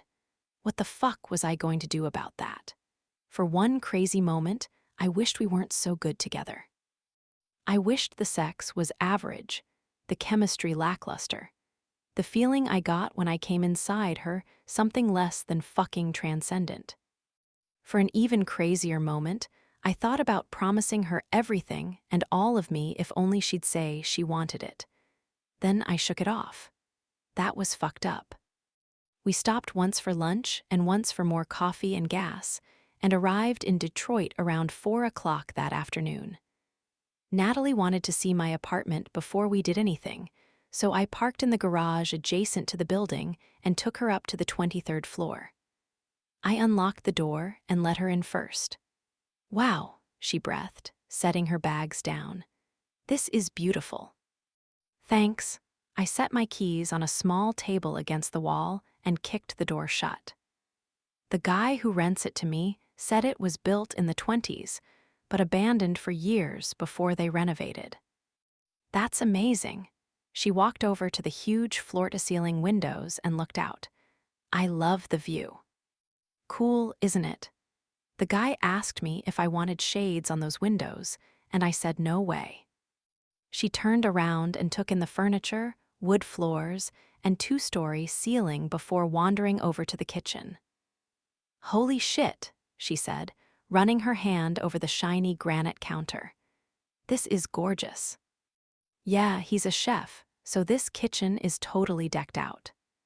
I went to the huge stainless fridge and took out 2 beers, taking the caps off before handing one to Natalie. Actually, he owns a restaurant called the Burger Bar in Corktown that I love. Maybe I'll take you there for dinner. Why did he move out? She asked, her wide eyes taking in the dark wood cabinets and stone tile floor. He got married and bought a house in Indian Village. Oh, she took a sip of her beer and meandered into the pantry. What the hell, Miles? You have, like, nothing in here. I've got the basics. I leaned back against the counter and tipped up the bottle. What basics? Cap'n Crunch, Doritos, and Twinkies. Oh wait, I do see a bag of flour in here. Yeah, I think he left that. Oh my God. She came out, shaking her head. Let's go to the grocery store while I'm here. I'll help you fill up your pantry and show you some easy things to make. She put her hand on the fridge handle and looked at me. Do I even want to open this? Is 6 months worth of moldy takeout food going to attack me? It might. She opened it up and sighed. No mold, but what do you live on? Beer and cereal. I shrugged. I could probably live on that. She shut the fridge and stuck a hand on her hip, looking adorably concerned for me. I let myself fantasize for a moment that she lived here too, that we shared things like beer and Twinkies, that she'd cook for me and I'd think of something to do for her. There must be something I had to offer. Your dick. That's what you have to offer, asshole. So stop with the stupid, silly shit and go have sex. That diet cannot be healthy. She threw a hand up in exasperation. How are you in such good shape? It's so annoying. Smiling, I set my beer down and tugged her toward me by the hem of her shirt, setting her hips against mine. How about cinnamon buns? Are those healthy? No. I buried my face in her neck, kissing her hungrily, licking her throat. But they taste so good. She giggled. I suppose they're all right for a treat, every once in a while. How about now? My hand slid up her stomach, palming her breast as I kissed my way to her mouth. My dick came alive, pushing against the crotch of my jeans. Can I have some now? She set her beer on the counter and took my face in her hands, sliding her tongue along my lips. Yeah, want to show me your bedroom? Without another word, I took her hand and led her up the stairs to the loft bedroom, which was above the kitchen. Aha, you have a shade on this window at least. Natalie went over and pulled it down and the room into shadow. Only because I like to sleep in and that window gets morning sun. I wrapped my arms around her waist and pulled her away backward. Come here, you. It's been hours since I've seen you naked. That's not right. Lifting her shirt at the bottom, I pulled it over her head, then undid her shorts and yanked them down. She turned to face me, sliding her shoes off her feet before taking off my shirt. For a moment, she stood silently, looking at my bare upper body. Then she put her hands on me, running them up my arms and down my chest. I used to look at you, she said, her fingertips brushing my nipples, which made my cock surge with lust. That last summer before you left, I used to look at you and wonder what it was like to touch you this way. She unbuttoned my jeans and slid a hand inside them. And I felt so guilty, she whispered, bringing her lips to my chest, her fingertips playing with the tip of my cock. I knew it was wrong, but sometimes I saw you looking at me, and I wondered what you were thinking. Safe to say I was thinking about fucking you. I reached between her legs and stroked her softly through her panties. I used to imagine your body naked under mine, your back arched, your legs spread. I slid my hand inside her underwear, teased her open. I'd think about touching you this way, making you wet. Her breaths coming faster, she wrapped her fingers around my dick and worked them slowly up and down. And then what? Then I'd have to go take a shower so I could jerk off. She looked up at me. Show me, I want to watch. Oh fuck, was she serious? You do? Yes, let's take a shower together. A devilish little glint flashed in her eyes, and I'll let you watch me too. I stared at her in disbelief. You are such a bad girl right now. I know. Rising up on tiptoe, she whispered in my ear, you can punish me later. Then she took her hand off me and sauntered through my closet into the adjacent bathroom, stopping to look over her shoulder in the doorway. Well, come on, cowboy. You brought me all the way here. Don't you want to play with me? I stared at her in complete fucking disbelief. What the hell was this? She was outmilesing me. She was so hot and had me so off kilter, I didn't even know what to do with myself. Get it together, Haas. Natalie Nixon is standing in your bathroom doorway in a little white lace bra and panties, and she's asking you to play. This is what you do. You play. You don't have emotions, you don't have girlfriends, and you don't have time to stand here wondering if the life that's being appended here is yours. Now get the fuck in there and do your thing. But even as I grinned and ditched the rest of my clothes while she watched, biting that juicy bottom lip of hers, the floor seemed to tremble beneath my feet. I had no idea what possessed me to ask Miles if I could watch him jerk off in the shower, but now that I was here with a front row seat, I thanked my lucky stars I had. Hot water streamed down his body while steam billowed up around it. It was a feast for the eyes, and I could hardly get my fill. Where to begin? From bottom to top, he was simply delicious. I sat on the tiled bench and he stood in front of me, feet planted wide. His legs were so muscular. I'd forgotten how taut and toned they were from years of soccer and running. His cock was hard and thick, slipping through his fist in long, slow pulls, making my clit pulse with desire. Water dripped from flexing muscles in his forearm, shoulders, abs. It ran down his chest over the points of his hip bones and down his thighs, tempting me to drop to my knees at his feet and lick it up. The ink on his body was wet and shiny, and his chest rose and fell with heavy breaths. He used his right hand on himself, the other was fisted at his side. Sometimes he looked down at what he was doing, but mostly his eyes were on me. Is this what you wanted? His voice was low and even. Yes. I moved to the edge of the bench, closer to him. He stepped back. No touching. But you wanted to watch, you're going to watch. I stared at his cock, solid and slick, darker than the skin on his stomach, and lined with thick veins. Licking my lips, I looked up at him. Please. No, you want your hands on something. Touch yourself. Show me like I'm showing you. If I wasn't so turned on, I'd have been more self-conscious. As it was, I opened my knees for him and arched my back, sliding one palm up my inner thigh. Fuck, yes. His eyes followed my fingers as they moved toward my pussy. He stroked himself harder. God, that's so fucking hot. Do it. The kick I got from seeing how much he enjoyed what he was doing while watching me was like fire in my veins. I smiled wickedly and dropped my chin, looking up at him through lowered lids, while my fingers circled my clit. Seeing as I had no toys, and sex with Dan had become a rarity the last year, I was an expert at getting myself off with my hand, and rather enjoyed it. Granted, I'd never had an audience before, but I was delighted to find it aroused me even further, knowing that Miles was jerking off to the sight of me when he'd only had the thought of me before. Tell me. He struggled to speak. What you're thinking about? Your cock, I said, breathless and panting. Your cock inside me, so deep it hurts, hitting me in that spot, rubbing me just the right way. Yes, fuck, yes. Words hissed from his mouth through gritted teeth. My cock in that tight, wet pussy. His eyes were glued to my hand, and my legs tingled with pleasure.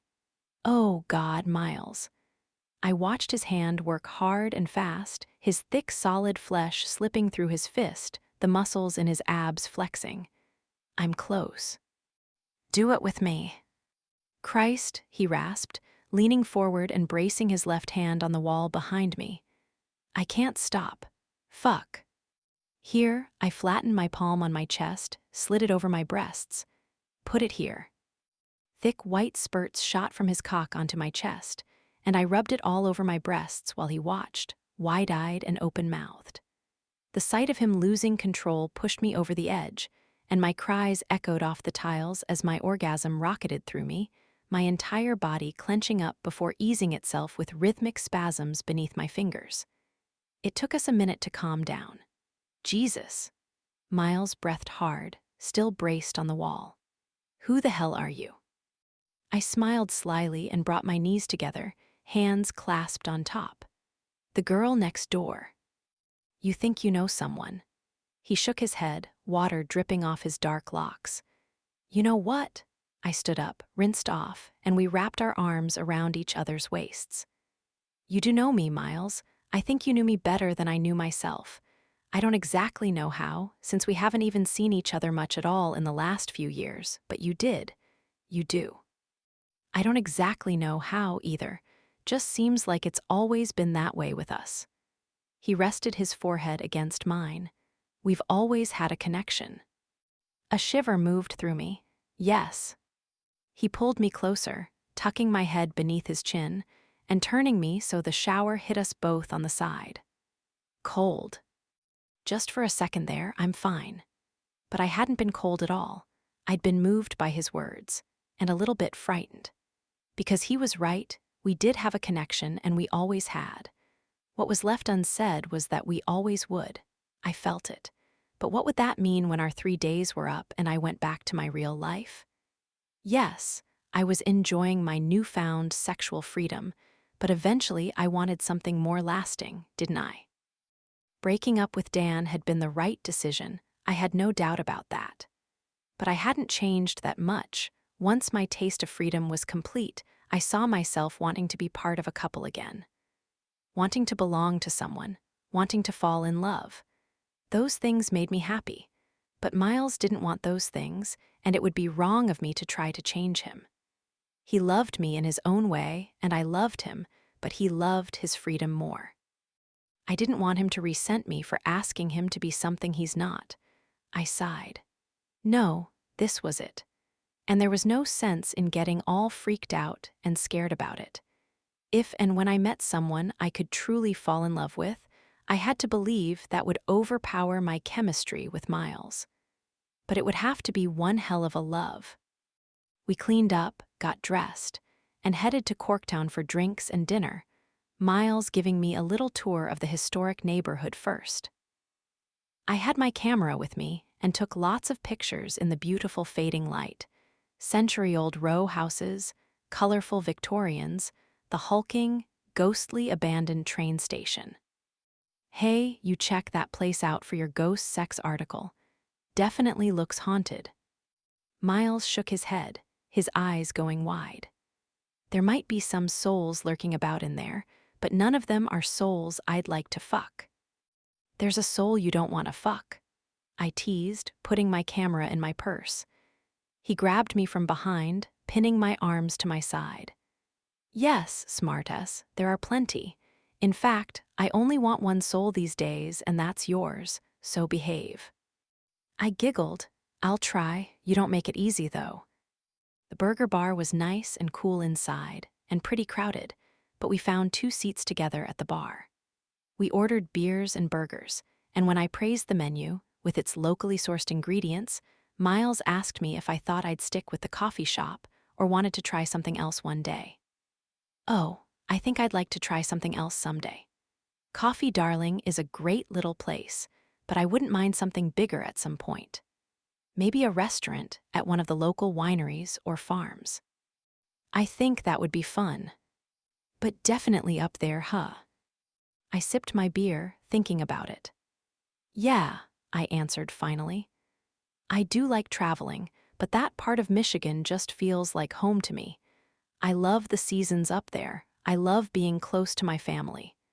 Both my sisters are up there, and now with Skylar getting married, I wouldn't be surprised if she and Sebastian have kids soon. When's the wedding again? Miles took a long drink from his glass. 3 months, end of September. I was telling him more about their plans when a dark-haired guy approached us from behind the bar. He was so handsome, I forgot what I was saying and left off in the middle of a sentence. He had tattoos too, down both arms, and the short sleeves of his fitted black Burger Bar t-shirt hugged the muscular curves of his arms.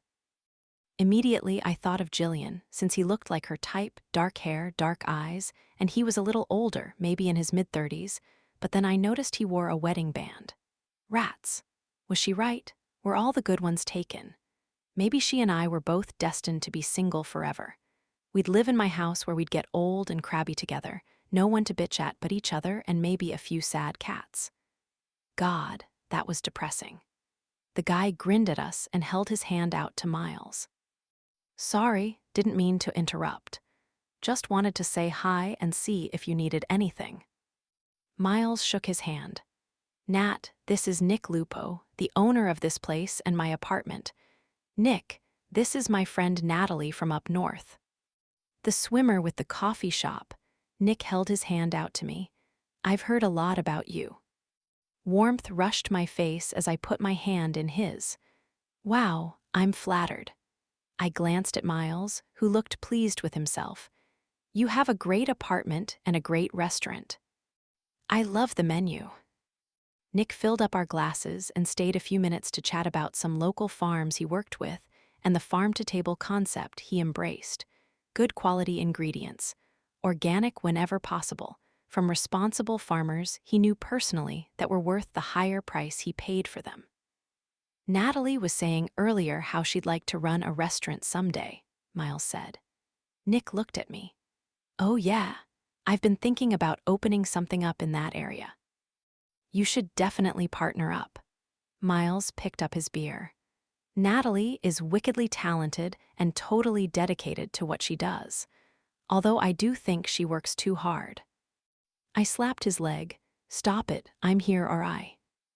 Honestly, I'd love to talk about working together on something in that area, Nick said, bracing his hands on the bar. My wife's best friend and her husband have a winery up there, so we visited a lot. Which winery? I asked. Abelard Vineyards, he said. I slapped a hand on my chest. My sister works there. Is your wife's friend Mia Fournier? He nodded and smiled. Yeah, small world. It's a fantastic spot. So beautiful, in fact, my sister is getting married there this fall. I'll have to check it out, Miles said. In fact, I told Skylar yesterday I'd come to her wedding. Then he shuddered. Although those things give me hives. Nick rolled his eyes and looked at me. Good luck with him, Natalie. He pulled a card from his back pocket and slid it across the bar from me. When you're ready, give me a call and we can talk. That way I can tell my wife I'm actually doing something about it. She'll be delighted with me. Maybe she'll even do something nice for you, Miles said. You should have her read my blog post today. It's about blowjobs. Miles, I hit him on the shoulder, mortified he'd said that out loud. Nick laughed. She doesn't need any help there. Besides, what I want takes the real deal. Miles's jaw dropped. You want another kid? Don't you have like 2 of those things already? 3. Nick's dark eyes lit up, which I thought was really sweet, especially compared to the way Miles reacted to the subject of kids. All boys. I want to try for a girl, but Coco gives me the evil eye every time I mention it. That's because children interfere with all the best things in life: sex, sleep, and drinking. His words stung, which was so dumb. It's not like I hadn't known his views on marriage and family before. I just teased him about it last week. But you didn't have these feelings for him last week. I forced the realization from my head. It wouldn't do me any good to dwell on my growing feelings for him. They couldn't go anywhere. Nick shrugged. Can't argue there, but they're worth it. Our food arrived, and he stepped back to give the server room to set down the plates. Enjoy, you guys. Nice meeting you, Natalie. Looking forward to hearing from you. See you, Miles. Nice meeting you too. I smiled at him and dropped my eyes to my plate. Think you'll call him? Miles asked, dumping a pool of ketchup onto his plate. Maybe. What's wrong? Nothing. Why?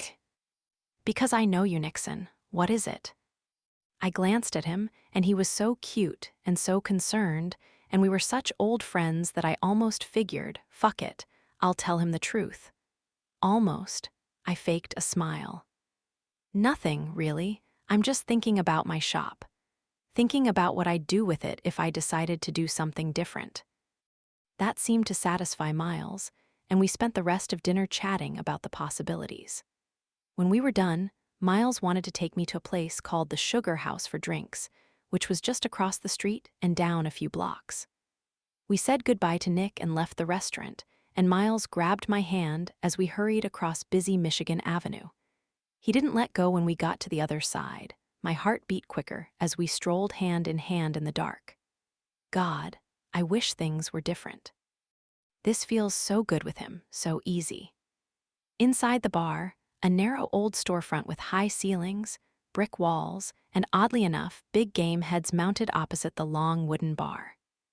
Huge, ornate, floor-to-ceiling drapes on the window and a chandelier in a cozy front alcove gave the place a little Victorian hipster vibe, as did the 3 tattooed bartenders, who wore ties and vests, their shirt sleeves rolled up and held with garters.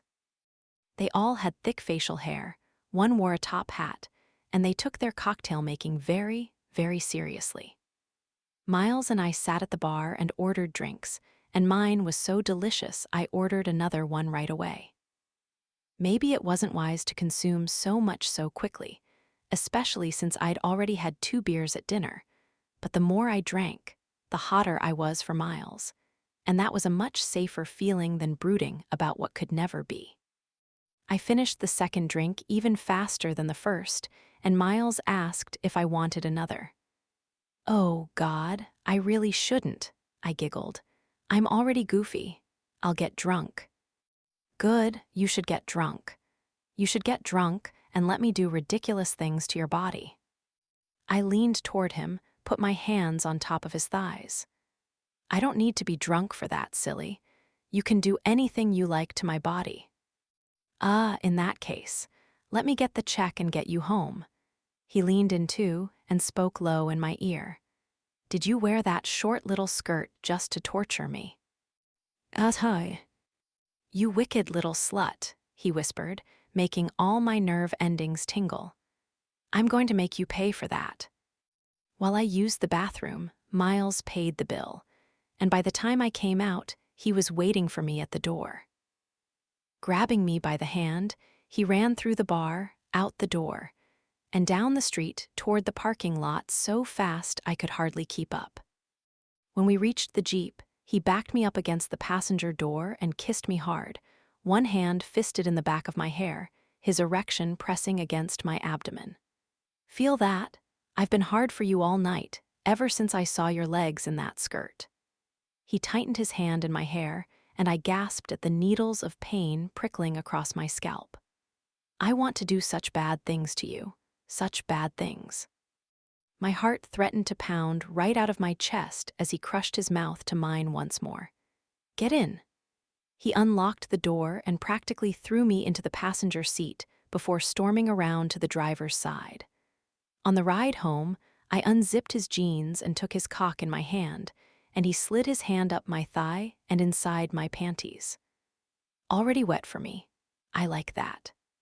His fingers easily slid inside me, and I grabbed his wrist with my free hand, holding him against me as I swiveled my hips. I want you so badly, I whispered. I've never wanted anyone the way I want you. Trust me, I know the feeling. He pulled his fingers from me and touched them to his tongue. Fuck, your taste, I can't get enough. He drove home so fast I was amazed he didn't get a ticket, and we ran so hard through the parking garage to the elevators I was gasping for air by the time the doors opened. As soon as they closed and we were alone, Miles and I went at each other, lips sealed, hands groping, feet stumbling. At the 23rd floor, we didn't even stop kissing when the doors opened, and barely made it into the hallway before they closed. We moved awkwardly down the hall with our tongues and legs tangled, hands sneaking beneath clothing, until he picked me up and I wrapped my legs around him. I have no idea how he knew where his apartment door was, but somehow he unlocked it and got us in without ever taking his mouth off mine. Inside, he kicked the door shut and went right for the stairs without even turning on the lights. I thought he'd go right for the bed and throw me down, so I was surprised when he went into his closet. "What's this?" I laughed against his lips. "Wardrobe change." "Wardrobe removal." He set me down and whipped my shirt off, breaking the kiss only to allow it to go over my head. His shirt was next, then I kicked off my flats as he removed my bra and shoes and skirt and panties. But when I reached for his zipper, he stopped me. "Wait." It was dark in the closet, but I heard hangers being shoved aside on a bar and then a drawer open and close. Next thing I knew, he had something over my eyes and he was tying it at the back of my head. A scarf? A tie? What is this? SHHH. This is your punishment for teasing me tonight with that little skirt. Once the blindfold was secure, he took both my wrists, brought them over my head, and wound something around them. "You're not allowed to use your hands." I gasped. "I can't see you or touch you." "Not if you want to come tonight." Oh God, my heart pounded as he moved me beneath the bar where he'd cleared space and secured my wrists to it. Perfect. Miles pulled a final knot tight. "I'll be right back." "What? You're leaving me like this?" He laughed and kissed the top of each breast. "Yes, you stay here and think about what you did." A final pinch on the ass and he walked out, leaving me tied up, blindfolded, turned on, and alone. In his closet. Now what? Holy fuck. Holy fuck. Natalie Nixon, good girl next door, was naked, blindfolded, and tied up in my closest. Just seeing her standing there, arms over her head, back arched, her fair skin radiant in the dark, that head full of tousled blonde hair that always looked like she'd just been fucked, I nearly shot my load right then. But I didn't want to rush. I wanted to tease her, savor her, linger over every inch of her perfect body. What if I never had this opportunity again? I walked out of the closet and through my room in case she could hear my steps. But then I fucking bolted down to the kitchen, where I pulled a bottle of my favorite Kentucky bourbon and a glass from the cabinet. If I'd had whipped cream or chocolate syrup or anything else to eat off her body, I'd have brought that too, but I was me. So I had nothing but Cap'n Crunch and Doritos, which I didn't think would be too sexy. But the bourbon would be delicious, licked off Natalie's vanilla skin. Fucking hell, I was so excited my legs were shaking as I ran back to the stairs and darted up 3 at a time. I slowed down when I got near the closet, just to torture her a little. "You're back," she said. "Yes." I moved past her into the bathroom and turned on the light so I could see her a little. Her rosy pink nipples were puckered, and her chest rose and fell with labored breaths. Oh, fuck, I want her. "Well, now that you have me like this, what are you going to do?" A hint of nerves edged beneath her tone, and it made me fucking crazy. My cock was like steel in my pants. "I'm going to have a drink." I pulled the cork from the bottle of bourbon, and she turned her head in the direction of the pop. I poured a couple fingers and set the bottle down. "A drink." "Yeah, want a sip?" She smiled hesitantly. "Sure." I lifted the glass to her lips, then kissed her, stroking her lips and tongue with mine, tasting the honey-sweet bourbon on them. Then I poured a little just beneath her collarbone and watched it run down her breast. Her mouth fell open and she gasped while I licked the rivulet just as it reached her nipple, swirling my tongue around the stiffened peak, washing it in bourbon. I did the same on the other breast, and she moaned lightly when I sucked her nipple into my mouth, rubbing the hard tip with my tongue. Next, I poured some down the center of her chest, watching it flow between her breasts and down her belly. I dropped to one knee and flattened my tongue just above her clit, and licked all the way up her body long and slow, up the underside of each breast, up her throat, tracing the shell of her ear. Her entire body shivered. "Oh my God, I want you," she whispered. "You've got me desperate for you." I was desperate for her too, but I wasn't finished yet. "Turn around," I told her. She turned, presenting me with the most beautiful series of curves any man has ever seen. From the rounded lines of her arms and shoulders to the arc of her back to the flare of her hips, she was perfection. I poured the rest of the bourbon at the base of her neck and watched it cascade down her back and disappear in the crack of her ass. Getting to my knees, I set the glass aside. "Now spread your legs like a good little slut." She did as I requested, arching her back, and I licked and sucked the bourbon from her pussy to her ass, making her quiver and moan. I fucked her with my tongue, reaching around to rub her clit with one hand while the other held her trembling legs apart. "God, you taste so fucking good. I could do this all night." "I love it," she breathed. "I love your mouth on me." She rocked her hips against my hands and tongue, her sighs coming closer and closer together, her voice rising, until finally she cried out in rapture, her body going slack. "Miles," she said weakly, "I might pull this bar right out of the wall. I can't stand up." I dragged my tongue up her ass as I stood. "Need something to sit on?" I asked, unzipping my jeans and shoving them down. My cock burst out of my pants like a jack-in-the-box.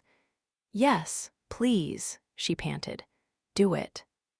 She was soaking wet from my mouth as well as her own desire, so my cock slid easily inside her. Both of us groaned as I grabbed her hips and buried myself deep. Oh, fuck that body. The muscles in her back, that ass. I wanted it for breakfast, lunch, and dinner every day of my life. Digging my fingers into her flesh, I watched myself move in and out of her, slowly but forcefully. Each thrust was punctuated by a gasp from her as I tested the limits of how far I could go. I'd planned on teasing her a little more, playing a game, making her wait. But with my cock so hard and her pussy so wet and her ass so pretty, I lost all control. My body moved purely on instinct. "Christ," I snarled, fucking her hard and deep, so hard she rose up on her toes with every thrust. "I want to come on your ass." I wanted to come inside her too, but that ass. And she was so vulnerable and helpless, bound and blindfolded like she was. Even if she said no, I could still do it. She couldn't stop me. Was I a total fucking asshole because that turned me on? I needn't have worried. "Yes," she begged. "Do it." Fuck. My balls tightened up and I waited until the last possible second before I pulled out and took my cock in my fist, working my hand up and down as I came all over her. I swear I lost vision. I might have lost my hearing too. When I could see again, I flattened a palm on her upper back and blinked in amazed, grateful disbelief at the sight of what I'd just done to her. Truthfully, I'd done dirtier things to other girls, but it hadn't felt nearly so illicit. Doing this stuff with Natalie was like stealing a priceless work of art and getting away with it. If only I could keep it. But I couldn't. I had to give her back the day after tomorrow, which meant that I had only one more day and night to spend with her. Unless... No, don't start making any promises you can't keep. This sweet, beautiful girl you adore just let you tie her up in your closet, lick bourbon off her body, and come all over her ass. She's your friend. Enough. Gently, I slipped her wrists from the tie I'd used to bind them and pulled the blindfold off as well. Taking her hand, I led her into the bathroom where I ran the shower, slipped in beside her, and washed her off from head to toe. Clean and damp, we slid between the sheets of my bed and snuggled up together, her head on my chest, her leg over my waist. I put an arm around her shoulders and a hand on her thigh, pressing my lips to her head as we drifted off to sleep. It felt so good. What the fuck was the matter with me that I didn't want this forever? The next morning, I woke up to the sound of rain against the window. Immediately, I felt around for Natalie, but she wasn't there. I reached for my glasses, and once they were on, I saw her standing at the window, peeking out the side of the shade, stark naked. I was speechless. She looked so beautiful in the soft gray light filtering through the shade. My plan had been to let her sleep in and go get us some breakfast, but I'd woken up semi-hard, and now the sight of her had me at full mast.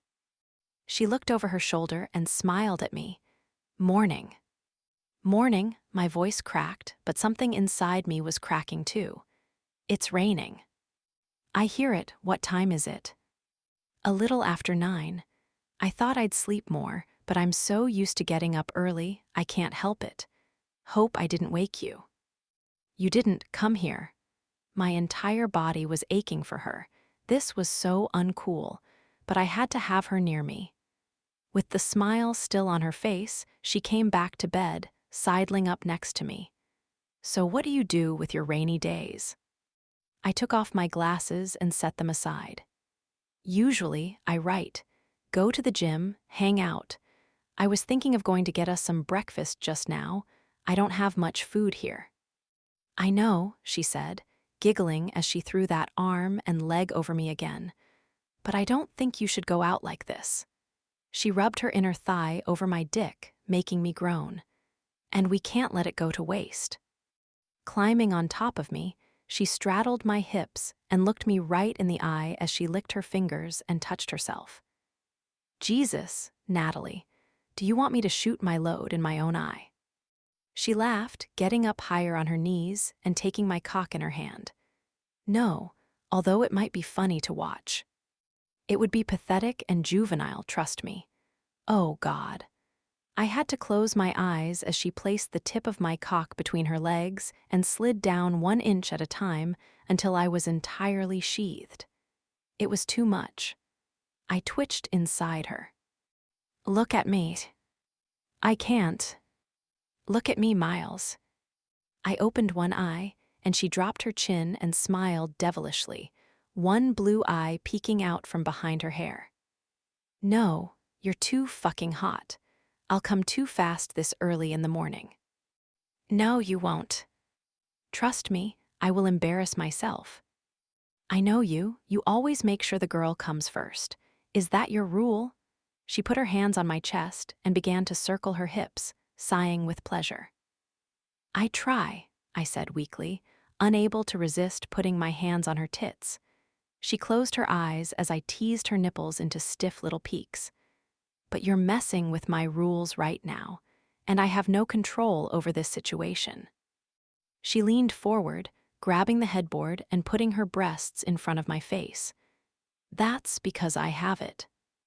As she rocked her hips over me, moving at just the angle and rhythm she wanted, I buried my face in her tits and tried to pace myself.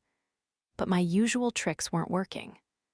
I couldn't concentrate on anything that wasn't sexy, for fuck's sake, who could? And then she started talking. Talking. God, Miles, fucking you is like nothing I have ever felt. Yeah, giving up on holding back, I grabbed her hips and watched her. Her skin was flushed and warm, her breathing fast, and I prayed she was as close to orgasm as I was. Tell me. I can't stop thinking about it. All day yesterday, I felt like a fiend because I just couldn't wait to get you inside me. I couldn't wait for you to make me come again. My cock pulsed with need. Oh, Jesus. Reaching between us, I rubbed my thumb over her clit in tight little circles. I love making you come. I love watching it. I love feeling it happen. Yes, she cried, her eyes closing, her body thrashing above mine. It's so good, I can't. I could tell she was right there, and I was about to explode. So I lifted my hips, pushing even deeper inside her, and she screamed so loud. I thought the walls shook. Or maybe it was the climax that thundered through my body at that moment, paralyzing me as I came inside her in powerful, surging throbs. When the tremors subsided, she pitched forward and collapsed on my chest, her skin warm and soft. I ran my hands up and down her back. I like when you take control. She laughed softly. Me too. Our breathing synced, and I was lulled by the feeling of our lungs and chests moving in tandem. Again, I closed my eyes and wished that things were different, that I trusted myself not to be an asshole to her, that I was the kind of guy who'd pick a place and settle down like she had. Be a husband, be a father, be a grown-up. How the fuck did you even go about it? And did she even want that from me? I had no idea, and I was too scared to ask. What if the answer was no? After we got dressed, Miles drove to the grocery store, and I filled the cart with healthy staples for his pantry and refrigerator.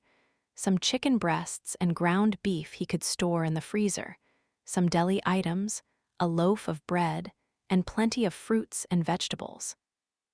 I'll leave you some easy recipes, okay? That way you're not eating junk all the time. Cinnamon buns, cinnamon buns, cinnamon buns, he panted as he pushed the cart. Oh, for heaven's sake. Okay, I'll grab the ingredients for buns. Want some bacon and eggs with them? He nodded happily. Yes, please. We went back to his apartment and put everything away. Then I started breakfast for us while Miles made coffee. I'm glad to see you have a coffee pot and one decent pan. I shook my head. Tell me I'm imagining things, and that's not all plastic in your silverware drawers. Miles winced. Jesus, Miles. I opened and shut several cupboards and drawers. Not even a spatula. He looked offended. I have a spatula. He opened the dishwasher and pulled out a wooden spoon. Here. Oh my God, forget it. At least you have measuring cups. Yeah, I think my mom gave me those. I've never actually used them. I managed with one pan, a wooden spoon, and some plasticware, and we stuffed our faces with scrambled eggs and thick-cut bacon and strawberries dusted with powdered sugar and cinnamon buns dripping with glaze. Told you it would taste just as good with plastic forks, Miles said with his mouth full. And think how fast the cleanup will be without real plates. I rolled my eyes. Now I know what to get you for Christmas. When we were done, we lay on the couch, rubbing our full bellies and swearing we'd go for a walk as soon as the rain let up. This rain is killing all my plans for today, Miles complained. I wanted to take you to a game at Comerica Park, but it looks like a rain delay. Do you want to go to the art museum or something? You know what? I'm fine just hanging out here if you want. I'm so busy on the days I work, I don't really need to do anything but be lazy today. That is perfect, because it just so happens that I am awesome at lazy. I fucking own lazy. He rolled to his side and put his arms around me. Let's do this all day, but take breaks for sex. I laughed. Don't you want to write? If I feel like it, I will. Right now I'm happy. Me too. I couldn't remember the last time I'd taken a nap so early in the day, after I'd done nothing but eat breakfast, but I was so relaxed and comfortable, I shut my eyes and let it happen. We fell asleep to the sound of the rain, and when I woke up, his arms were still wrapped around me. It surprised me about him that he liked to cuddle this way. I'd have thought he was one of those guys who likes the sex but not the closeness, but it seemed as if he liked both. I did too. For a moment, I let myself wonder what life might have been like if we'd kissed on the almost night. Would we have fallen in love? Stayed together? Miles wouldn't have been able to get the reputation he had, so what would he be writing about instead of sex? Would we live together? Would this be my apartment too? I swallowed hard. Would we be married by now? Or maybe it would have gone the other way. Maybe we would have broken up while he was at college because he couldn't keep it in his pants. Maybe we'd have fought and I'd have gotten back together with Dan. Maybe we wouldn't even be friends now. My throat squeezed. I didn't want to think about that. I liked the other scenario better, the one where we fell head over heels and made it work somehow, even though we were so different. Too bad our timing had never been right. We might have been good together. We would have been good together.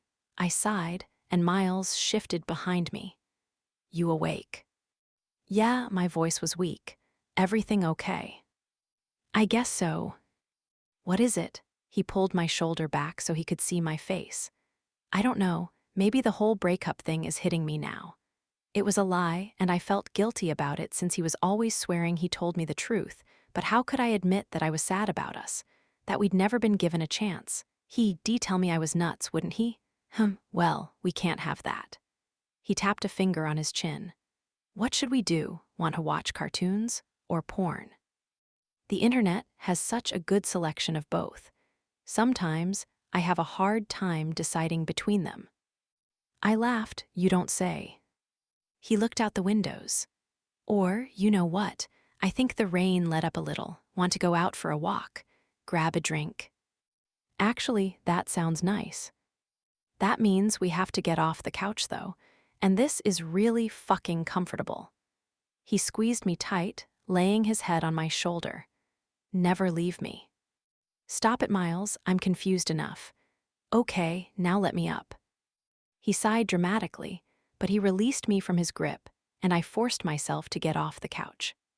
Upstairs, I went into the bathroom and took a few deep breaths, reminding myself to keep this time with him in perspective. No good would come of falling for a playboy like Miles Hawes, especially so soon after breaking up with Dan. That had disaster written all over it. Yes, I'd promised to let myself make some mistakes in the future, but that could not be one of them. I plastered a smile on my face as I went down the stairs. Ready. We walked down Woodward through a light drizzle and ended up at the Grand Trunk pub, where I got tipsy on mojitos and tried not to think about going home tomorrow. "So, what will we do for my last night here?" I asked. "I'm going to take you out." "Out where?" "To one of my favorite places in the city. It's old school Detroit, a classic." I clapped my hands. "The dress-up date." He nodded and took out his phone. "I should probably make a reservation, although on a Tuesday night, it won't be that crowded." "Go ahead," I told him. "I'm going to use the bathroom before we leave. And let me buy the drinks this time. You've been treating me long enough." "I enjoy it." "My turn," I said firmly, pulling a 20 from my wallet. "Tell her to use this, please." I walked away before he could argue. In the bathroom, I fussed with my hair in the mirror and wondered what I should do with it tonight. The dress I'd packed was strapless, and sometimes I wore my hair up when my shoulders were bare. Maybe I'll ask Miles what he prefers. I got a little flutter in my belly thinking about getting ready for a night out with him, almost like we were back in school and he'd asked me to the prom or something. Or like we were a married couple going on a date night. Stop it. The more you fantasize about this stuff, the more disappointed you're going to be when the magic wears off and you're just friends again. But the flutter stuck with me as I walked back through the bar and intensified when I saw him stand up and wait for me. I couldn't keep the smile off my face. Then he handed me my 20. "Here, save your money. You need it for your loans." "Miles," I slapped his arm. "You were supposed to use it for the drinks." "Well, I didn't." He tucked it into the back pocket of my jean shorts, taking the opportunity to feel my butt. I giggled, pushing his hand away. "You're terrible.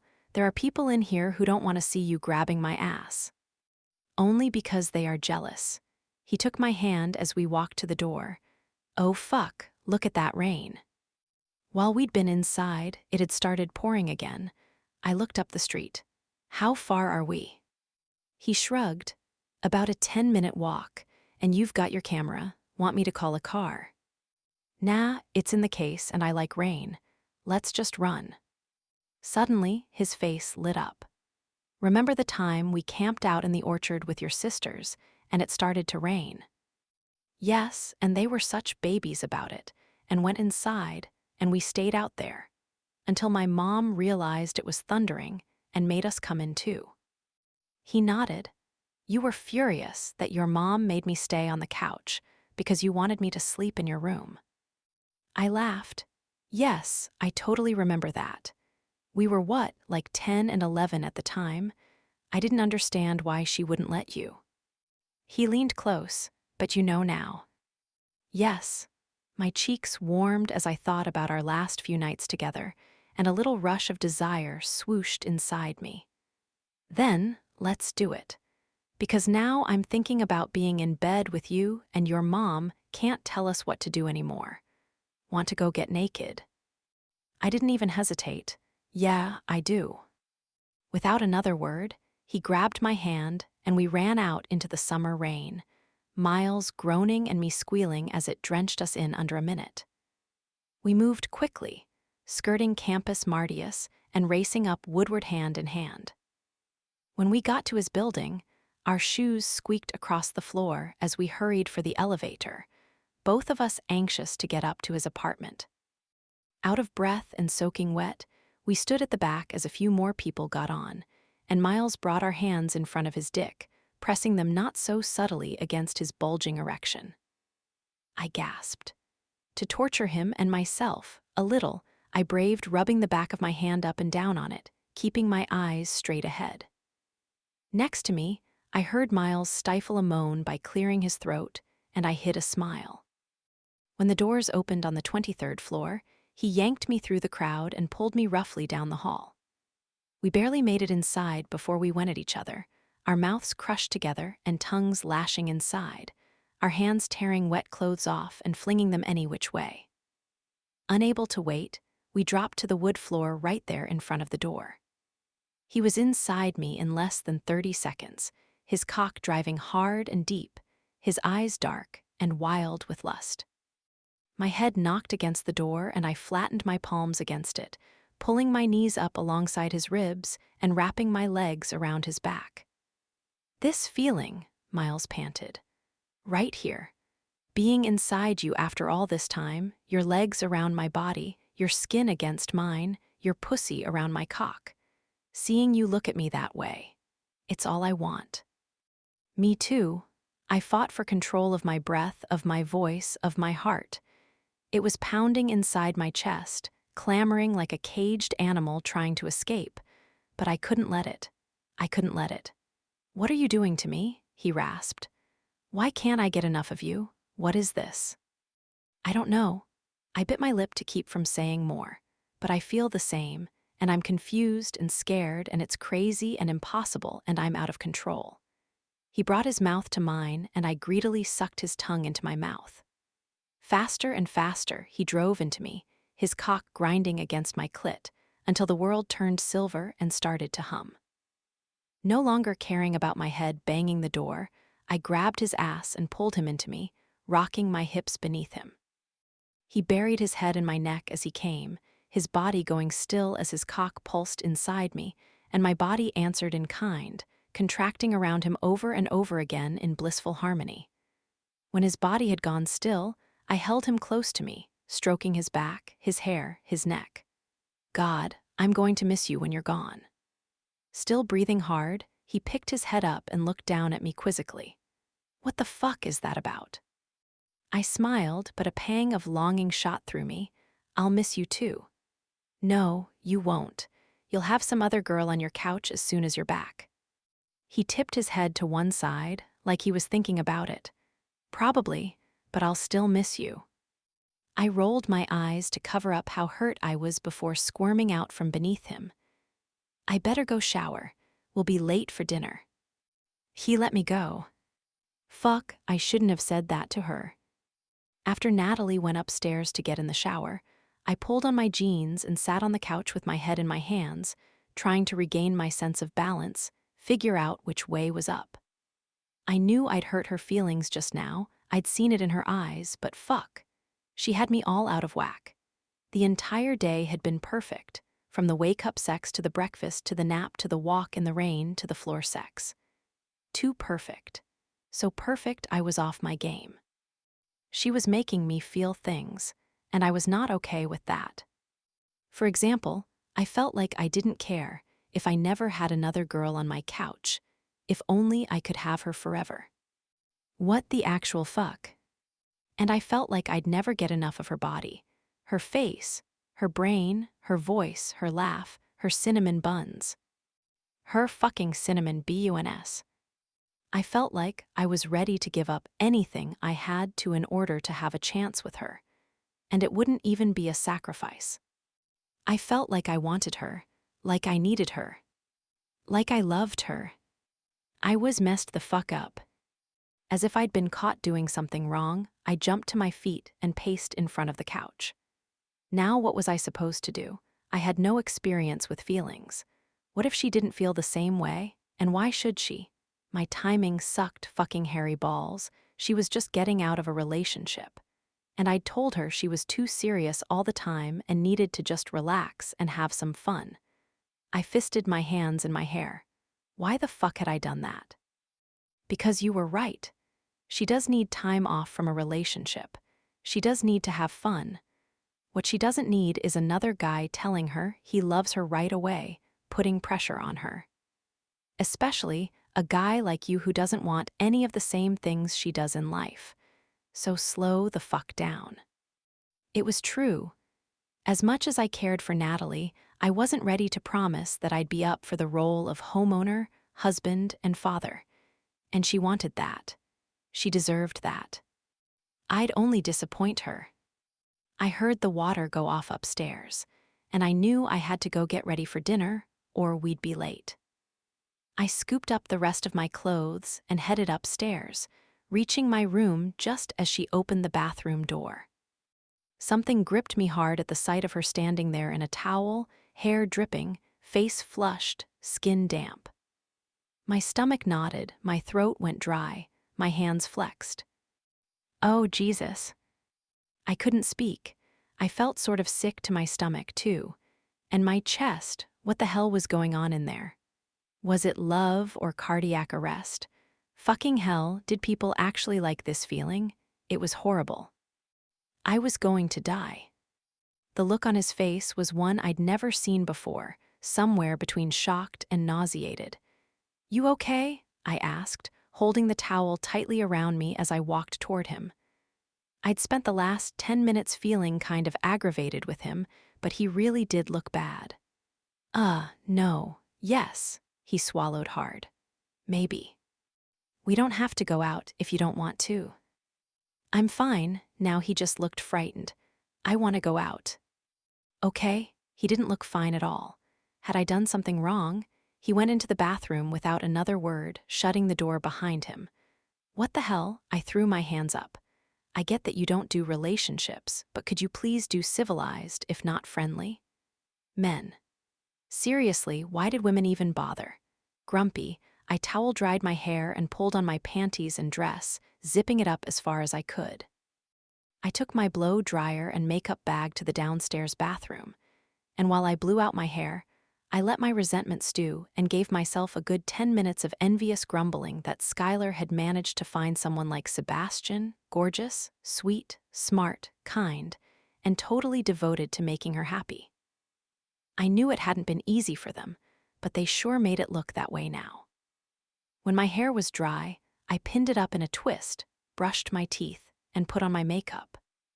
Upstairs, the door to the bathroom was open, and my breath caught when I saw Miles standing at the mirror in a blue suit, fussing with his hair. I'd never seen him in a suit before. He looked so mature, classy, stylish, like a real gentleman. He caught my eye in the mirror. You look beautiful. Thanks, I said, feeling the heat in my cheeks. And my panties. You look very handsome. I love the suit. Thanks. Can you zip me up all the way? For some strange reason, I felt shy as I walked into the bathroom and turned around. For heaven's sake, we'd been naked and sweaty less than an hour ago. I think I can manage that, although usually I'm unzipping dresses.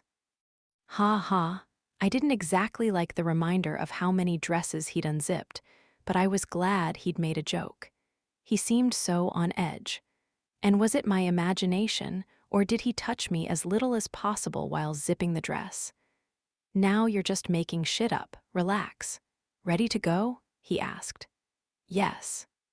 He didn't take my hand as we walked down the hall. He didn't stand too close to me in the elevator, and he barely spoke to me on the ride to the restaurant. Something was definitely off with him. Are you okay? I asked as we pulled up at valet parking. I already answered that question. Yes. He didn't even look at me. A doorman ushered us down the stairs into a dark, cozy underground space. Intimate booths lined the walls, black linens topped the tables, and candles gave the room a soft, warm glow. We were seated at a table at the edge of the dance floor, and I hoped maybe Miles would ask me to dance at some point in the evening, just for fun, but he never did. In fact, the night was just one disappointment after another where he was concerned. The setting was romantic and elegant, the food and wine delicious, the jazz standards played by a trio next to the small dance floor enchanting. It should have been the perfect date, and it would have been, except that Miles was kind of an asshole all night. Never mind the limited conversation and eye contact. Once he got a drink in him, he made several comments about our waitress's awesome rack. He took 2 phone calls from his editor, he texted at the table, and he flirted openly with the female bartender when we moved to the bar after our meal. He even gave her his number, right in front of me. By the time we paid the bar tab, I was fuming. I'd known he was a flirt and player, but he'd never been so disrespectful to me. It wasn't like him at all. Clearly, the magic was gone. My throat constricted, and I swallowed hard. Is this it then? This is how he pulls away? It pissed me off, actually. I got that I wasn't his girlfriend, but I wasn't just another one of his blog bunnies or whatever. Or wait, was I? After all, there was a post about me now. Good old cinnamon buns. I chewed my bottom lip. Still, he shouldn't treat me this way. And if he thought I was going to jump into bed with him when we got back to his apartment, he had another thing coming. The ride home was uncomfortably silent, as was the elevator ride up to his floor. I could have laughed aloud thinking about how different our earlier return to his apartment had been. We couldn't keep our hands off each other. What the hell had happened since? I racked my brain trying to come up with what I must have said or done to scare him off, but I couldn't think of anything. It's nothing. This is the way he is. He's the kind of guy who just wants sex, and once he gets it, he's done. Even with you. Why are you surprised about this? You've known this about him for years. You never should have slept with him. Angry at myself and him, I stomped down the hallway and waited stiffly for him to unlock the door. When he opened it, I stormed through the apartment and went right upstairs to pack my stuff. I wanted to be ready to go first thing in the morning. Biting back sobs, I folded up clothes, wound the cord around my hairdryer, and tossed everything in haphazardly. Once everything was packed, I took off my heels and dress, but realized I hadn't brought anything to sleep in. Of course, Miles chose that moment to come upstairs, and he found me standing there over my suitcase in my underwear, arms folded across my chest. "Hey," he said grimly, "do you have a shirt I could sleep in, please?" I asked, careful to keep my tone and expression impassive. "Sure." Moving slowly, he went into his closet and came out with a folded gray t-shirt. "Thanks." I grabbed it from him, turned away, and threw it on. He sank down onto the bed and sighed. "Natalie, I'm so sorry." "For what?" Avoiding his eyes, I pulled the pins out of my hair and dropped them into my makeup bag. "For being an asshole tonight. I've been downstairs hating myself ever since we got back." "Whatever, no big deal." I breezed by him and went into the bathroom, where I pulled a clean washcloth from a bathroom drawer, wet it with warm water, and started scrubbing off my makeup. I had no intention of letting him see how much he'd hurt me. He came and stood in the bathroom doorway. "It is a big deal. You're angry." I was earlier, but now I realize that was stupid. You were just being you. You don't owe me anything. He flinched. "Yes, I do. An explanation at least." I shrugged and rinsed out the cloth, hanging it on a towel bar. "Hey, look at me." He took me by the shoulders and forced me to face him. "I need to tell you something." "Okay." I hoped my expression read cool and detached, but my stomach was churning. "I've been a dick all night, and I can't keep it up." He cocked his head. "But that will be the only time I ever say something like that. I can always keep it up." I remained stone-faced. "Wow, you're really mad, okay."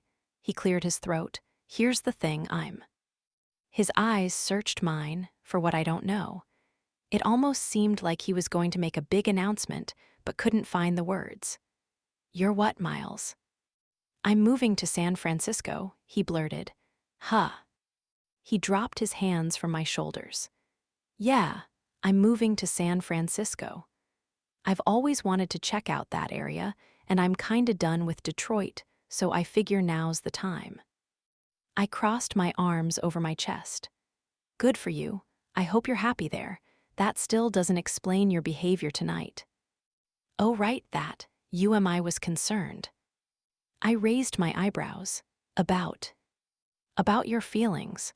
These last few days have been, he rubbed the back of his neck, intense. And I wondered if he was going where I thought he was going with this. And if so, I might be up for kicking him in the nuts. He better not blame me for that intensity. It was his idea to bring me here.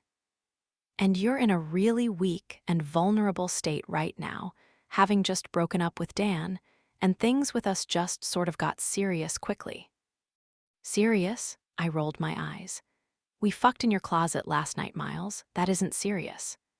I knew that wasn't what he meant, but I couldn't let him see he'd been right to worry about my growing feelings for him. His face went a little red. Okay, maybe that part wasn't serious, but it seemed like feelings got serious. And I think we should just take a moment to remember that we're friends, that in the end, we don't want the same things. I don't want the whole marriage and house and kids kind of life, and you do. So we just have to make sure things stay friendly. I screwed up my face. So that's what you were doing tonight. Being an asshole, so I didn't get feelings for you. And you wouldn't leave me heartbroken when you go to San Francisco. He looked a little relieved that I de-explained it better than he had. Yeah, that's it, exactly. Oh my God. I shook my head. Well, you can relax, Miles. Despite the nice time we've had, your little display of assholery tonight was quite sufficient to remind me that we are not compatible for the long haul.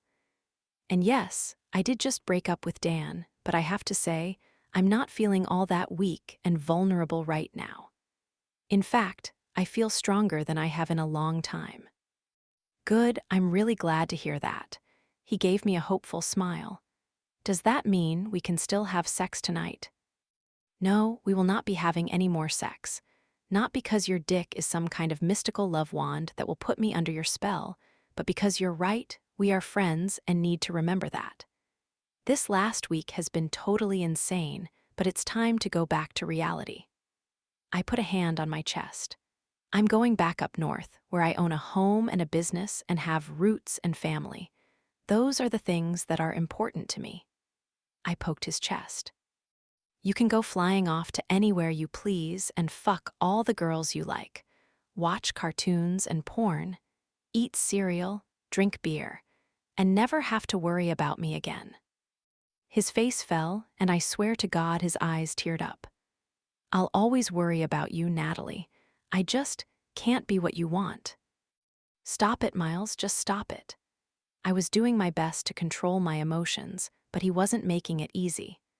I've never asked you to be anything other than what you are. Do I think we could have been good together once upon a time? Yes, I'll admit it. Do I think it would work now? No, because you were right, we don't want the same kind of life. You're not capable of it, and you've shown me that repeatedly. I put my hands on his chest and pushed him backward. Now get out. I need to pee, and then we are going to sleep. I'd like to leave early tomorrow.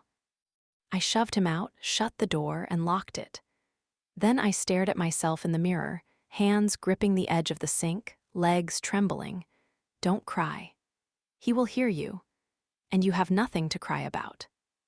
I got on the toilet, like peeing might distract me from crying, but instead I found myself peeing and crying, which, if you've never done it, is probably the most pathetic you will ever feel as a human being. You realize you have no control whatsoever and everything is horrible, and you might as well just give up. Angry with myself, I balled up some toilet paper and wiped my nose. I wasn't even sure why I was crying. Was I sad about the argument? Was I sad about Miles moving to San Francisco? Was I just scared of being alone? I thought about it for a moment and decided it wasn't that. I could have handled being alone after the breakup with Dan. What I couldn't handle was this crush on Miles that couldn't go anywhere. But it was my own fault. I'd let myself think I could turn off the emotional switch and just fuck around, but that wasn't me. And now I was left with these powerful, unrequited feelings for him, feelings that he'd never return. I dissolved into tears one more time and gave myself permission to mourn something that could never be. After a few minutes, I pulled myself together, cleaned up and opened the door, switching off the bathroom light. The bedroom was completely dark, which I was glad about because I didn't want him to see my puffy, tear-stained face.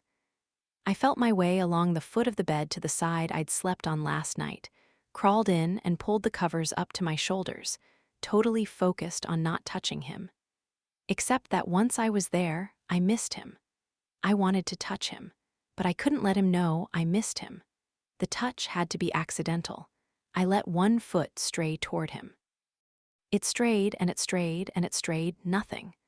I bolted upright, felt around, he wasn't there. What an asshole, really? He wouldn't even sleep next to me if there was no promise of sex. Fuming, I threw myself back onto the pillow and punched it a few times. Good, I'm glad you're not here, asshole. I didn't want your stupid, amazing body next to me anyway. I'd have probably ended up banging you in spite of myself. Wide awake, I shoved my face into the pillow. It smelled like him. I missed him, I wanted him. Even though I knew exactly what he was and that sex would probably only make me feel worse afterward, I still wanted him. What the hell was the matter with me? After lying there sleeplessly for at least a half hour, battling with my urge, I got out of bed and tiptoed down the stairs. The TV was on with no sound, and Miles was asleep on his back on the couch. He'd taken his jacket and shoes off, and his white dress shirt was unbuttoned and untucked. I bit my lip, wishing more than anything it was my place to take his hand and guide him up the stairs. Peel the rest of his clothes off him. Pull the sheets up to his chest and tuck my body in next to his. But it was. He didn't want that. He'd made that clear tonight. So I went back up to his bed and curled up alone, telling myself this was how it had to be. I am the biggest asshole on the planet. I know this. I knew it while I was acting like a dick at the restaurant. I knew it on the unbearably silent ride home. I knew it while I sat berating myself on the couch as she packed her bags upstairs. I knew it as I lied to her about San Francisco. Where the fuck had I come up with that, anyway? I had totally been about to tell her I loved her, and panicked, and I knew it when I heard her feet on the stairs a moment ago. Now she was standing there at the foot of the couch, looking at me, wondering, possibly wanting me. Silently, I begged my dick not to give me away, because if she saw it move, if she touched me, I was gone. I wasn't a good liar. It took everything out of me. Keeping up the facade at the restaurant and then making up that bullshit story upstairs had totally drained me. And it killed me to think I'd hurt her feelings. If she put a hand on me, if she kissed me, if she whispered to me right now. That was it, I'd give in. I'd tell her the truth. We could still be good together, somehow. But she didn't. She left me alone, tiptoeing back up the stairs as quietly as she'd come down. It was just as well, Christ. Love sucks. The next day was rough. I think she spoke a total of 5 sentences to me on the ride home, and they were all something like this. I need coffee. I have to go to the bathroom. Do you want to stop for lunch? I'll have the chicken sandwich. Thanks for the ride. In her driveway, she pulled her keys from her purse and opened the door. Natalie, wait. I put my hand on her leg. Shut the door, please. Reluctantly, she closed the car door and sat looking straight ahead. I love you. You're still mad. I'm not, really. I love you. Tell me I didn't ruin our friendship. She sighed, turning to look at me. You didn't ruin our friendship. Good, because I love you. Because I'd never forgive myself. She lifted her shoulders. Nothing to forgive. You are who you are, Miles. Ouch, that doesn't sound like a good thing. She pressed her lips together. Sorry, I'm in a weird place right now, just trying to reconcile everything that's happened in the last week with who I am, who I want to be. The truth is, I do think I started to get a little confused about us. Like you said, we've always had a connection, and then the sex was so good. So good, I put my hand on her arm. So good. She smiled, her cheeks blooming with pink. Yes. Well, it all started to feel a little too good. Probably a good thing you're heading out west. I need some time to myself, so I think stepping back at this point is a good thing. But don't be a stranger, okay? Something weird and horrible squeezed my throat, like it was trying to choke me. I won't. She leaned over and gave me a hug, and I nearly lost it. Clutching her to me, one hand on the back of her head, one arm wrapped around her back, I took a deep breath and held her scent inside my lungs, wishing I could bottle it somehow. Take it with me, curl up with it at night when I missed her, which would be all the fucking time now. But that would be no good because if I could smell her, I'd want her body next to me. And if I had her body next to me, I'd want to touch it. Claim it, devour it, bury myself in it. Oh great, now I was hard, just great. She released me and sat back. Now make a dirty joke or say something about your dick so I know we're really okay. That hug got me hard. She laughed. Good. Hate to think I lost my effect on you just because you had my buns for 5 days straight. Her buns, oh God. Not at all, you'll always do something to me. That's just the way we are. I took her hand and kissed her fingers. She nodded slowly, her eyes shiny, and gently pulled her hand from mine. I better go in. Safe travels, okay. Okay, want some help with your bag? No, thanks, it's small, I've got it. She reached into the back for her little suitcase and shut the door, giving me a little wave before heading toward the house. I watched her let herself in and close the door behind her, then thumped the steering wheel twice. Fuck! Fisting my hands in my hair, I reconsidered my decision to let her go. It wasn't too late. I could knock on the door, tell her the truth. Tell her I loved her, but I didn't know how to be the man she deserved. Tell her I wanted to be the stranger who upended her life, and the one who helped her put it back together. Tell her I'd do anything to have the chance to make her happy. Are you fucking crazy? No, you can't do that. She just told you she wanted time to herself. She wants to step back. Don't go running in there and make a fool of yourself. The truth is, you're not good enough for her. You're not what she wants. You can't have her. You never could. I shut the door behind me and leaned back against it, waiting to hear his Jeep pull away. Go, Miles. He didn't. What the hell are you doing? I went into the bathroom and peeked out the window. His Jeep was still there in the driveway, and he had his head in his hands. My heart ached for a second before I thought, he can't handle emotions. No surprise there. But what was he feeling? Regret? Sadness? Indecision? Maybe he was just waiting for his heart-on to go away. I bit my lip, wondering what would happen next. I wasn't even sure what I wanted to happen. If he got out of the car and knocked on the door, would I let him in? And for what? More sex. What the hell else did he have to offer? And the more sex we had, the more attached I got. No, I couldn't do it. Go, Miles, before I fall in love with you. The next second, he was peeling out of the driveway and taking off down the street. Backing away from the window, I grabbed my suitcase from the front hall and avoided looking at the door. I trudged upstairs and unpacked, telling myself that this was for the best, a clean break while we were still on good terms. I needed time to heal, and he needed time to grow up. Something told me I'd get there first. I didn't hear from Miles for 3 weeks, nor did I reach out to him. I thought about it a million times, but each time I picked up the phone, something told me not to do it. He'd probably just think I was trying to rope him into a relationship, pressure him to be someone he's not. And since he wasn't texting me, I figured he didn't miss me like I missed him. And I missed him so much. It shocked me how much. After all, I was used to short, intense bursts of his company and then nothing for long periods of time. But this time when we said goodbye, he took a piece of me with him, and I felt the loss like a sickness. I missed his eyes, his laugh, his voice, his terrible dirty jokes, and his obscene mouth. I missed the way he smelled, the way he breathed, the way he looked at me. I missed sexy things like the roll of his hips, the stroke of his tongue, the depth of his body inside mine. I missed silly things like the way he reached for his glasses when he woke up, the way he defended his plastic forks, the way he panted for cinnamon buns.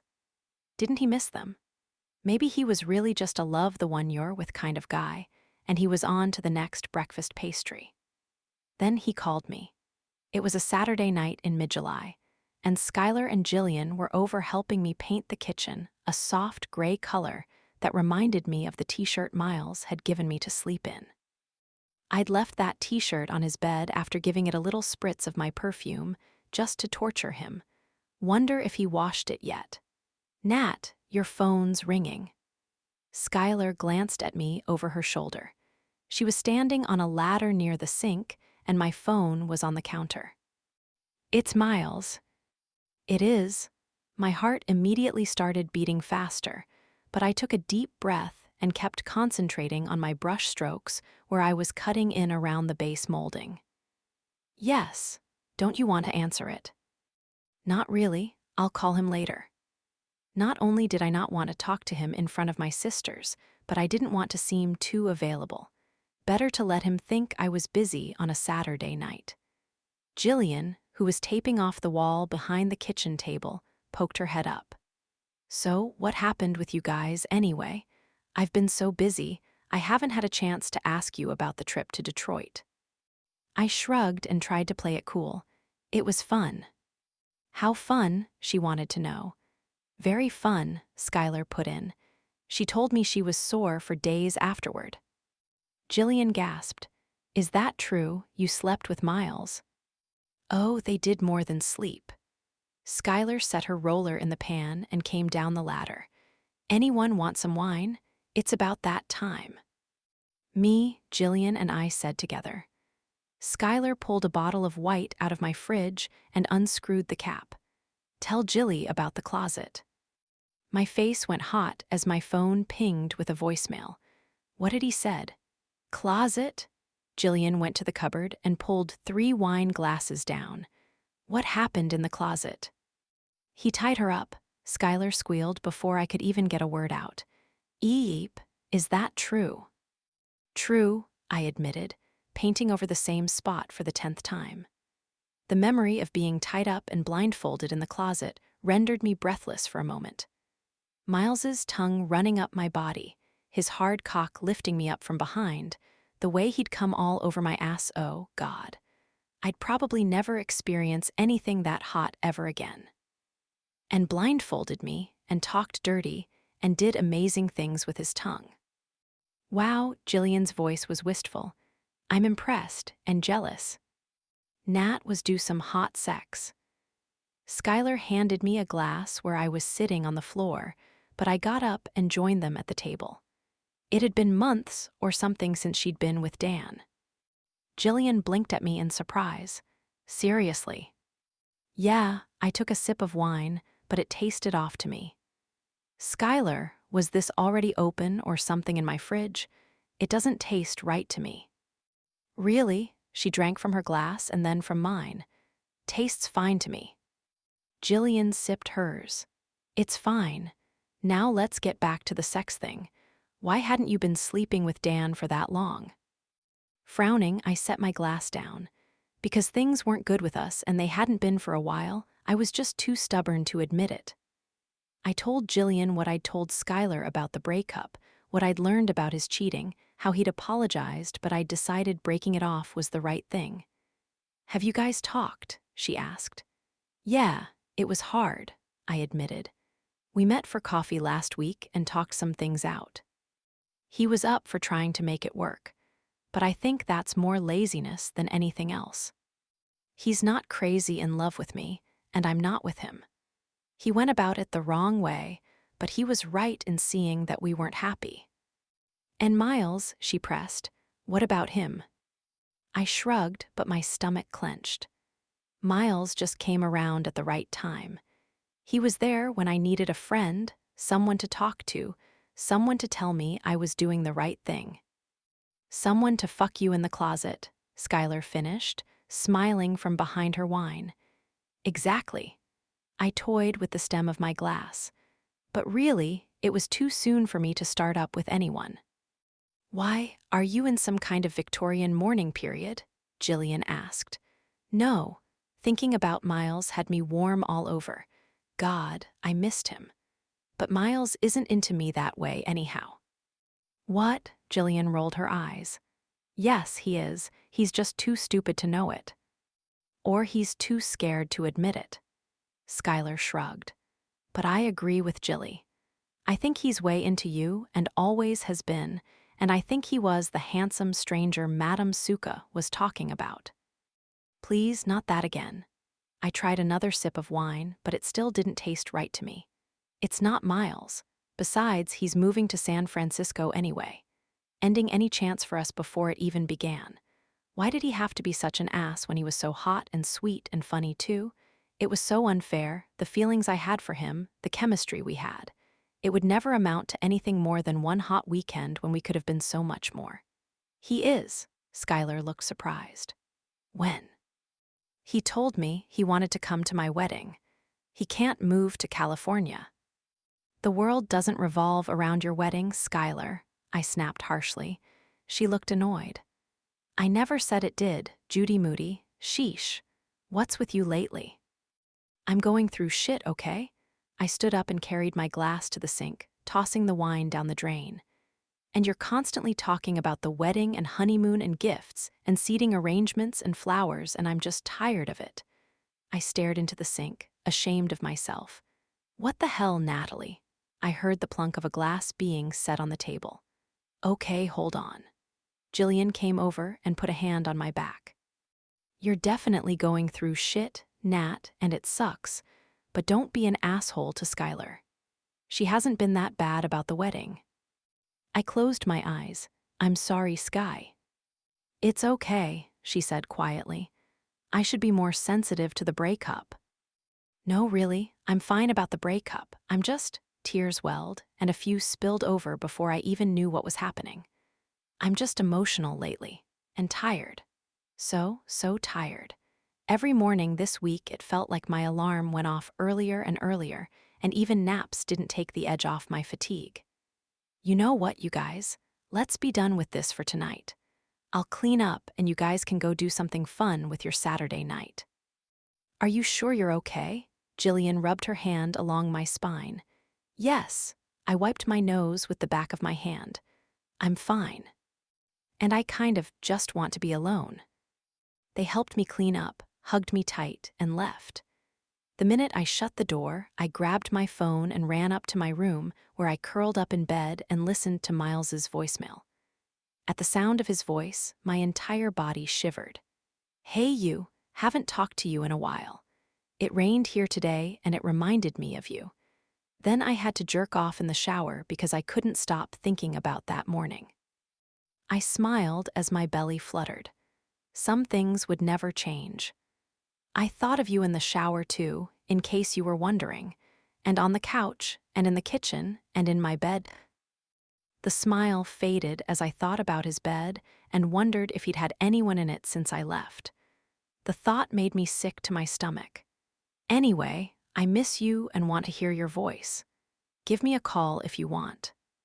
I played the message again and again and again, missing him more each time, that ache in my chest growing stronger. That's why you can't call him back, I told myself. You'll only want him more. Setting the phone aside, I switched off my lamp and rolled onto my belly.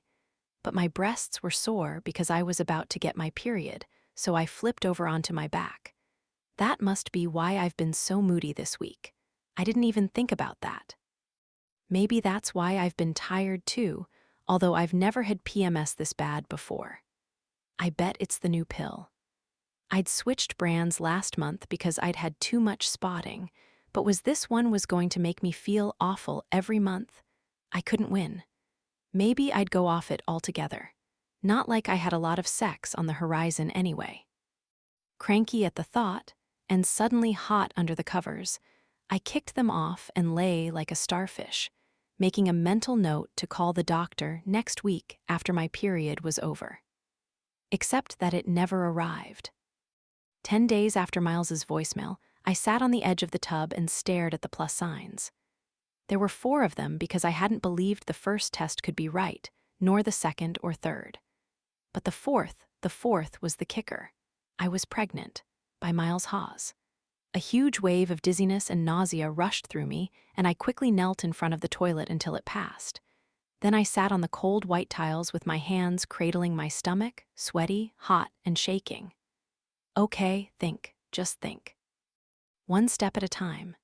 First, I needed to make a doctor's appointment and get a blood test to make sure I really was knocked up. Maybe the tests were defective. 4 tests. And what about the fact that you're a week late? You've never been a week late, not ever. I looked down at my belly in disbelief. Was it possible that Miles had gotten me pregnant? Of course it's possible. You had sex without a condom, didn't you? But I was on the pill. It always worked for me and Dan. For 8 years. Had I fucked up the cycle when I'd switched brands? I knew I'd missed a pill the night I slept at Miles's house, but I'd taken the missed one right away the next morning. And I'd taken another one that night. I'd done that before and it had been fine. Moaning, I got off the floor and stood in front of the full-length mirror on the back of the bathroom door.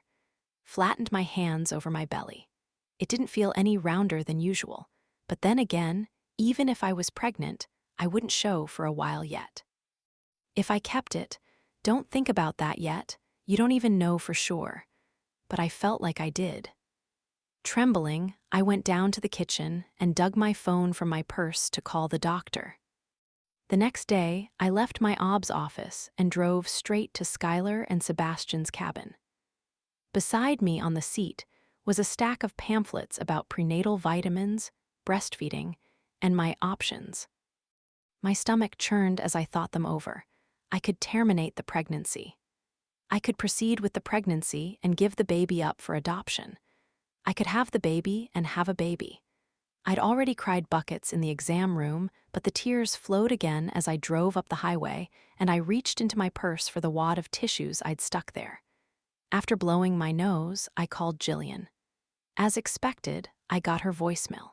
Hey, Jill, it's Natalie. I'm on my way to Skylar's for dinner, and I know you're working, but if there's any way you can head out there when you're off, I'd love it.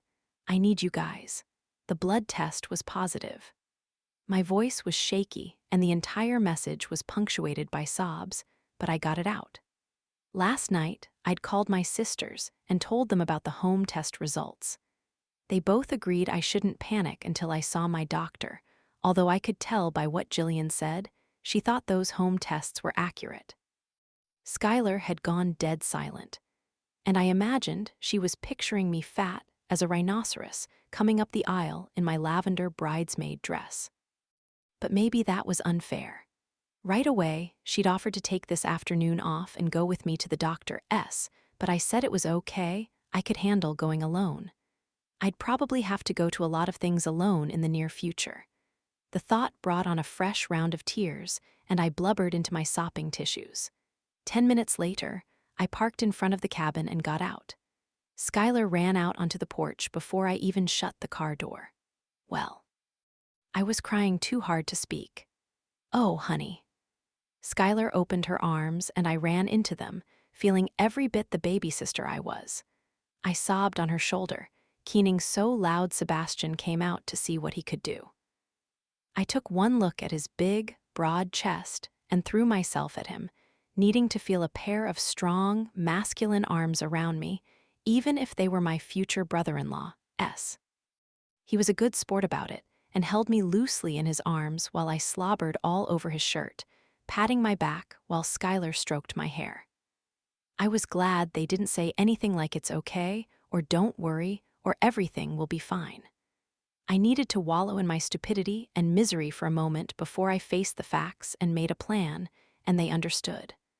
But after a couple minutes, Skylar tugged on my arm. Come on inside. We went into the living room, and Skylar dropped down next to me on the couch. So now what? Now I have to decide what to do, I said, my breath coming in gasps. You should tell Miles right away. Sebastian spoke quietly from where he stood near the door, hands in his pockets. He needs to know. I know, I said, reaching for the box of tissues on the end table. God, I'm dreading that. I don't blame you. Skylar continued to stroke my hair. You think he'll freak out? Yes, duh, he's like a big kid himself. You should have seen his refrigerator, his cupboards. He didn't even have a spatula. I wailed. What does a spatula have to do with a baby?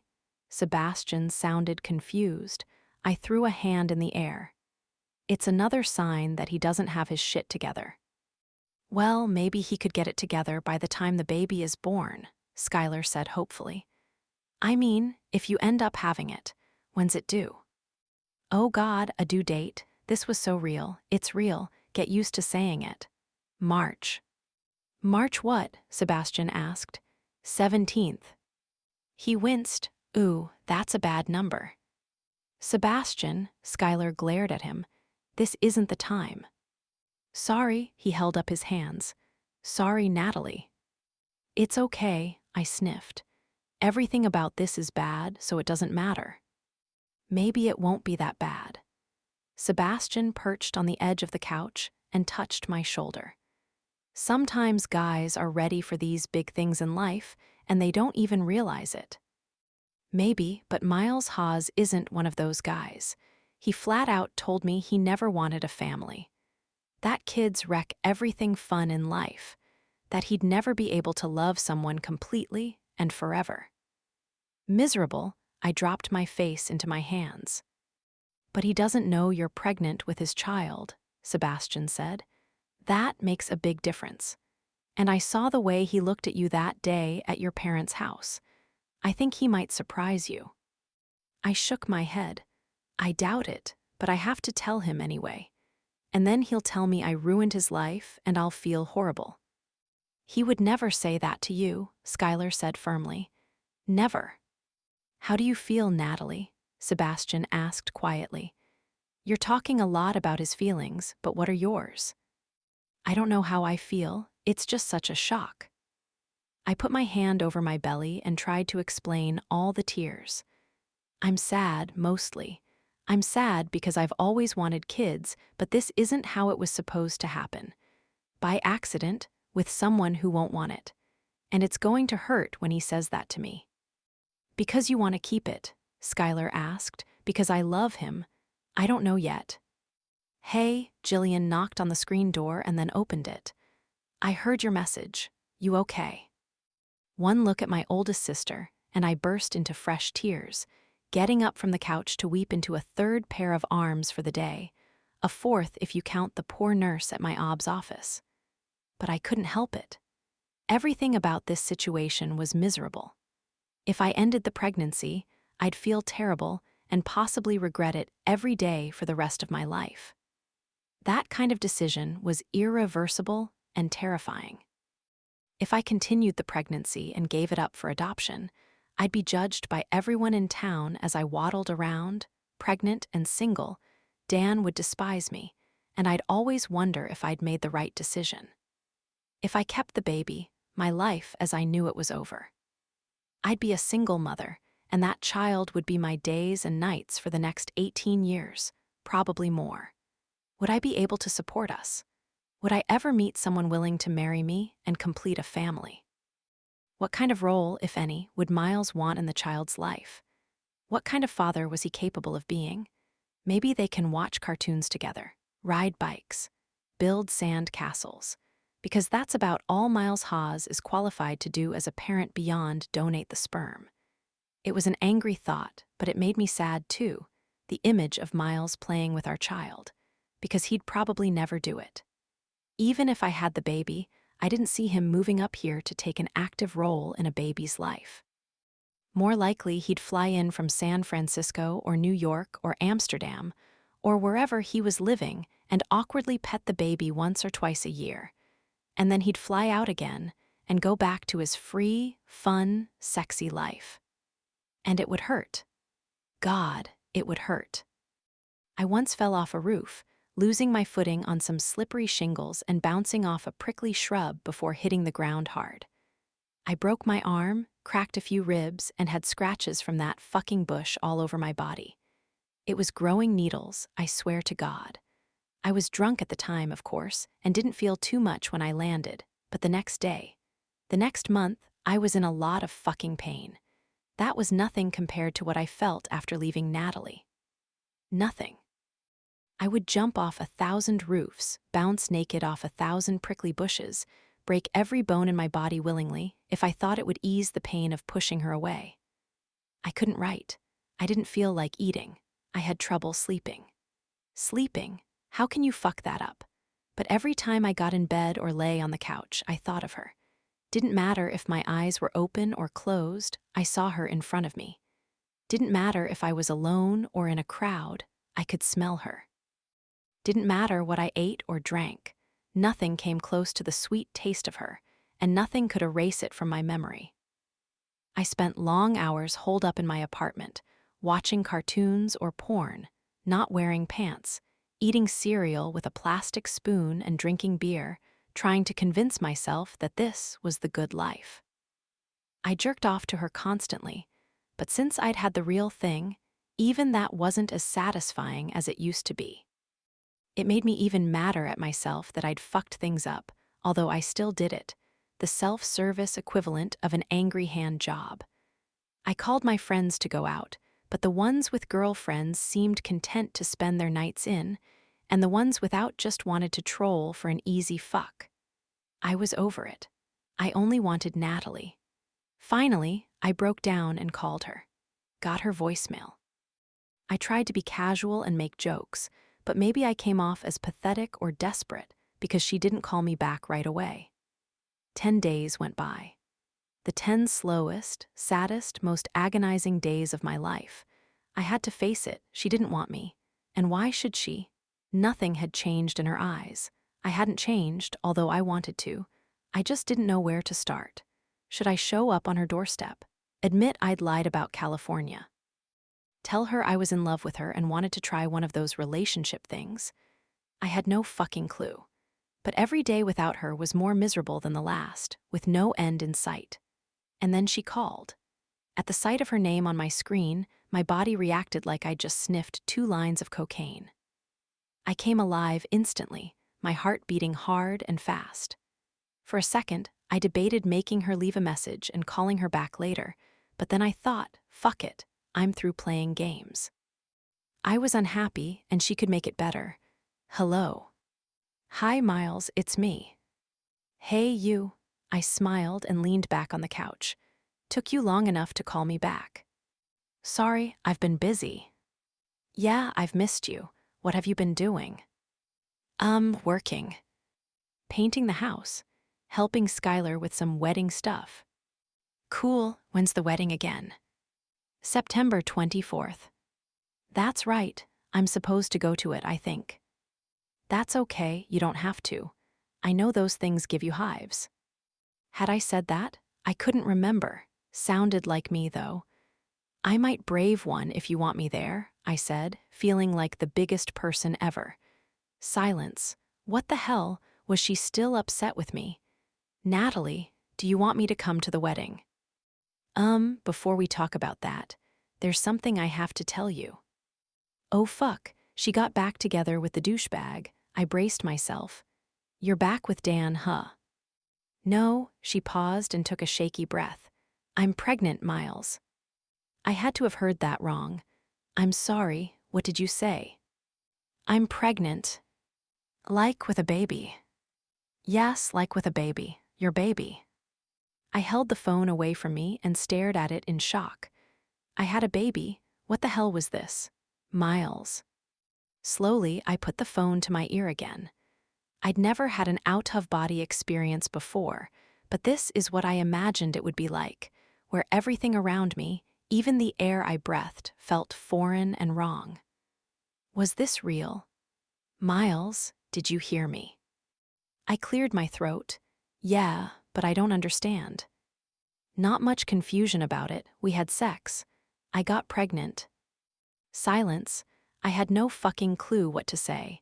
This had never happened to me before.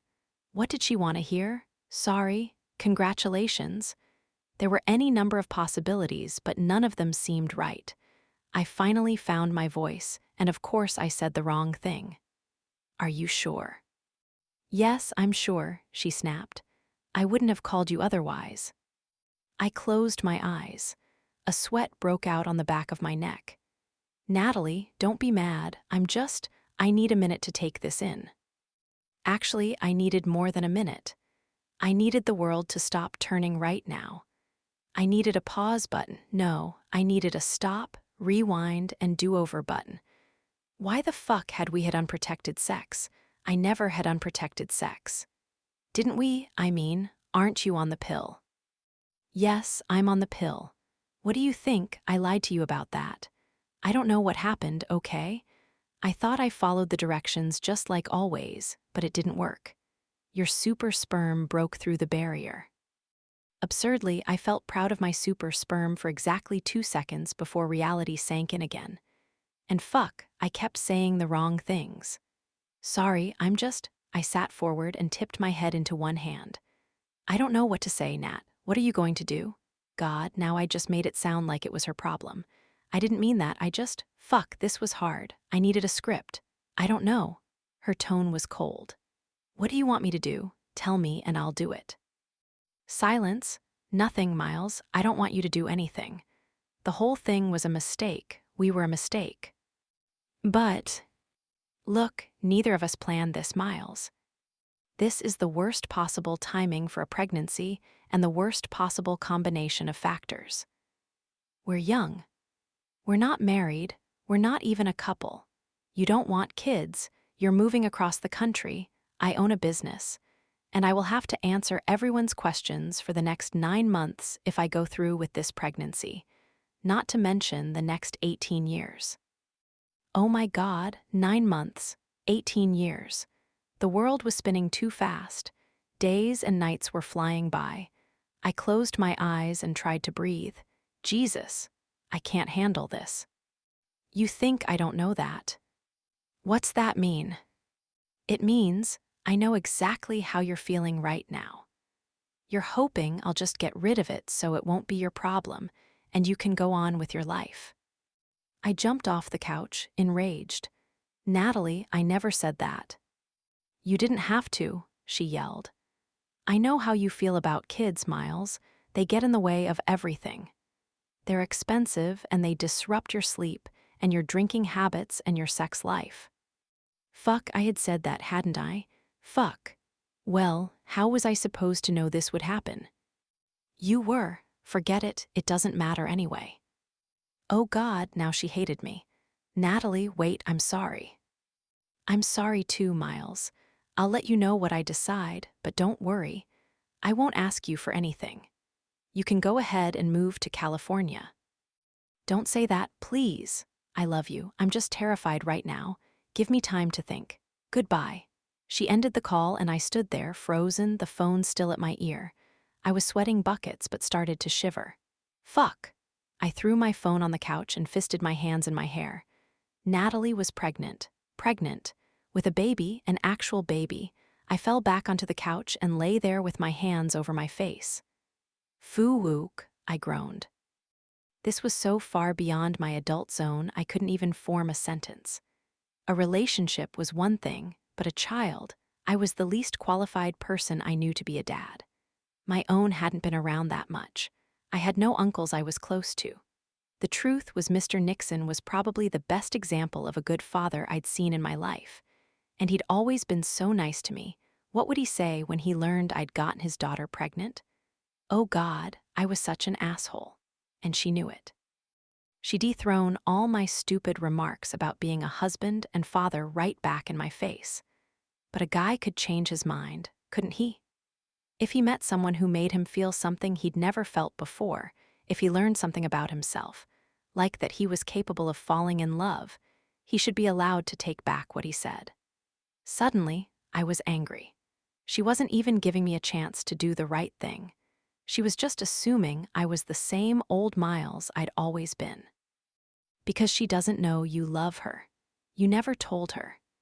Chills swept over my entire body, and I felt as if everything I'd ever wanted was right in front of me, and I had to grab it now or risk losing it forever.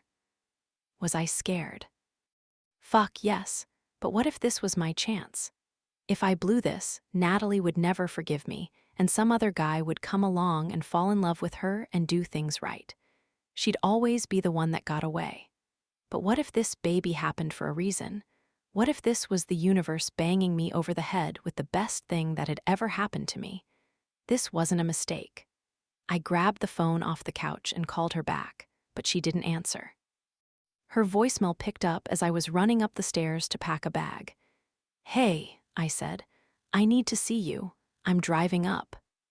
A bit short and not exactly heartwarming, but fuck it, I was flustered. 5 minutes later, I raced back down the stairs and grabbed my phone charger, computer bag, and the keys to the house up there. Frantically, I looked around, feeling like I needed more things, a better plan, a fucking clue what I was doing. But I couldn't think of anything. I locked my apartment and flew down the hall, tapped my foot impatiently in the elevator, and ran like mad through the parking garage. Thankful I had a full tank of gas, I was on the road within minutes, and figured if I didn't hit terrible traffic, I could be there by 9 o'clock tonight. That gave me just over 4 hours to figure out what the hell I was going to say to her to convince her to let me in, to let me love her, to let me be a father to my child. My throat closed up, and my vision went a little blurry. I had no idea how to be a father, but I would sure as hell try. I let his call go to voicemail, mostly because I was crying too hard to answer, but also because I didn't really want to hear him talk anymore. Maybe that wasn't fair, since it was his baby too, but his reaction had been exactly what I thought it would be, and even though it wasn't a surprise, it still hurt. 10 minutes later, I listened to it, but it didn't make me feel any better. Why was he coming here? What did he need to do? Crush me in person? Would he try to sweet-talk me into getting rid of it? Offer to write me a check so I'd just go away? My stomach churned just thinking about it. I called Skylar. "Hello." "It's me," I told Miles. She gasped. "What did he say?" "Not much, he was in shock." "Of course, so were you, so was I." "Right. And wait till you tell Mom and Dad." I frowned. "You're not helping Sky." "Sorry, so what happened with Miles?" "He basically said he couldn't handle this and didn't know what to do, and we hung up." Not helpful or supportive." "Nope, no surprise there. But then 5 minutes later, he called back. And said he needs to see me, and he's driving up." Another gasp. "Really?" I grimaced. "Really? What do you think he'll say?" "I think he's either going to be all sweet and persuasive and try to convince me to get rid of it, because life is all about fun and games, and we're too young to be saddled with this. Or he'll offer me money." "Money for what?" "I don't know. To leave him alone so he can skip out to California unencumbered." "I think you're selling him short, Nat. I'm on your side no matter what, but I do think you could maybe cut the guy some slack. You just told him you were pregnant. You've had days to think about this. He's had minutes." "Yeah," I said grudgingly. "Maybe. What do you want him to say?" I sighed. "I don't know, this is such a fucking mess." "Just hear him out. He deserves that at least." "Why?" I snapped. "Because his dick has good aim." "No, crabapants. Because you've been friends for ever, and you care about each other, and no matter which way you look at it, this is his baby, too." "Baby," I sighed. Every time someone referred to it as a baby, I melted. There was no way I could end this pregnancy. Deep down, I knew that. I believe in a woman's right to choose, but politics aside, this was something Miles and I had done willingly. We'd taken the risk because we trusted each other. We cared for each other and always had. "Fine, I'll listen." "Fair enough, you need anything." "I'm just getting to the grocery store. I could bring you some dinner." "No, that's all right." "Okay, call me tomorrow." "I will, night." We hung up, and I puttered around the house for a while, aimlessly wandering from room to room, picking things up and putting them down, idly wondering where I'd put things like a crib, a high chair, a rocker. Pretty soon, I felt too restless to be contained by the walls, and I grabbed a swimsuit and went to the gym. A swim always cleared my head, and it had never felt more muddled than it did right now. But what was I going to do about my heart? I called her when I was 5 minutes from her house. "Hello.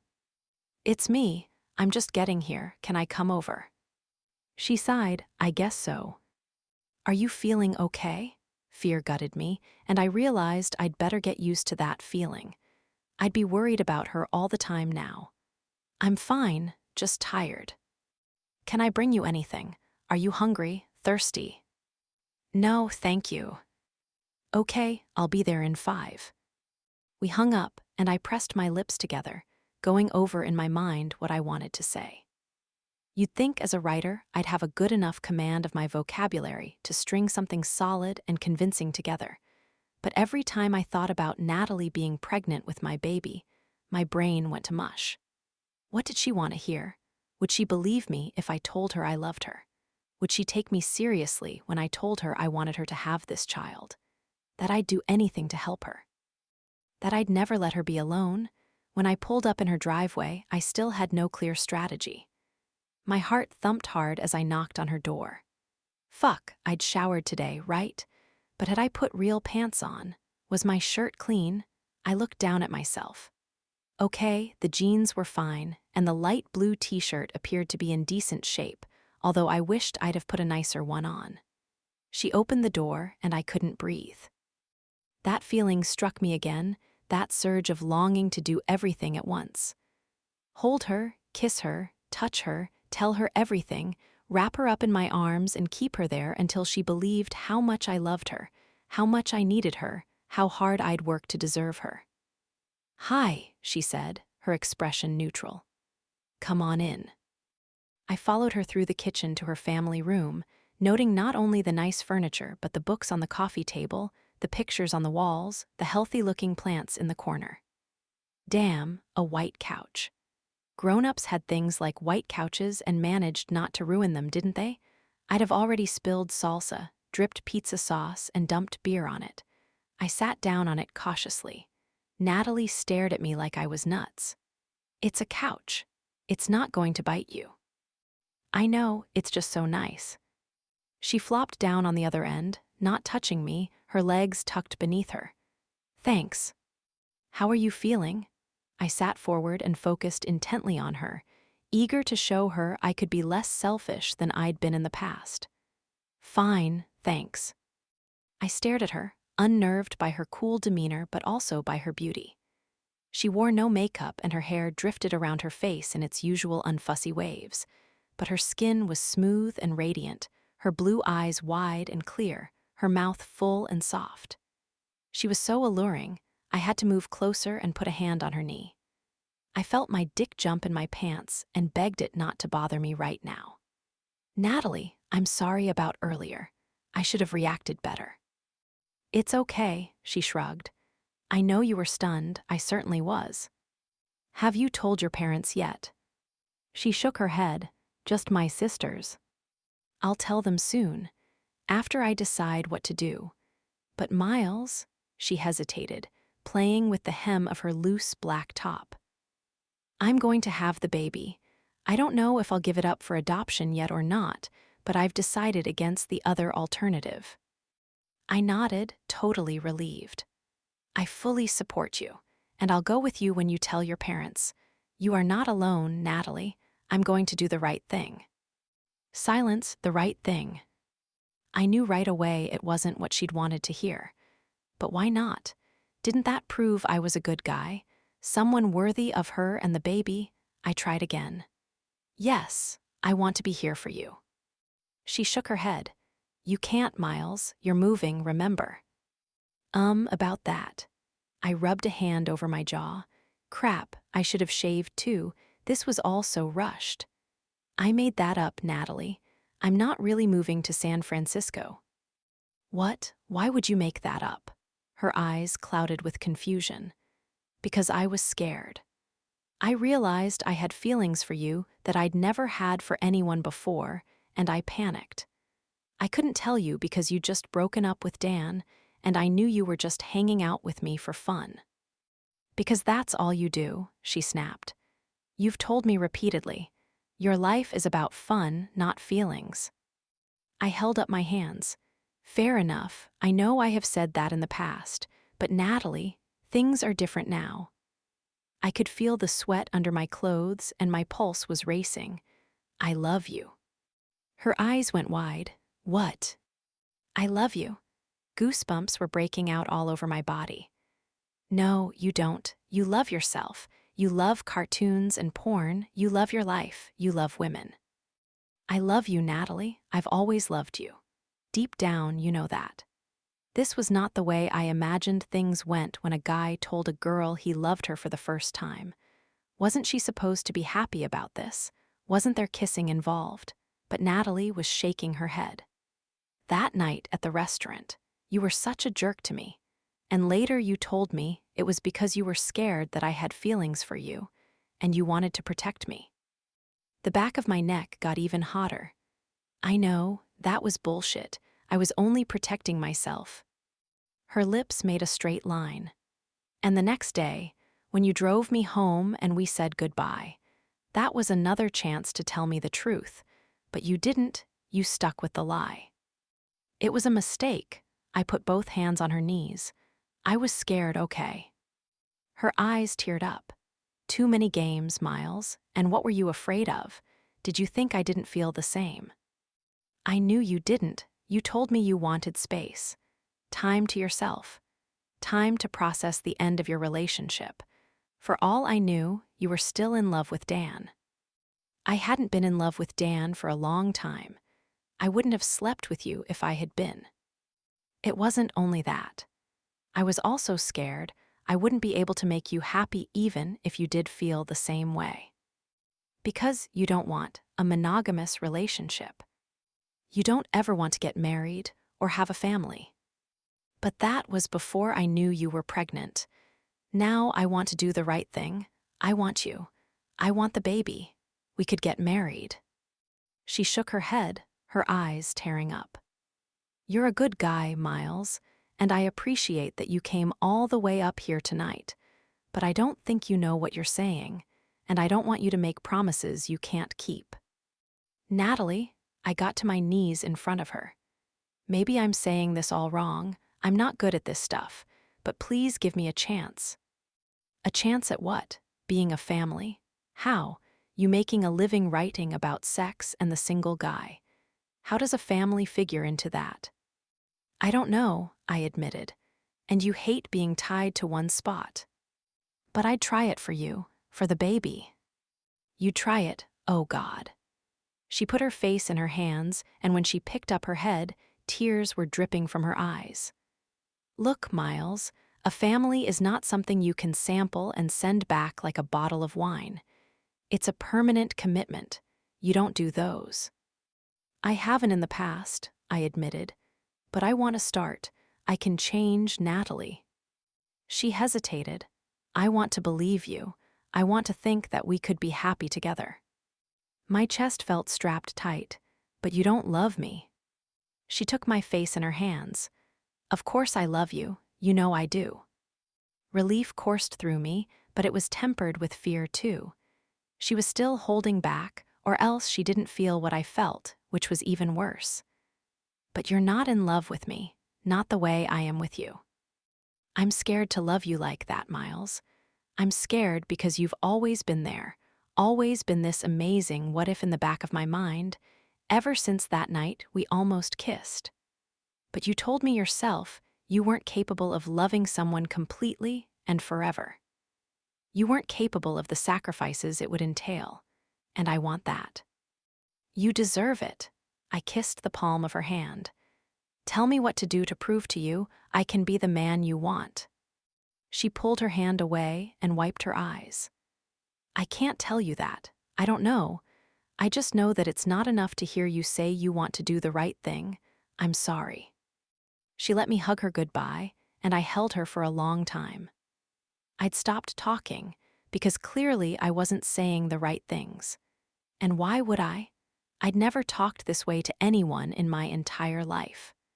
I didn't pay attention to those scenes in movies. I didn't read those kinds of books, and people in porn and cartoons don't really talk about the future. I'd thought saying I wanted to do the right thing would indicate to her that I was ready to grow up and be the kind of person she wanted, but I'd been wrong. But I wouldn't give up. As I embraced her by the front door, I vowed to try harder. I thought about the little life we'd created, a life that she was protecting inside her body, and I wrapped my arms around them both. Suddenly my chest hollowed out like it was cleaving in half. It was similar to the feeling I had when I realized I was in love with Natalie, and yet different. Just as compelling, just as shocking, just as relentless, but more ferocious, more possessive, more instinctive. It came from a place inside me that hadn't existed until this very moment, an empty space that was rapidly filling with the most powerful emotion I'd ever experienced. Somehow I knew it was the beginnings of the fierce, protective love of a father for his child. I don't know how I knew, but I did. I held her closer. Mine. This was mine, and I wouldn't let it go. Somehow I'd find a way to prove it to her. On my way to the house, I called Nick Lupo. "Hey, Miles, what's up?" The clatter and conversation in the background told me he was at work. "Hey, you know that winery you were talking to Natalie about? The one where her sister works." "Abelard Vineyards." I thumped the steering wheel. "That's it, thanks, I just needed the name." "Are you up there?" "Yeah, and I need to get a hold of Natalie's sister Skylar, but I can't ask her for the number." "Oh, why not?" "It's a long story, but I fucked things up somehow, and now I have to get her back." "Sounds serious. Is this really Miles Haas I'm talking to?" "Huh, yes. Hey, what did you say to get Coco to marry you?" Nick made a choking sound. "You want to marry her? Are you drunk?" I smiled. "Nope, totally sober." "Jesus. Well, Coco wanted nothing to do with me when I originally asked her. I had to do it bigger. Better." "What did you do?" "I got on the airport loudspeaker." I frowned. But you can do anything. It just has to be meaningful to her. And women always like a grand gesture." "A grand gesture?" "Yeah, something kind of public. You know, to show her that you're not afraid to let the world know how you feel." I thought for a moment. "She's pregnant." "Oh, fuck." "Yeah." "You okay with that?" I smiled. "You know what? I fucking am. I really fucking am." "Good." He paused. "This might sound crazy, Miles, but I kinda feel like this is exactly what you need. That girl is way too good for you, but you might be able to have her forever if you do this right. Go get her." "Thanks, I will." I barely slept that night. The next day, I went over to Abelard Vineyards around 11. It was Sunday, but it was summer, so I figured they'd have so much weekend tourist business, they'd be open, and I was right. In the tasting room, I found Skylar pouring wine behind a long wooden bar. She looked surprised to see me. "Hi, what are you doing here?" "I came to talk to you. When are you off work?" She scrutinized my face. "You look awful. Did you sleep last night?" "No, I can't sleep. And I can't eat, and I don't even feel like drinking, which is a serious sign that something is wrong with me. I need your help." Her eyes went wide.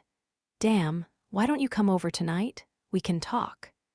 She gave me directions to the house she shared with Sebastian, and I told her I'd be there at 6.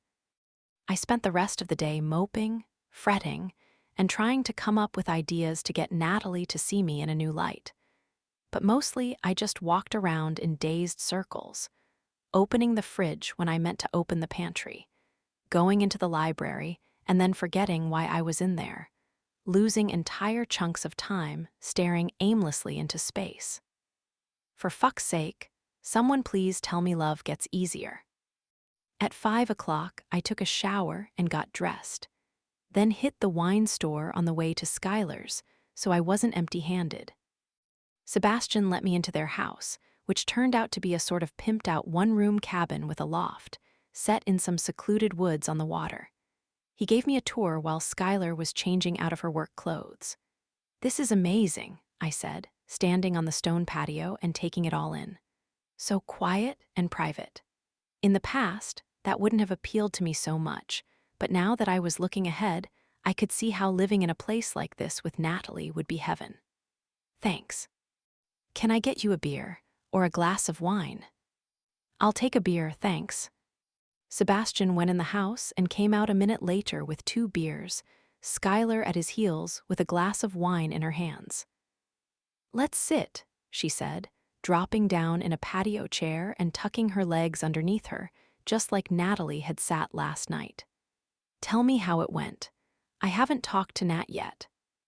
I sat opposite her, and Sebastian chose a seat to her left. They listened intently while I told them what I'd said. You said you wanted to do the right thing? Skylar's lower lip twitched. What's wrong with that? I asked. Wouldn't a nice guy do the right thing? She doesn't want a nice guy. She wants you. Skylar frowned. Okay, that came out wrong, but you know what I mean. She doesn't want to feel like she's forcing you into being someone you're not. She doesn't want to be your obligation. She wants the real you to want her. I do, I said helplessly, squeezing the beer bottle tightly in one hand. This was so fucking frustrating. I swear to God. And I know I've said all kinds of things in the past about how I don't want a wife and kids, but now when I think about it with her, it's different. Did you actually propose? Sebastian asked. I cocked my head. I don't think so. Skylar's eyebrows went up. You do know. Well, I didn't exactly ask her to marry me, if that's what you mean. That's what a proposal is. Skylar threw a look at Sebastian, not that you asked either. I glanced at him too. You didn't propose. He looked a little sheepish. Ah, no, I think I just said, marry me. It was a bit spontaneous. I hadn't really planned on doing it right then. But it was perfect. Skylar reached over and patted his leg, and heartfelt, and I knew that he meant it. A look passed between them that made me so envious I wanted to throw my beer bottle against the stones beneath us, just to hear it shatter. I guess I just sort of implied it. Not good enough. Skylar shook her head. Natalie might be strong-willed and independent, but I guarantee she still wants that question. Do you love her? Sebastian asked quietly. Yes, I said without hesitation. In my mind, I saw her smile change from a playful little girl to a gorgeous grown woman's. God, when had I not loved her? I'm crazy about her. I'm just an idiot about it. Does she love you? He asked. She said she did last night. I exhaled, thinking about how sweet those words had sounded on her lips. I wanted to hear them again, wanted to feel her whisper them in my ear as I slid inside her, wanted to hear it over and over again. She does, Skylar said confidently. I believe that. When she came home from Detroit, she was so weird. Just mooning around all over the place, like she was sad about something, but it definitely wasn't the breakup. I frowned, slumping in my chair. So now what? She doesn't believe anything I tell her. And I know that's my fault, because I once told her I was too selfish to love anyone forever. Man, Sebastian tipped up his beer and shook his head. You are definitely your own worst enemy. I know, help, I begged, sitting up straight again. You guys are good at love, I am horrible, I'm only good at sex. We've heard, Skylar wiggled her eyebrows. I didn't mean like that. I meant that when people write in and ask me about sex, I'm good with the answers. But the emotional stuff is killing me. I ran a hand over my hair. Not even joking, sometimes I think about her and I can't even breathe. It's like I'm suffocating.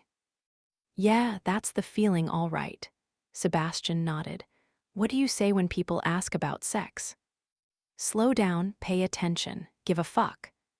He shrugged. Okay, go with that. Go home and think, really think, about what would be meaningful to Natalie. About what she wants to hear and how she wants to hear it.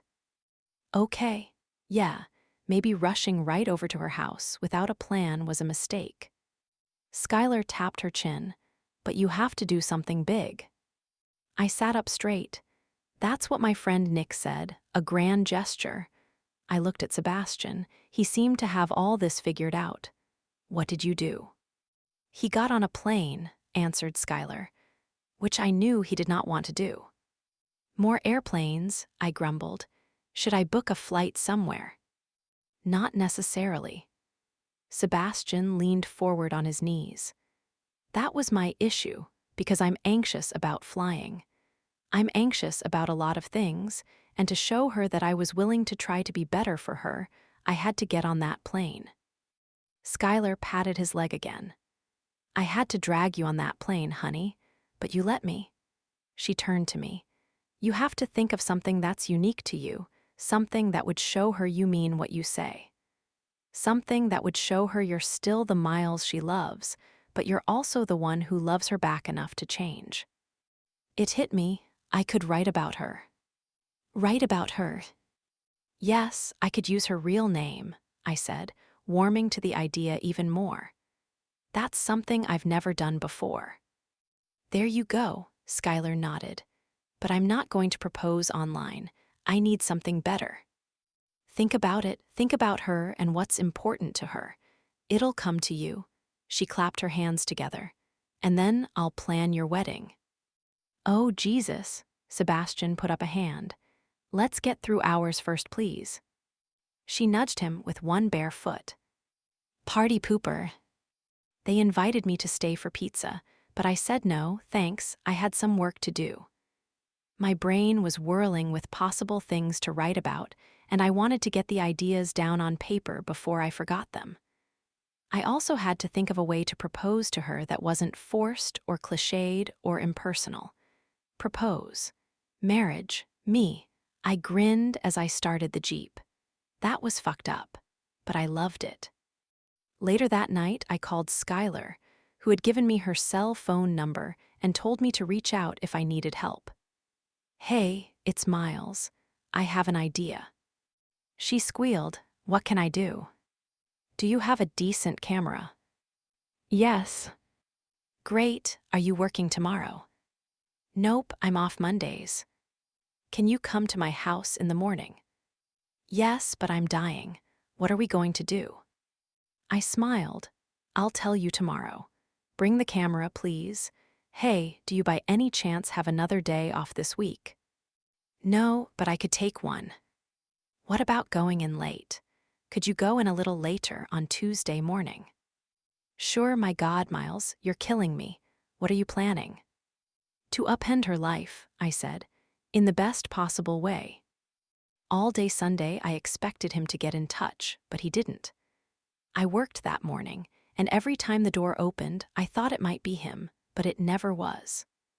We stayed so busy, I was able to get through the day without breaking down, but the moment I got home, I ran up to my room and crashed onto my bed, sobs wrenching from my throat.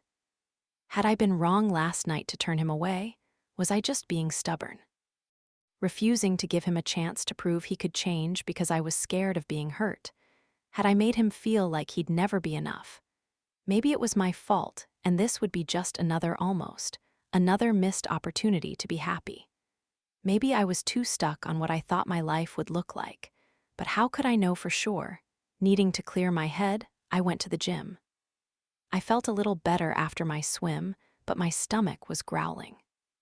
I thought maybe I'd pick up some takeout from O'Malley's, so I parked and walked down the block, the summer breeze ruffling my damp hair. I passed the bar where just over a month ago, my sisters and I had gotten drunk on vodka martinis and gotten the reading from Madame Suka. Instinctively, I looked up at her window and saw the same sign. I stopped in my tracks. Had she been right after all? Let's see. Life appended? Check. Handsome man? Check. Stranger? Maybe. Granted, I hadn't known his real first name was Edward, but maybe more significant was that he was trying to change, to be a different kind of man. Was he capable of it? Maybe I didn't know him as well as I thought. On impulse, I pushed open the door to Madame Suka's building and walked up the stairs. You, I said, holding my nose. It had smelled bad the first time, but now that I was pregnant, bad smells were even more offensive. And I was only like 5 weeks along. What the hell would happen at 10 weeks or 20 or 30? Oh God, pregnancy was so long. Heaving a sigh, I reached the top of the steps and knocked.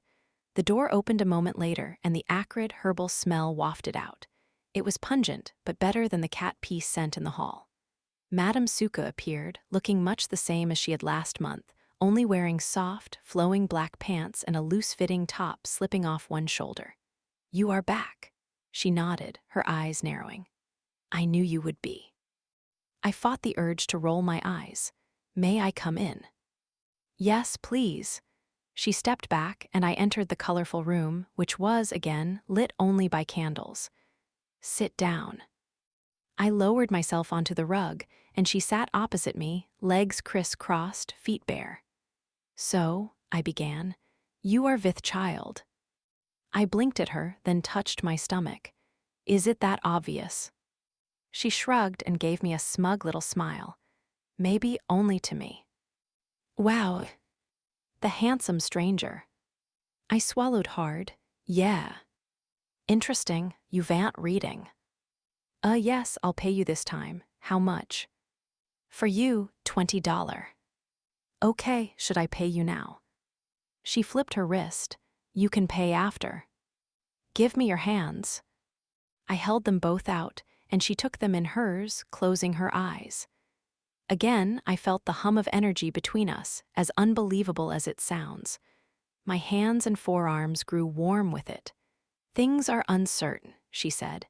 "Yes, that's why I'm here," I said, a bit peevishly. "I need to know what to do." She opened her eyes. "I cannot tell you what to do. I can only tell what I see." "Okay, fine. What do you see?"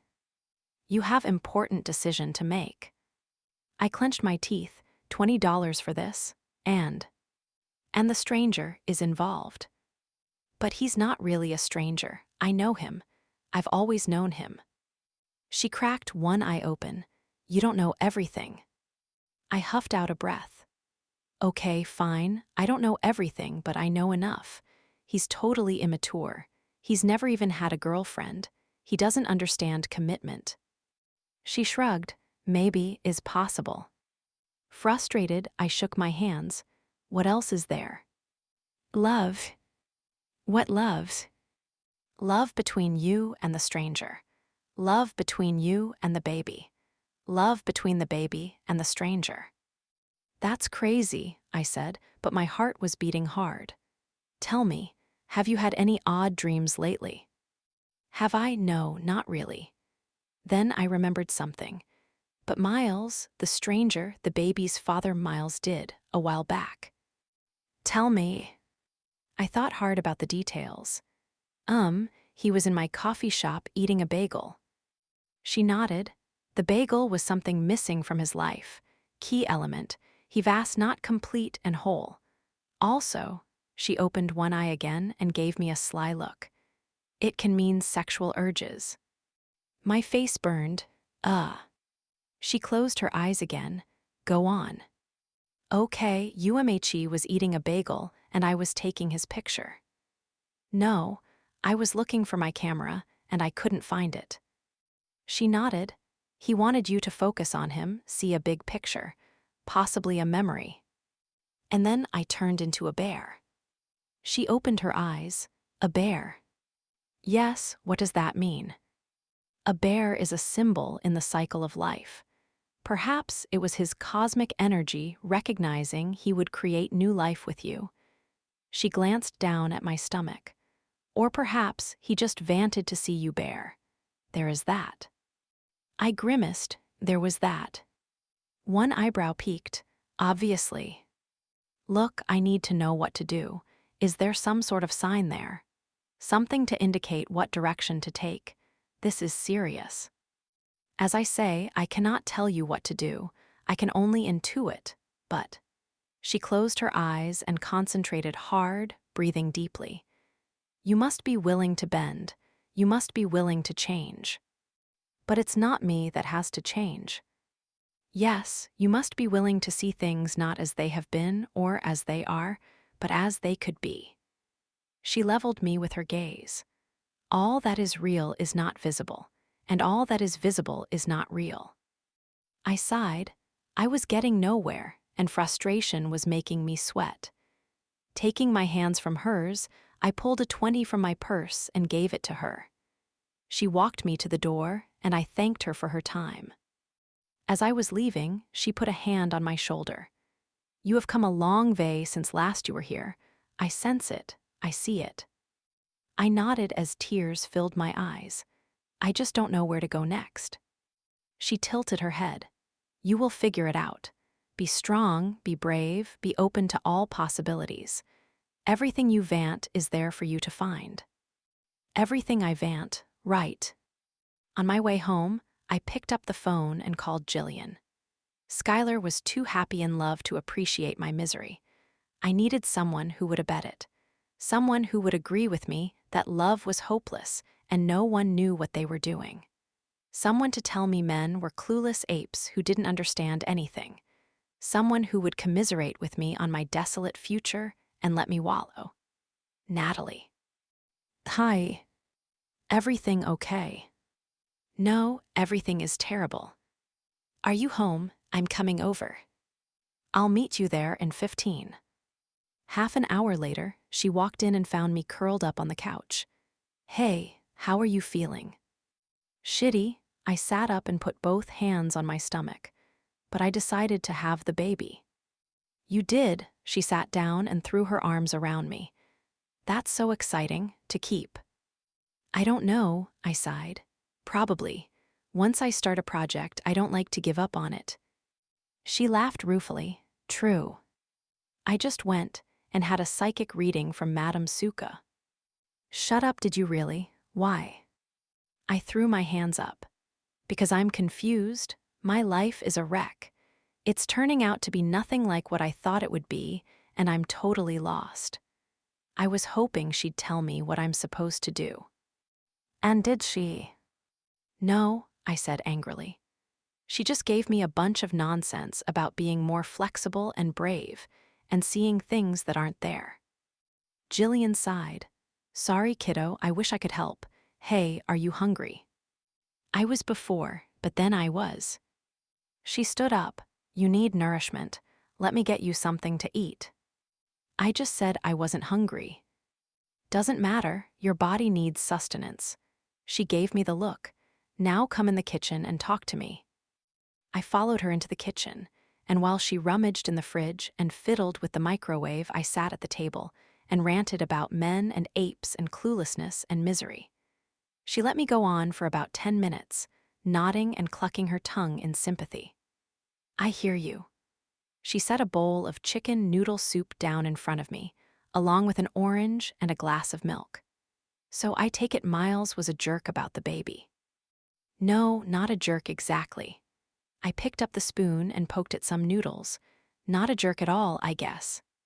She sat down and looked at me, perplexed. What did he say? Taking a deep breath, I filled her in on what had transpired yesterday. Wait a minute.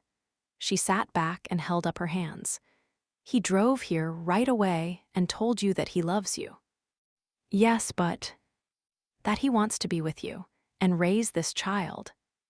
Well, yeah, but that he's willing to change his life for you. Move here. Get married. Not in those exact words, maybe, but yeah. I guess that's what he meant. And this is the guy who tied you up in his closet and talked dirty and did amazing things with his tongue. Yes. Jillian sat back. So where's the ape, Nat? Where's the cluelessness? Where's the misery? I don't know, okay. I stabbed the noodle into bits. It just wasn't right. Forgive me, little sister. I know you're going through some shit, but maybe you're being a little too picky here. I think Madame Suka might have been right. I looked up at her. What do you mean? I mean, this wasn't exactly planned. You guys haven't been together for a decade. Miles didn't have 10 years to come up with the perfect proposal. So maybe it wasn't the perfect pitch, but guess what? You're pregnant with his child. And you guys are going to have to sort of feel your way from here. I know that's hard for you, but life threw you a big fat curveball and you took a big hard swing. It was big and hard, all right. Yeah, we did. So maybe you need to be a little flexible. Cut Miles some slack. Let your life take this new direction. It's not what you planned, but maybe it's meant to be. I bit my lip. You think so? Yes, she reached across the table and put her hand over mine. And you guys love each other. You've been friends for 20 years. Maybe it's not the perfect love story, but it's yours. Tears filled my eyes. God, Jilly, I'm so fucking tired of crying. It's the hormones, she said, coming around to hug me. It will get better. When? I sobbed into her stomach. I don't know, 18 years. I choked out a laugh. Jesus, 18 years. You won't be alone, honey. You'll have Mom and Dad, me, Sky, and Sebastian. And you'll have Miles, too, Nat. I feel it. I see it in the way he looks at you. How he's always looked at you. He loves you, you just have to let him do it his way. I lay awake most of the night wondering if Jillian and Skylar and even Madame Suko were right. Was everything I wanted right there in front of me and I just didn't recognize it? Was I too stuck on the idea of what I thought the fairy tale would look like? After 20 years of being just friends, had a few days of crazy bound Miles and me for life. Was this our story? How did it end? I sort of felt like the prince had come to rescue me, and I'd turned him away from the castle. But you know what? I didn't want to be rescued by the right thing. I wanted to be swept away. I went to work the next morning, tired and emotional and still uncertain what would happen next. We got busy fast, and again I looked up every time the door opened, hoping to see Miles walk in. Around 10, I was surprised to see Skylar come in, a big grin on her face. Hey, I said, pouring coffee for someone from behind the counter. What are you doing here? Not working today. I'm going in late. Can you take a break? I have to show you something. Her eyes twinkled, and I wondered what she was up to. Okay. Sure, come in the back. She came around the counter and followed me through the kitchen into my little office. Have your phone. It's right here. I reached into my purse, which was sitting on the desk. What's going on? Did you see Miles's post today?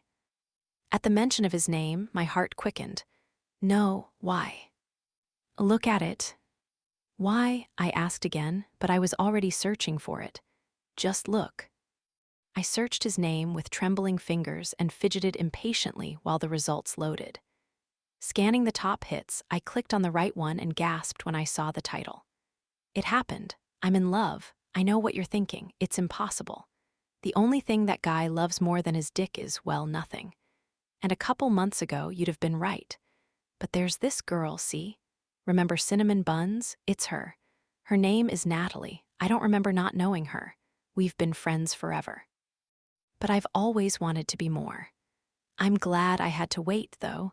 I needed to wait. I don't think I would have appreciated her enough 5 years ago, or 1 year ago, or even 6 months ago. But now I can't breathe when I see her. Now I can't sleep without her next to me. Now I can't be happy without her in my life. Now I can't believe I ever thought she wasn't the one. I once told her I wasn't capable of loving someone completely and forever, but I was wrong. I was so wrong. Now I want to spend the rest of my life proving it to her. I just hope she'll let me. My phone was shaking in my hand. Oh my God, I looked at Skylar. Oh my God, he published this. She nodded. Hey, Natalie, Haley called from the kitchen. Can you come out here? I need you. Oh shit, I put a hand to my cheek. Is my face flushed?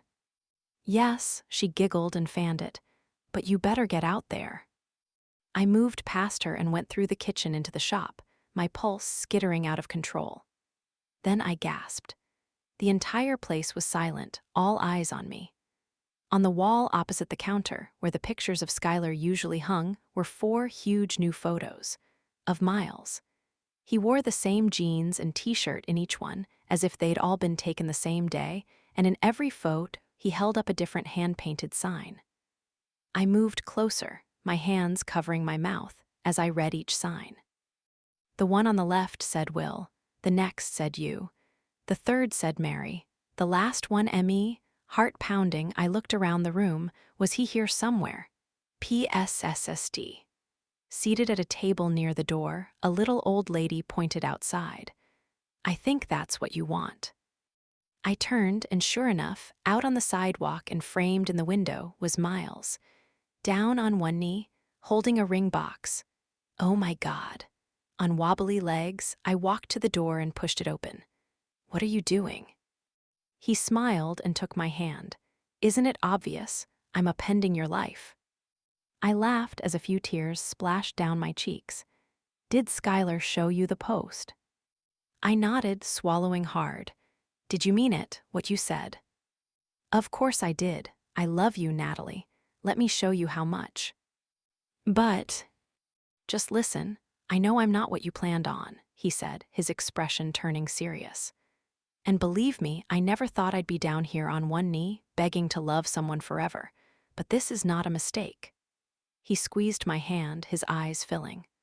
I feel it in my bones, Natalie. You've always been in my heart. You've always been the one I couldn't forget. And all last night I kept thinking that this, you and me and this baby, it wasn't an accident. It was exactly what was supposed to happen all along. Miles, I said, a sob breaking loose. You told me you were lost that first night we spent together, he went on, rising to his feet. And do you remember what I said? I nodded. You said, you're not lost, you're right here with me. He opened the box, spoke low and soft. You always have been, stay with me. The sunlight winked off the big round diamond at the center of the ring's setting, and I gasped. Is that a yes? I burst out laughing. Yes. Holding out my hand, I watched through tears as he slid the beautiful ring on my finger. It was a little big. He looked at me sheepishly. Sorry, I guessed at the size. It almost fits. I smiled, almost. He kissed me deeply, stealing my breath, our arms twining around each other.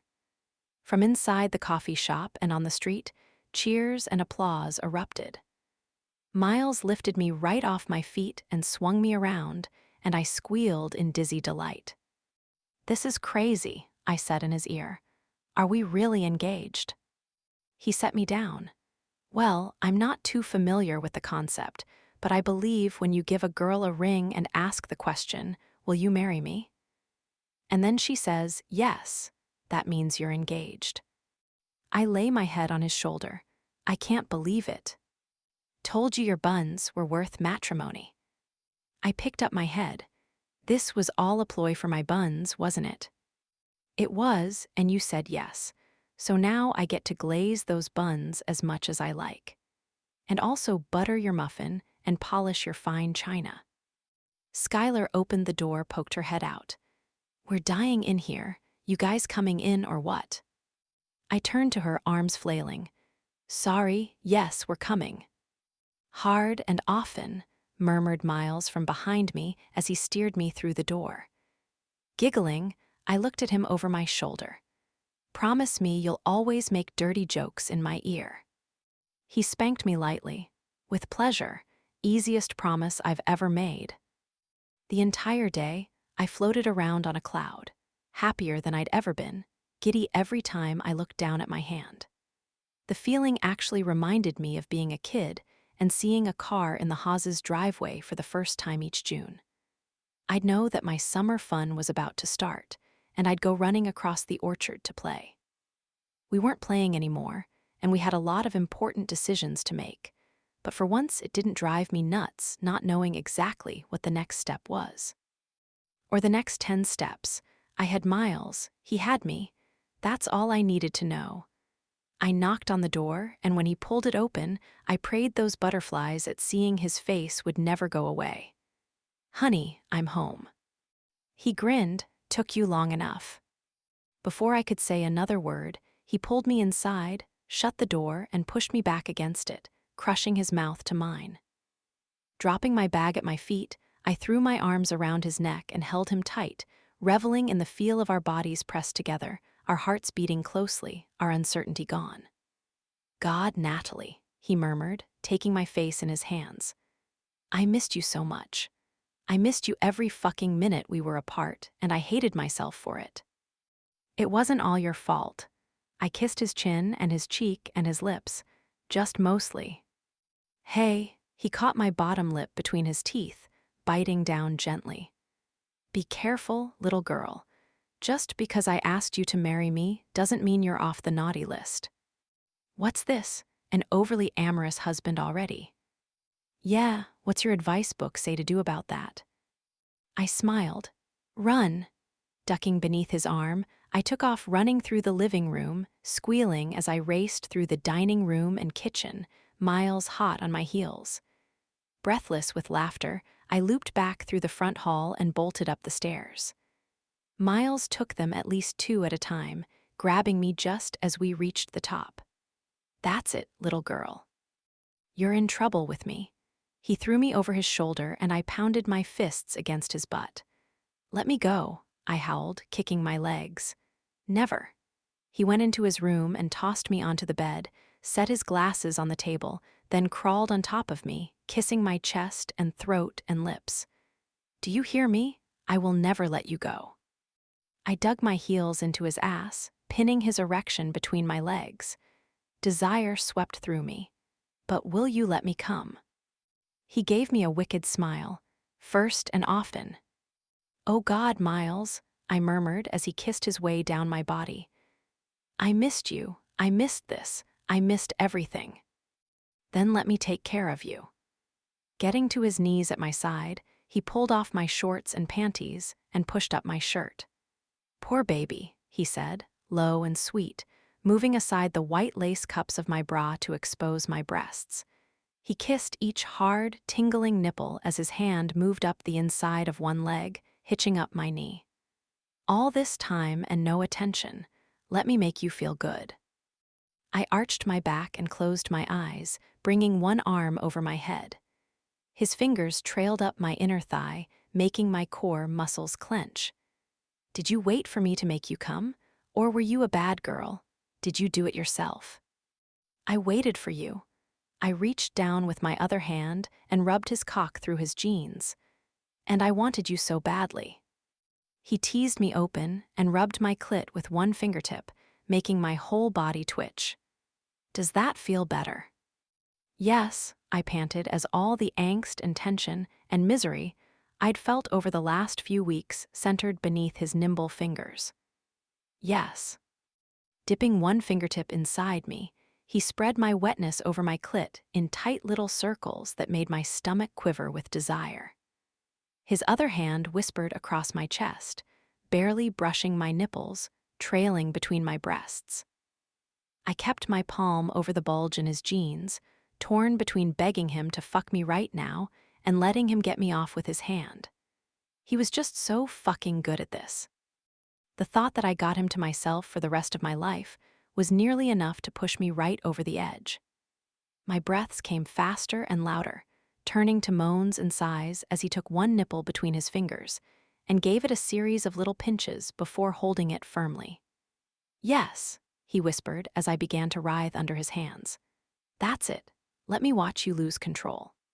He switched to the other nipple and increased the pace and pressure of his fingers on my clit, and my entire body seized up. Oh God, yes. I dropped my head to the side, my hips moving involuntarily, my cries loud and unabashed. Fuck yes. Come for me, he growled, and his voice sent me soaring over the peak, exploding beneath his fingertips in hot, frantic pulses. Within seconds after the climax, the pressure was too much, and I grabbed his wrist, curling onto one side. Miles. I couldn't catch my breath. I could barely open my eyes. You are so fucking beautiful. Eyes on me, he tore off his clothes while I watched, my insatiable body shivering with want.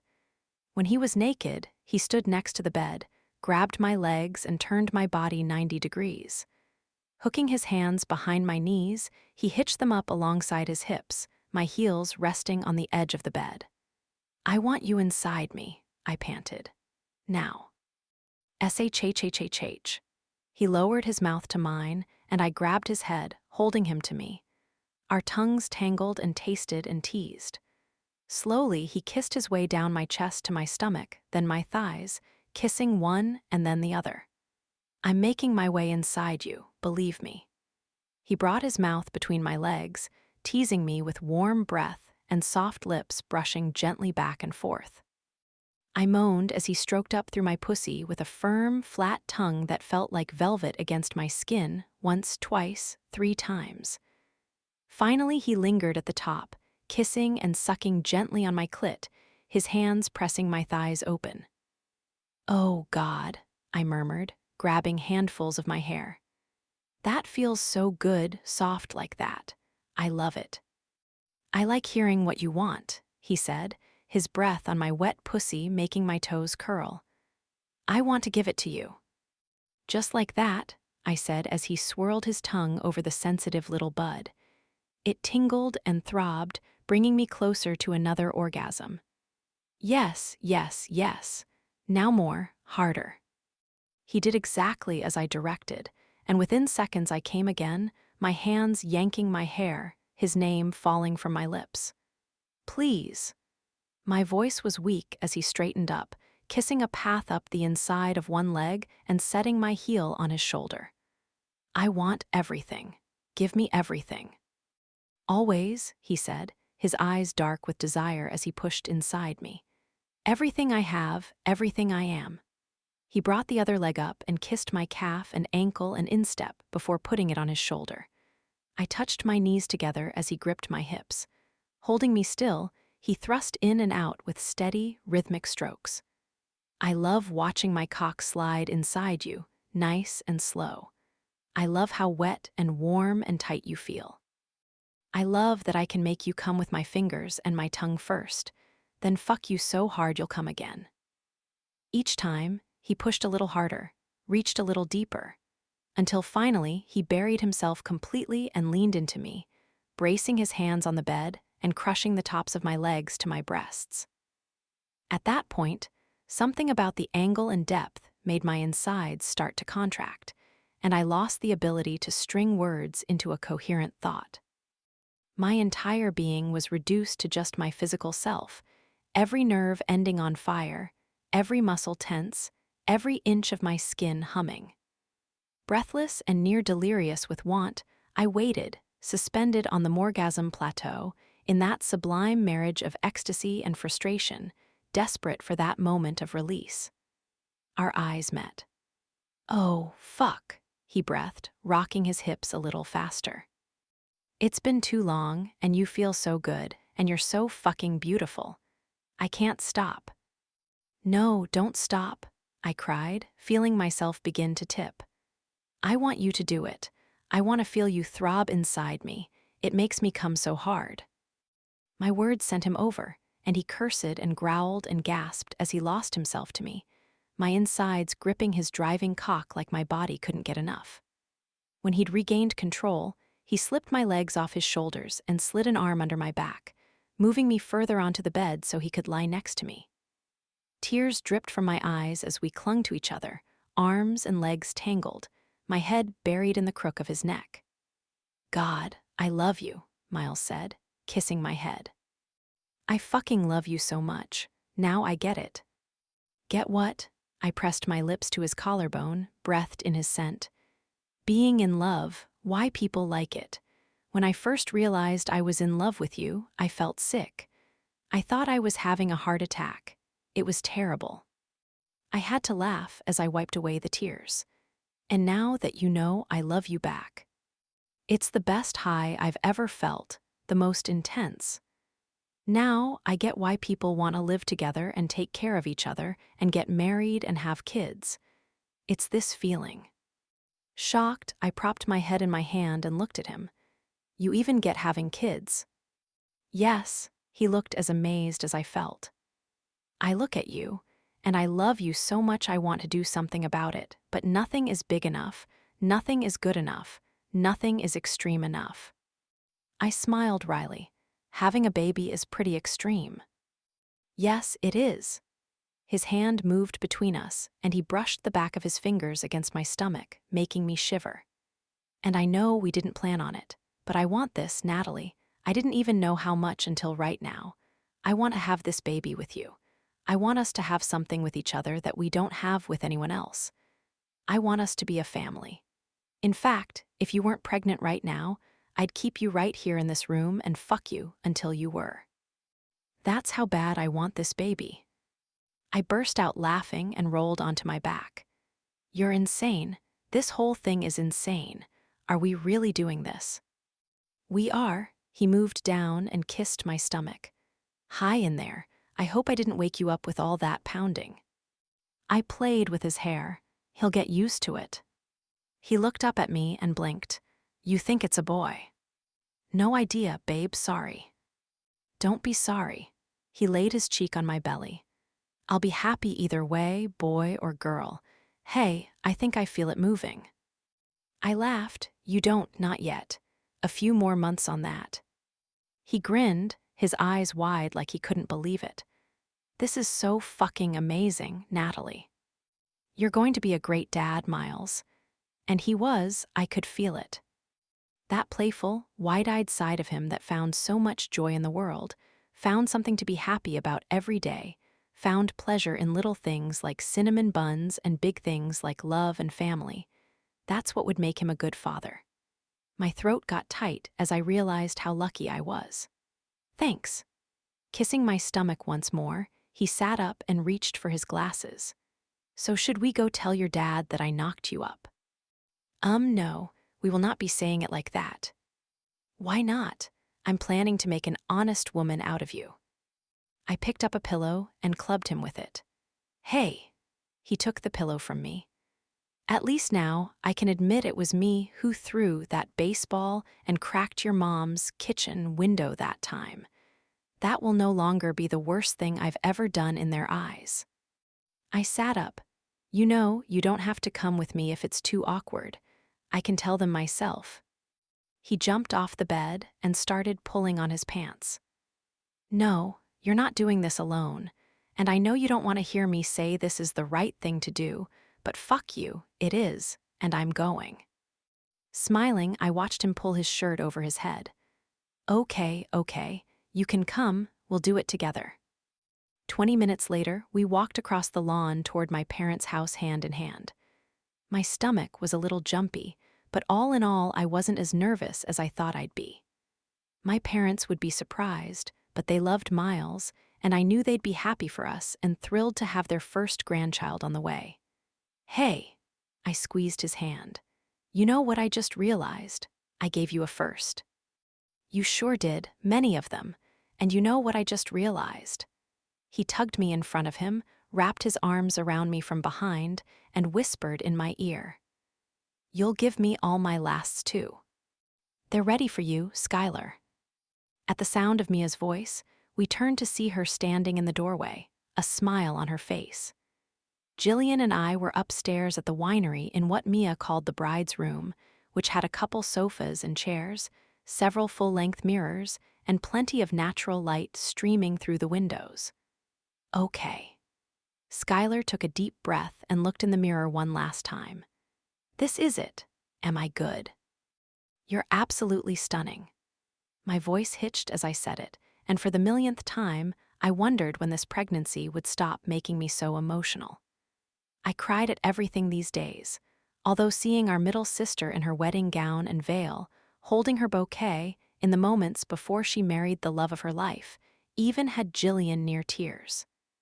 You are, she echoed, sniffing. No one will be able to take their eyes off you. The only eyes I care about are Sebastian's. Skylar's smile was bright and her eyes clear as she picked up the bottom of her frothy white dress with one hand. And I can't wait to see them, so let's do this thing.